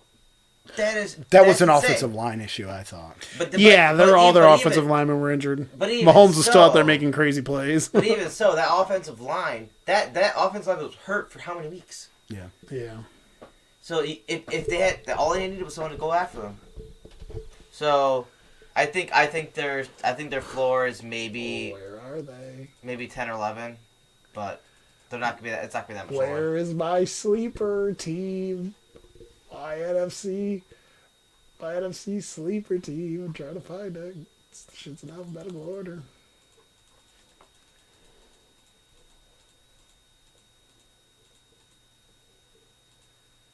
There they are. The Panthers. This is my, obviously, Chicago's poised where, they just need a quarterback. You know how they say, you said 30% of the teams don't make the playoffs. Here's my NFC sleeper team. This is my dark horse NFC sleeper team, and I will tell you why. Carolina Panthers, what they finish last year? Not great. 5-11. Carolina Panthers are my dark horse sleeper team to be a good team. So, key additions. Sam Darnold, David Moore. They re-signed Taylor Morton. They picked up a decent guard and Elfline. They they picked up Hassan Reddick, who's going to give them some pass rush. Denzel Perryman, veteran corner AJ Bouye. They did lose. They drafted cornerback J.C. Horn, who will start for them and immediately give them a presence on the outside. Underrated player, Terrence Marshall Jr., who I think is going to play. I don't know if he's doing well in training camp. Underrated running back, Chuba Hubbard. They lost Teddy Bridgewater, Mike Davis, Curtis Samuel, right? But if you look at this roster, where is it? Mind you, Sam Darnold, last year he played for the Jets. The Jets went 7-9, right? Or it wasn't last year they went 7-9. The year before they went 7-9. It wasn't last year. It wasn't last year. It was the year before that. They went 7-9. Every single game they won were all the games they had Sam Darnold. Remember, he's hurt half the year. You look at this lineup, they have a solid offensive line. Sam Darnold in there, who has crazy arm talent. If Christian McCaffrey's healthy, DJ Moore, Robbie Anderson, Terrence Marshall Jr. coming out slot. You look at this defense, Hassan Reddick, Derek Brown, Daquan Jones, Brian Burns is one of the best edge defenders in the whole entire league. Shaq Thompson, the linebackers, they got to come on play. But you got Jeremy Chin, who's one of the best young safeties in the league. Dante Jackson, AJ Bouye, CJ Horn. I truly think that the Saints will not be good this year. And if the Saints are not going to be good this year, I think this gives Carolina opportunity to have the ceiling of 9 wins, which could possibly get them into the playoffs. Possibly. But I think their floor is 5 or 6 wins, just like last year. But I think when you look at this roster, they have a really good skill position players. Christian McCaffrey's healthy. He's going to do his thing. They have really good wide receivers. They have above average offensive line. Defense is improved. The question mark for me is there's 2. What are they going to get a linebacker? Right? Linebacker's probably the weakness on their whole entire team. And can Sam Darnold live up to the potential that I think he has as a passer? Because I don't care what anyone says. You watch him with the Jets. That team has sucked since he's been there. The dude makes plays. The dude makes really good throws. He's thrown touchdowns on bad teams. I really love the arm talent. I really, really, really have a feeling about these Carolina Panthers. If the Saints suck, which we think they might, Carolina has the door open because I think Atlanta's going to suck too. We'll get to them last. I think Atlanta's going to fucking be trash. It leaves the door wide open for, I'm not saying they'll make the playoffs, but I see a scenario where they could possibly be have the second best record in the division. This is my dark horse team. This is my dark horse team for the NFC. I'm going to break this down really quick. Again, I said this division is watered down. I think below Tampa Bay, most of this division is 7 wins and under. That's just me. I I think that this is just a one-team league with Tampa Bay, and I think, yeah, they got Sam Darnold. I do like his arm talent. I always have. I just think that like the roster constructed and then kind of relying on McCaffrey, who can be hurt, be out sometimes. I don't think they're going to have to rely on him this year, though. I worry about their tight end position. But. I think overall they're an okay team. But I really think that the ceiling here is, or I think the ceiling here is about 9 or 8, and I really think that's what I'm saying. Yeah, but I don't think it's enough to get to playoffs. It might not. I think they're to me. I think they're more realistically at like 7 and 9. But dude, that's just me. 9 or 8 would be a huge win, right, for them. But I don't think it's playoffs, and I think it's really like 7 and 9, or well, I would say 7 and 10. I really think that that's where they're at. I think they're going to give people a tough run. I think Sam Darnold can play if he play well, if he plays a lot. But I just don't. This team does not like really on paper and how I see them. Rule's a good coach, but I think he can only get so much off of this team and the teams that he had. Even with Teddy Bridgewater, he was like, oh, yeah. And then it was like, the team was flat. And I think it just ends up flat. I think he's a good coach. It's just, this is kind of what I think his teams are going to be in Carolina. It's a 7 and 10 team. That's just me. Okay. I think either the pressure of coming off of all those years in like New Jersey is going to either make or break Sam Darnold this year.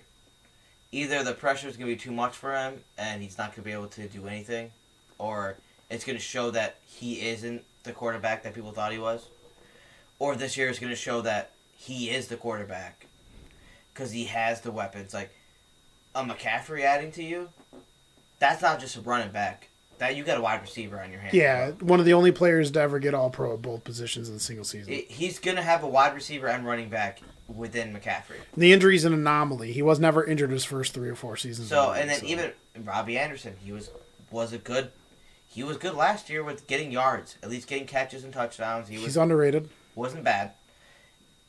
I think he has the chance to do good down in Carolina. It all depends on how he handles the pressure, because it's going to be all mental for him. He's coming off of a team that was really garbage and people calling him trash, and the pickup at the 3rd round pick and all these things, saying he was a wasted pick. And then he's going down to a location where he has a brand new start, but he's going to have to literally start fresh. He's going to have to stop. He's going to mentally have to break out that part. Clean slate. The clean slate, saying nothing. I mean, saying, oh, I saw a ghost. Every quarterback said they saw a ghost, man. Like, they didn't realize that the guy was there. You know what I mean? Like, It didn't happen. Like, he was under pressure, and he threw the ball, and he didn't realize nothing was there. Type of stuff. It happens to everyone. Tom Brady said it. He goes, seeing ghosts is a quarterback thing to say. But you know in New York, they magnify everything. That comment was just over magnified. It just was not fair for him. It's not, but every quarterback says it. But it doesn't matter what they say. He's the one who said it, and that's what made his whole career at that point. I really believe in this team, man. I believe in Sam Darnold. I think they'll be competitive. I think they can be competitive, but they're not going to get the top seat because no, sweep it. But I'm saying, like, if the Saints suck, I really think if this team plays to the best of its ability, healthy, it could be the second best team in the league. I think they're my dark horse team to improve. I think that they're the team in the NFC that will go from being really bad to being solid. I think they'll make a big improvement. I think floor 4 to 5, just because it all depends how Sam Darnold does. Because that's what, even with McCaffrey, having Kamara on your team doesn't make you an elite team.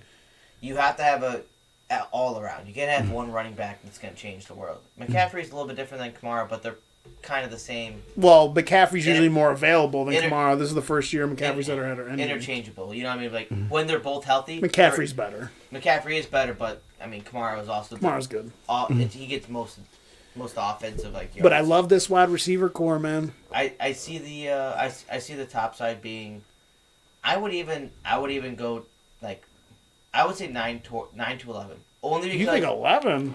I would go that route only because if Sam Darnold is good, which he has had chances where he was running good and playing well, but he didn't have a good defense that time, or he didn't have a good offensive line. And this defense is sneaky good. So I think he can get up towards 11 wins, but that's going to only get him second. He's not, there's no way they're going to top the... Just worried about the linebacker position on this team, man. Denzel Perryman and Shaq Thompson. I don't know how I feel about that. I don't know how I feel about that offensive line group. So you think 11? I think that's max. You think max 11? See, that is a little too rich for me, but I still that's a little rich for me. I think they're going to be good. That's if, like I said, that's if Sam Darnold plays to his best ability, which I think he has. He has the ability to play well. He has the arm talent. He can maneuver a pocket. He just didn't. I think that whole seeing ghost thing messed him up in the Jets territory. You know what? New York. I think he took it to his head. New York is a hard place to play. I just like. I don't like. It's probably not the place for him because he's kind of chill, and laid back. I just don't. I don't know if he really has a full makeup of like a starting NFL quarterback where you got to get out there and get after it. And he just doesn't remind me of someone like that. He's gonna have to have a clean slate. If he doesn't have a clean slate, and mentally, he's gonna be screwed because the amount of stuff they dealt with up there, it's gonna eat at him. And if it eats at you, and you let it get to you, you're gonna make mistakes. You're gonna either be more protective out of the ball or less protective, and you have to just be natural. Because if you're not natural, you're either holding back or you're going too far out. So, lastly, Atlanta. They went 4-12 last year. Key additions. They picked up underrated running back Mike Davis. They picked up Fabian Moreau.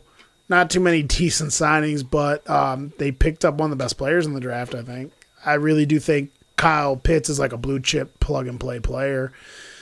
And I get what they're trying to do, dude. Their defense was trash. So, they're like, well, we got good offensive players. Let's just pick up the best offensive player, and let's just try to score 30 points a game. They lost Alex Mack, which is huge. They lost Keanu Neal, DeMonte Casey, who's underrated, Ricardo Allen. Obviously, they traded Julio Jones. Which is, whatever, insane. They're just blowing it the fuck up. You look at their starting lineup.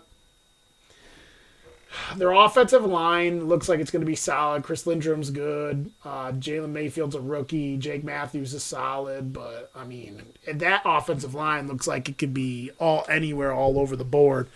They're going to be starting Mike Davis, Kyle Pitts, Calvin Ridley. Julio Jones isn't there anymore. These rosters, this roster's kind of a little bit old, starting lineups. Ridley's going to be the number one. The number one. I don't know what the number one receiver would be at this point. I think they're gonna suck.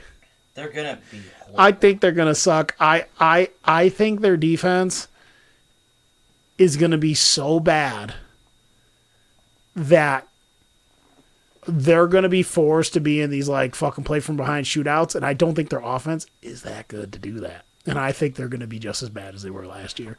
Floor, 4 wins. Ceiling, maybe 8 wins. They do have some offensive firepower, but that's assuming you keep Matt Ryan upright and he plays the best of his ability. 8 wins, maybe. I think this team fucking sucks. And I think they should have traded Matt Ryan a while ago because at one point you could have gotten a first-round pick for him. Again, you and I talk about this all the time. They don't know, dude. We watch soccer. Anton and I like soccer, and the soccer teams are the pros that usually know when to sell a player high, and it breaks everyone's hearts. Yeah, oh god, right? But you have to NFL and the NBA. I would say the NBA is better at it than the NFL. Well, I just feel like the NFL never knows. You got to remember high. What soccer does is that they blame it on the coach, and the coach will be in there for 1 year, and they kick the coach, and the coach is like, "Oh, you fucked this all up," and moved on. It is a crafty way on how they do it. But yeah, I think Atlanta's bones 4 wins. Yeah, floor 7, 8 wins. Go ahead. I have a quick statement about Atlanta. I'd say 3 to 4 because they're gonna be They're gonna be fighting. Either they're gonna get to a certain point in the season where it's like, do we try to win games or are we just going to lose games? Yeah, because you hit something on the head because it's like, what if it's like that's the Jets another last team? Year. It's funny. like the Jets last year. They go, We could have had the first spot. But no, you know what? Let's win a couple games. I'm happy pride-wise. I'm happy you say players that. don't care about that. Players are going to play to their best ability to get onto a new team next year. I'm happy you say that because we've been like banging on the Texans and the Eagles and who else? Who else the other team that we think is going to be wicked bad? Like we know Detroit could possibly be really bad. Yeah. There was another Eagles. There was another team I thought that we thought was going to be so bad. Anyways, Atlanta could possibly be the worst team in the league next year.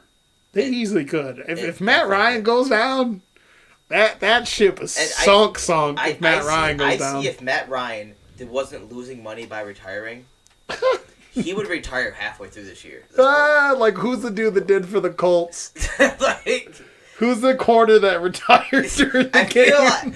Oh yeah. That was the Bills. Davis? Yeah. Monte Davis. Monte Davis. Oh, that was great. He played for the Colts. Did he retire with the Bills?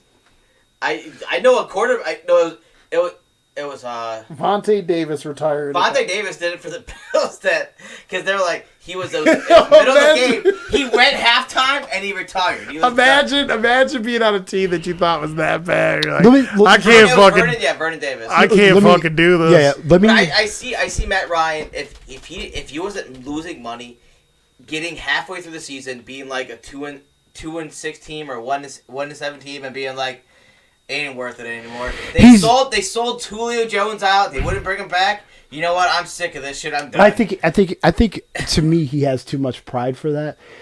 This is a team that knew they went against their own gut long ago, and they should have when they were chucking water off the fucking sinking boat, they should have bailed on Matt Ryan, and they should have done that years ago. The problem is that they could have traded assets and moved up and got Fields. This was the destination for Fields, because what they could have done was Arthur Blank. You mean traded back and got Fields? No, Arthur Blank always has gone in and said, "Yo, he knows the community. He knows that, the African American community comes after the Falcons and whatever. And why not, again, you moved on from get a brother. Get another brother. Dude is solid. Build around him. This was the destination right here. And that's what I thought it was going to go. But see, no. But that's the problem. He can't get away from this dude. Didn't they just sign him like 2 or 3 years ago to a 6-year contract? So the problem is like, why? Okay, so all of a sudden they would lose a lot of money. So all of a sudden, why they would also you? love All of a Matt sudden, Ryan down like, there, but- okay, all of a sudden, why would you get rid of a talent like Julio Jones if you're not trying to like rebuild it? Like, Matt Ryan, move up in the draft, go get you a solid quarterback. What are you waiting for? You're waiting for him to tank the season to go get you maybe a quarterback down the road? This roster on defense has been poor for a long time. They got Grady Jarrett. At this AJ point, Terrell's solid. At this point, was a rookie last year. At this point, the offensive line, at this point, the quarterback play, the running back play, everything has been terrible. What I would have done was if they traded Julio Jones, they should have picked up a wide receiver. No. That team. I'm telling you, this is what they should have done. If you're gonna let go of Julio Jones, guess what? Go put Matt Ryan on the market. Some veteran team that thinks they need a quarterback, even like the Rams, that they can use a steady quarterback like Matt Ryan, surround him, get him a run game or whatever. They would have gave you assets. Go get you a quarterback. I think Dolphins would have went for that too. This for the next couple years, you're going to find that this team is going to be licking the doormat, because the problem is that they're going to hold on to Matt Ryan. He's going to be too long in the tooth. No one's going to give you nothing. You're going to end up like Randy Moss. You're going to get a 4th round pick for Matt Ryan, and you're not going to get anything. If you're going to do this, you should have done that. And then you could have accumulated assets, whether you don't go get a quarterback, but you get talent in the room, because this has been your problem the whole time, defense. Been a problem. It's bad. Now this is horrendous. It's on paper as bad as it's been in a while. And you've seen dudes are high talented out of there. That defense is horrendous. They bring in a defensive coordinator to run that shit. That shit was still. I don't even know some of these guys. I don't know who Steven Means is. Terrible. Tyler Davison. I'm telling you, Foy Alocone. This is how you do not restart over. if you're going to let go of an extreme outside talent like Julio Jones, I'm not saying blow the team up, but go get you some assets. Go target you a veteran, a future quarterback, and get that done. And then don't be selling the franchise that this is a team that's going to get wins. I'm telling you, this is the team that really waters down that division. It's this team, and it stinks. That water smells like sulfur. It's bad. I would sell. That water smells like sulfur. It smells like an egg fart. That's And they should have. I'm telling you, they should have sold. This. Look at this. Yo, take out Julio Jones. This roster is this. He's not even You're there. telling me, are you telling me this is not Hayden the? Hurst. Are you telling me this is not the worst defense out there? It honestly, this might be the worst whole roster in the NFL. Why? The more we look at They're gonna be it, fighting for What one do you- win. the One more win. we look at it, It's bad. I'm It's telling bad. you, it's bad. They're And I'm going to being be trying not to be like... Let's go Carolina, let's they're go. trying not to be the Detroits of the league. They're going to go for that 1 or 2 wins this to is- get that last seed. But this is what I said about Detroit. Detroit had a plan. So if you're gonna Detroit, they thought, just Foundation. implode it up. Once Matthew Stafford's out of there, that team's gonna be horrendous. Nope. They got themselves another quarterback. They got themselves a starting, whether right or left tackle. They got that. They turned around and grabbed free agents, and they didn't let that shit look like shit.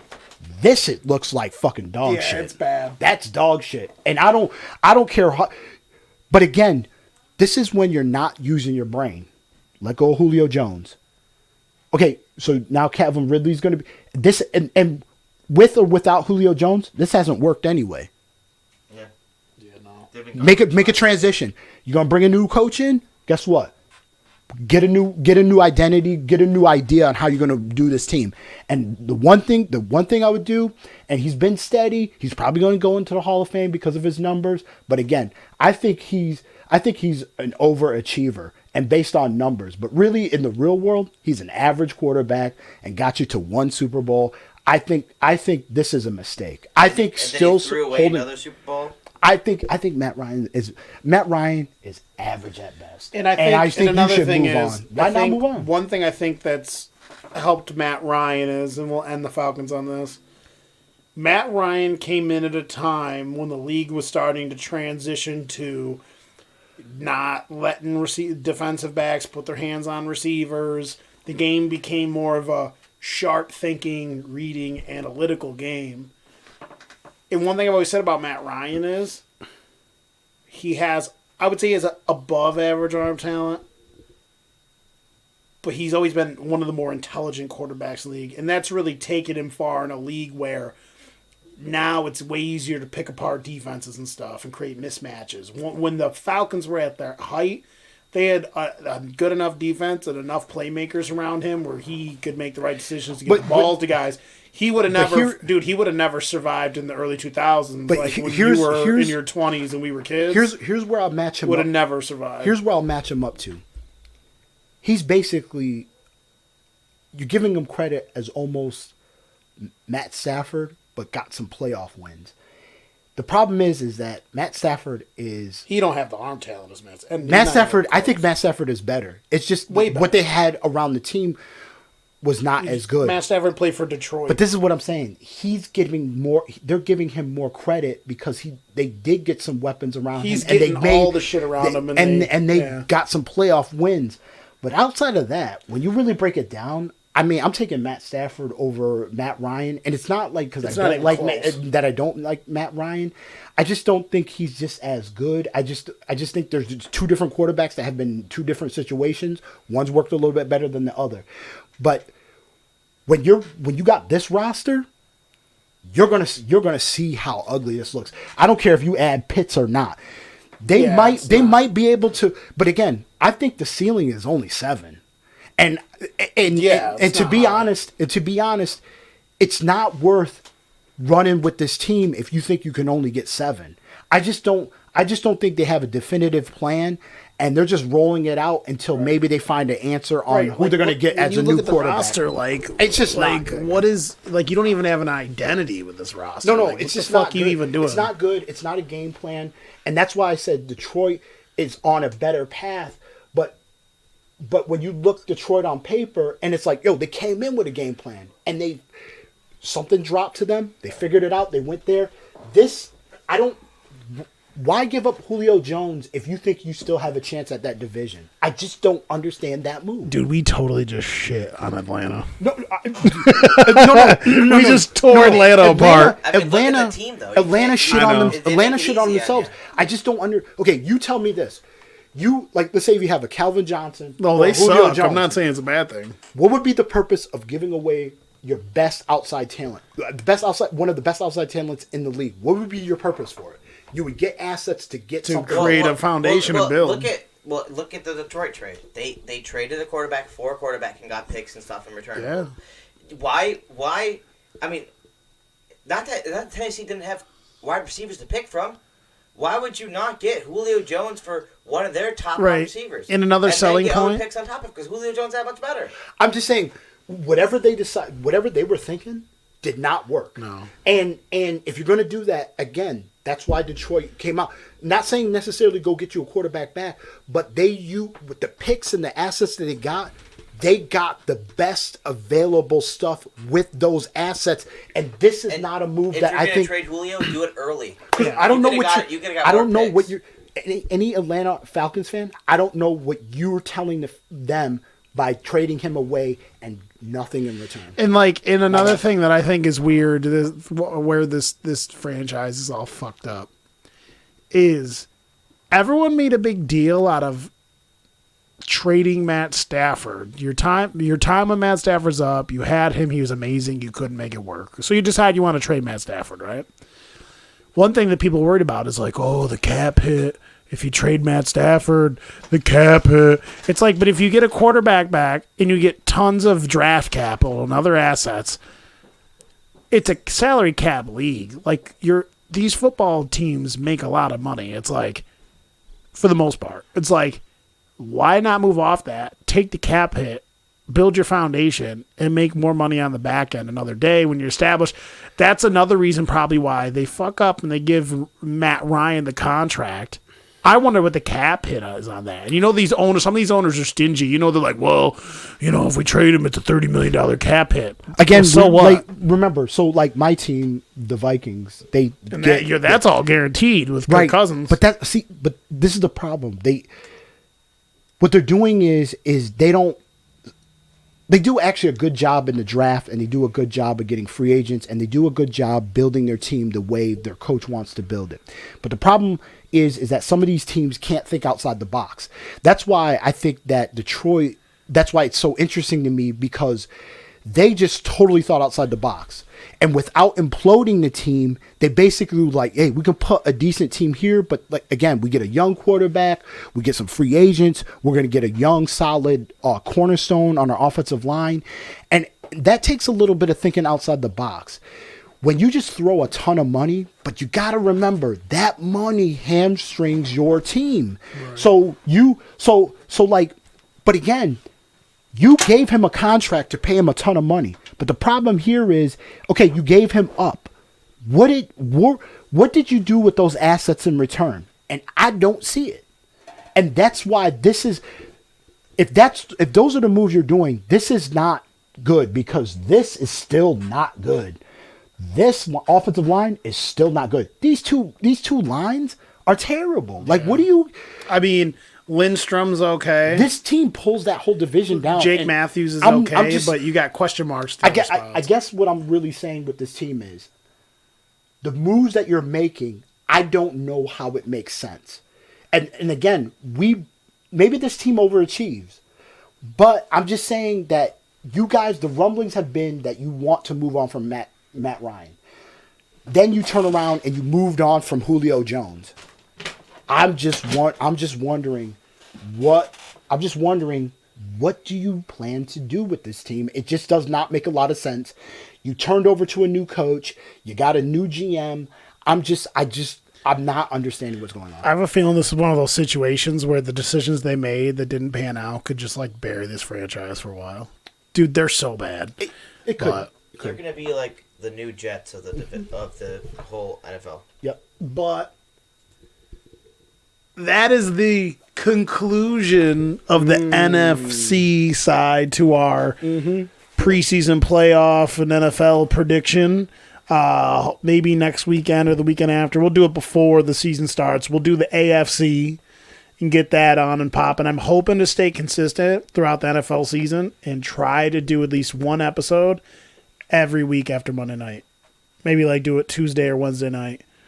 Or maybe even, well, no, not Thursday night because there's a game there. Whatever, maybe Tuesday or Wednesday night, do a recap. Okay. And any of my buddies that are willing to come on all season, you're more than welcome to come on and do recaps with me. Just a shout out to the sponsors, Ultimate Athletics, home of the heavy hookers. We're sponsored by the Illuminati. Nice. We are also sponsored by Sam Adams. Nah, I wish. Bronze Images, best tan on the East Coast. What's up? Any finishing things you guys want to say? Also sponsored by Crochet with Alicia. Oh, yeah. Sponsored by Instagram. Crochet with Alicia on Instagram. We are also sponsored by Sulfur Smelling Water. Mm-hmm. Apparently. Atlanta Falcons. So, yeah, we'll be back. We wanted to get this episode on and popping. We kind of took too long on each team there. Like, that's okay. We'll curtail it next time around. But I think we really got into each team, and I think we raised a lot of good points and what actual fans are thinking about their team. Again, it only tells us that this is going to be a really interesting season, and there's just a lot of data and a lot of ideas that are going on and how these teams are working. And I think we really broke down in 4 hours, 15 minutes, just one side of it. You guys can find me on all platforms, whether it's YouTube, Twitch, anything, PlayStation, Mr. Nasty Time. We are out. Later.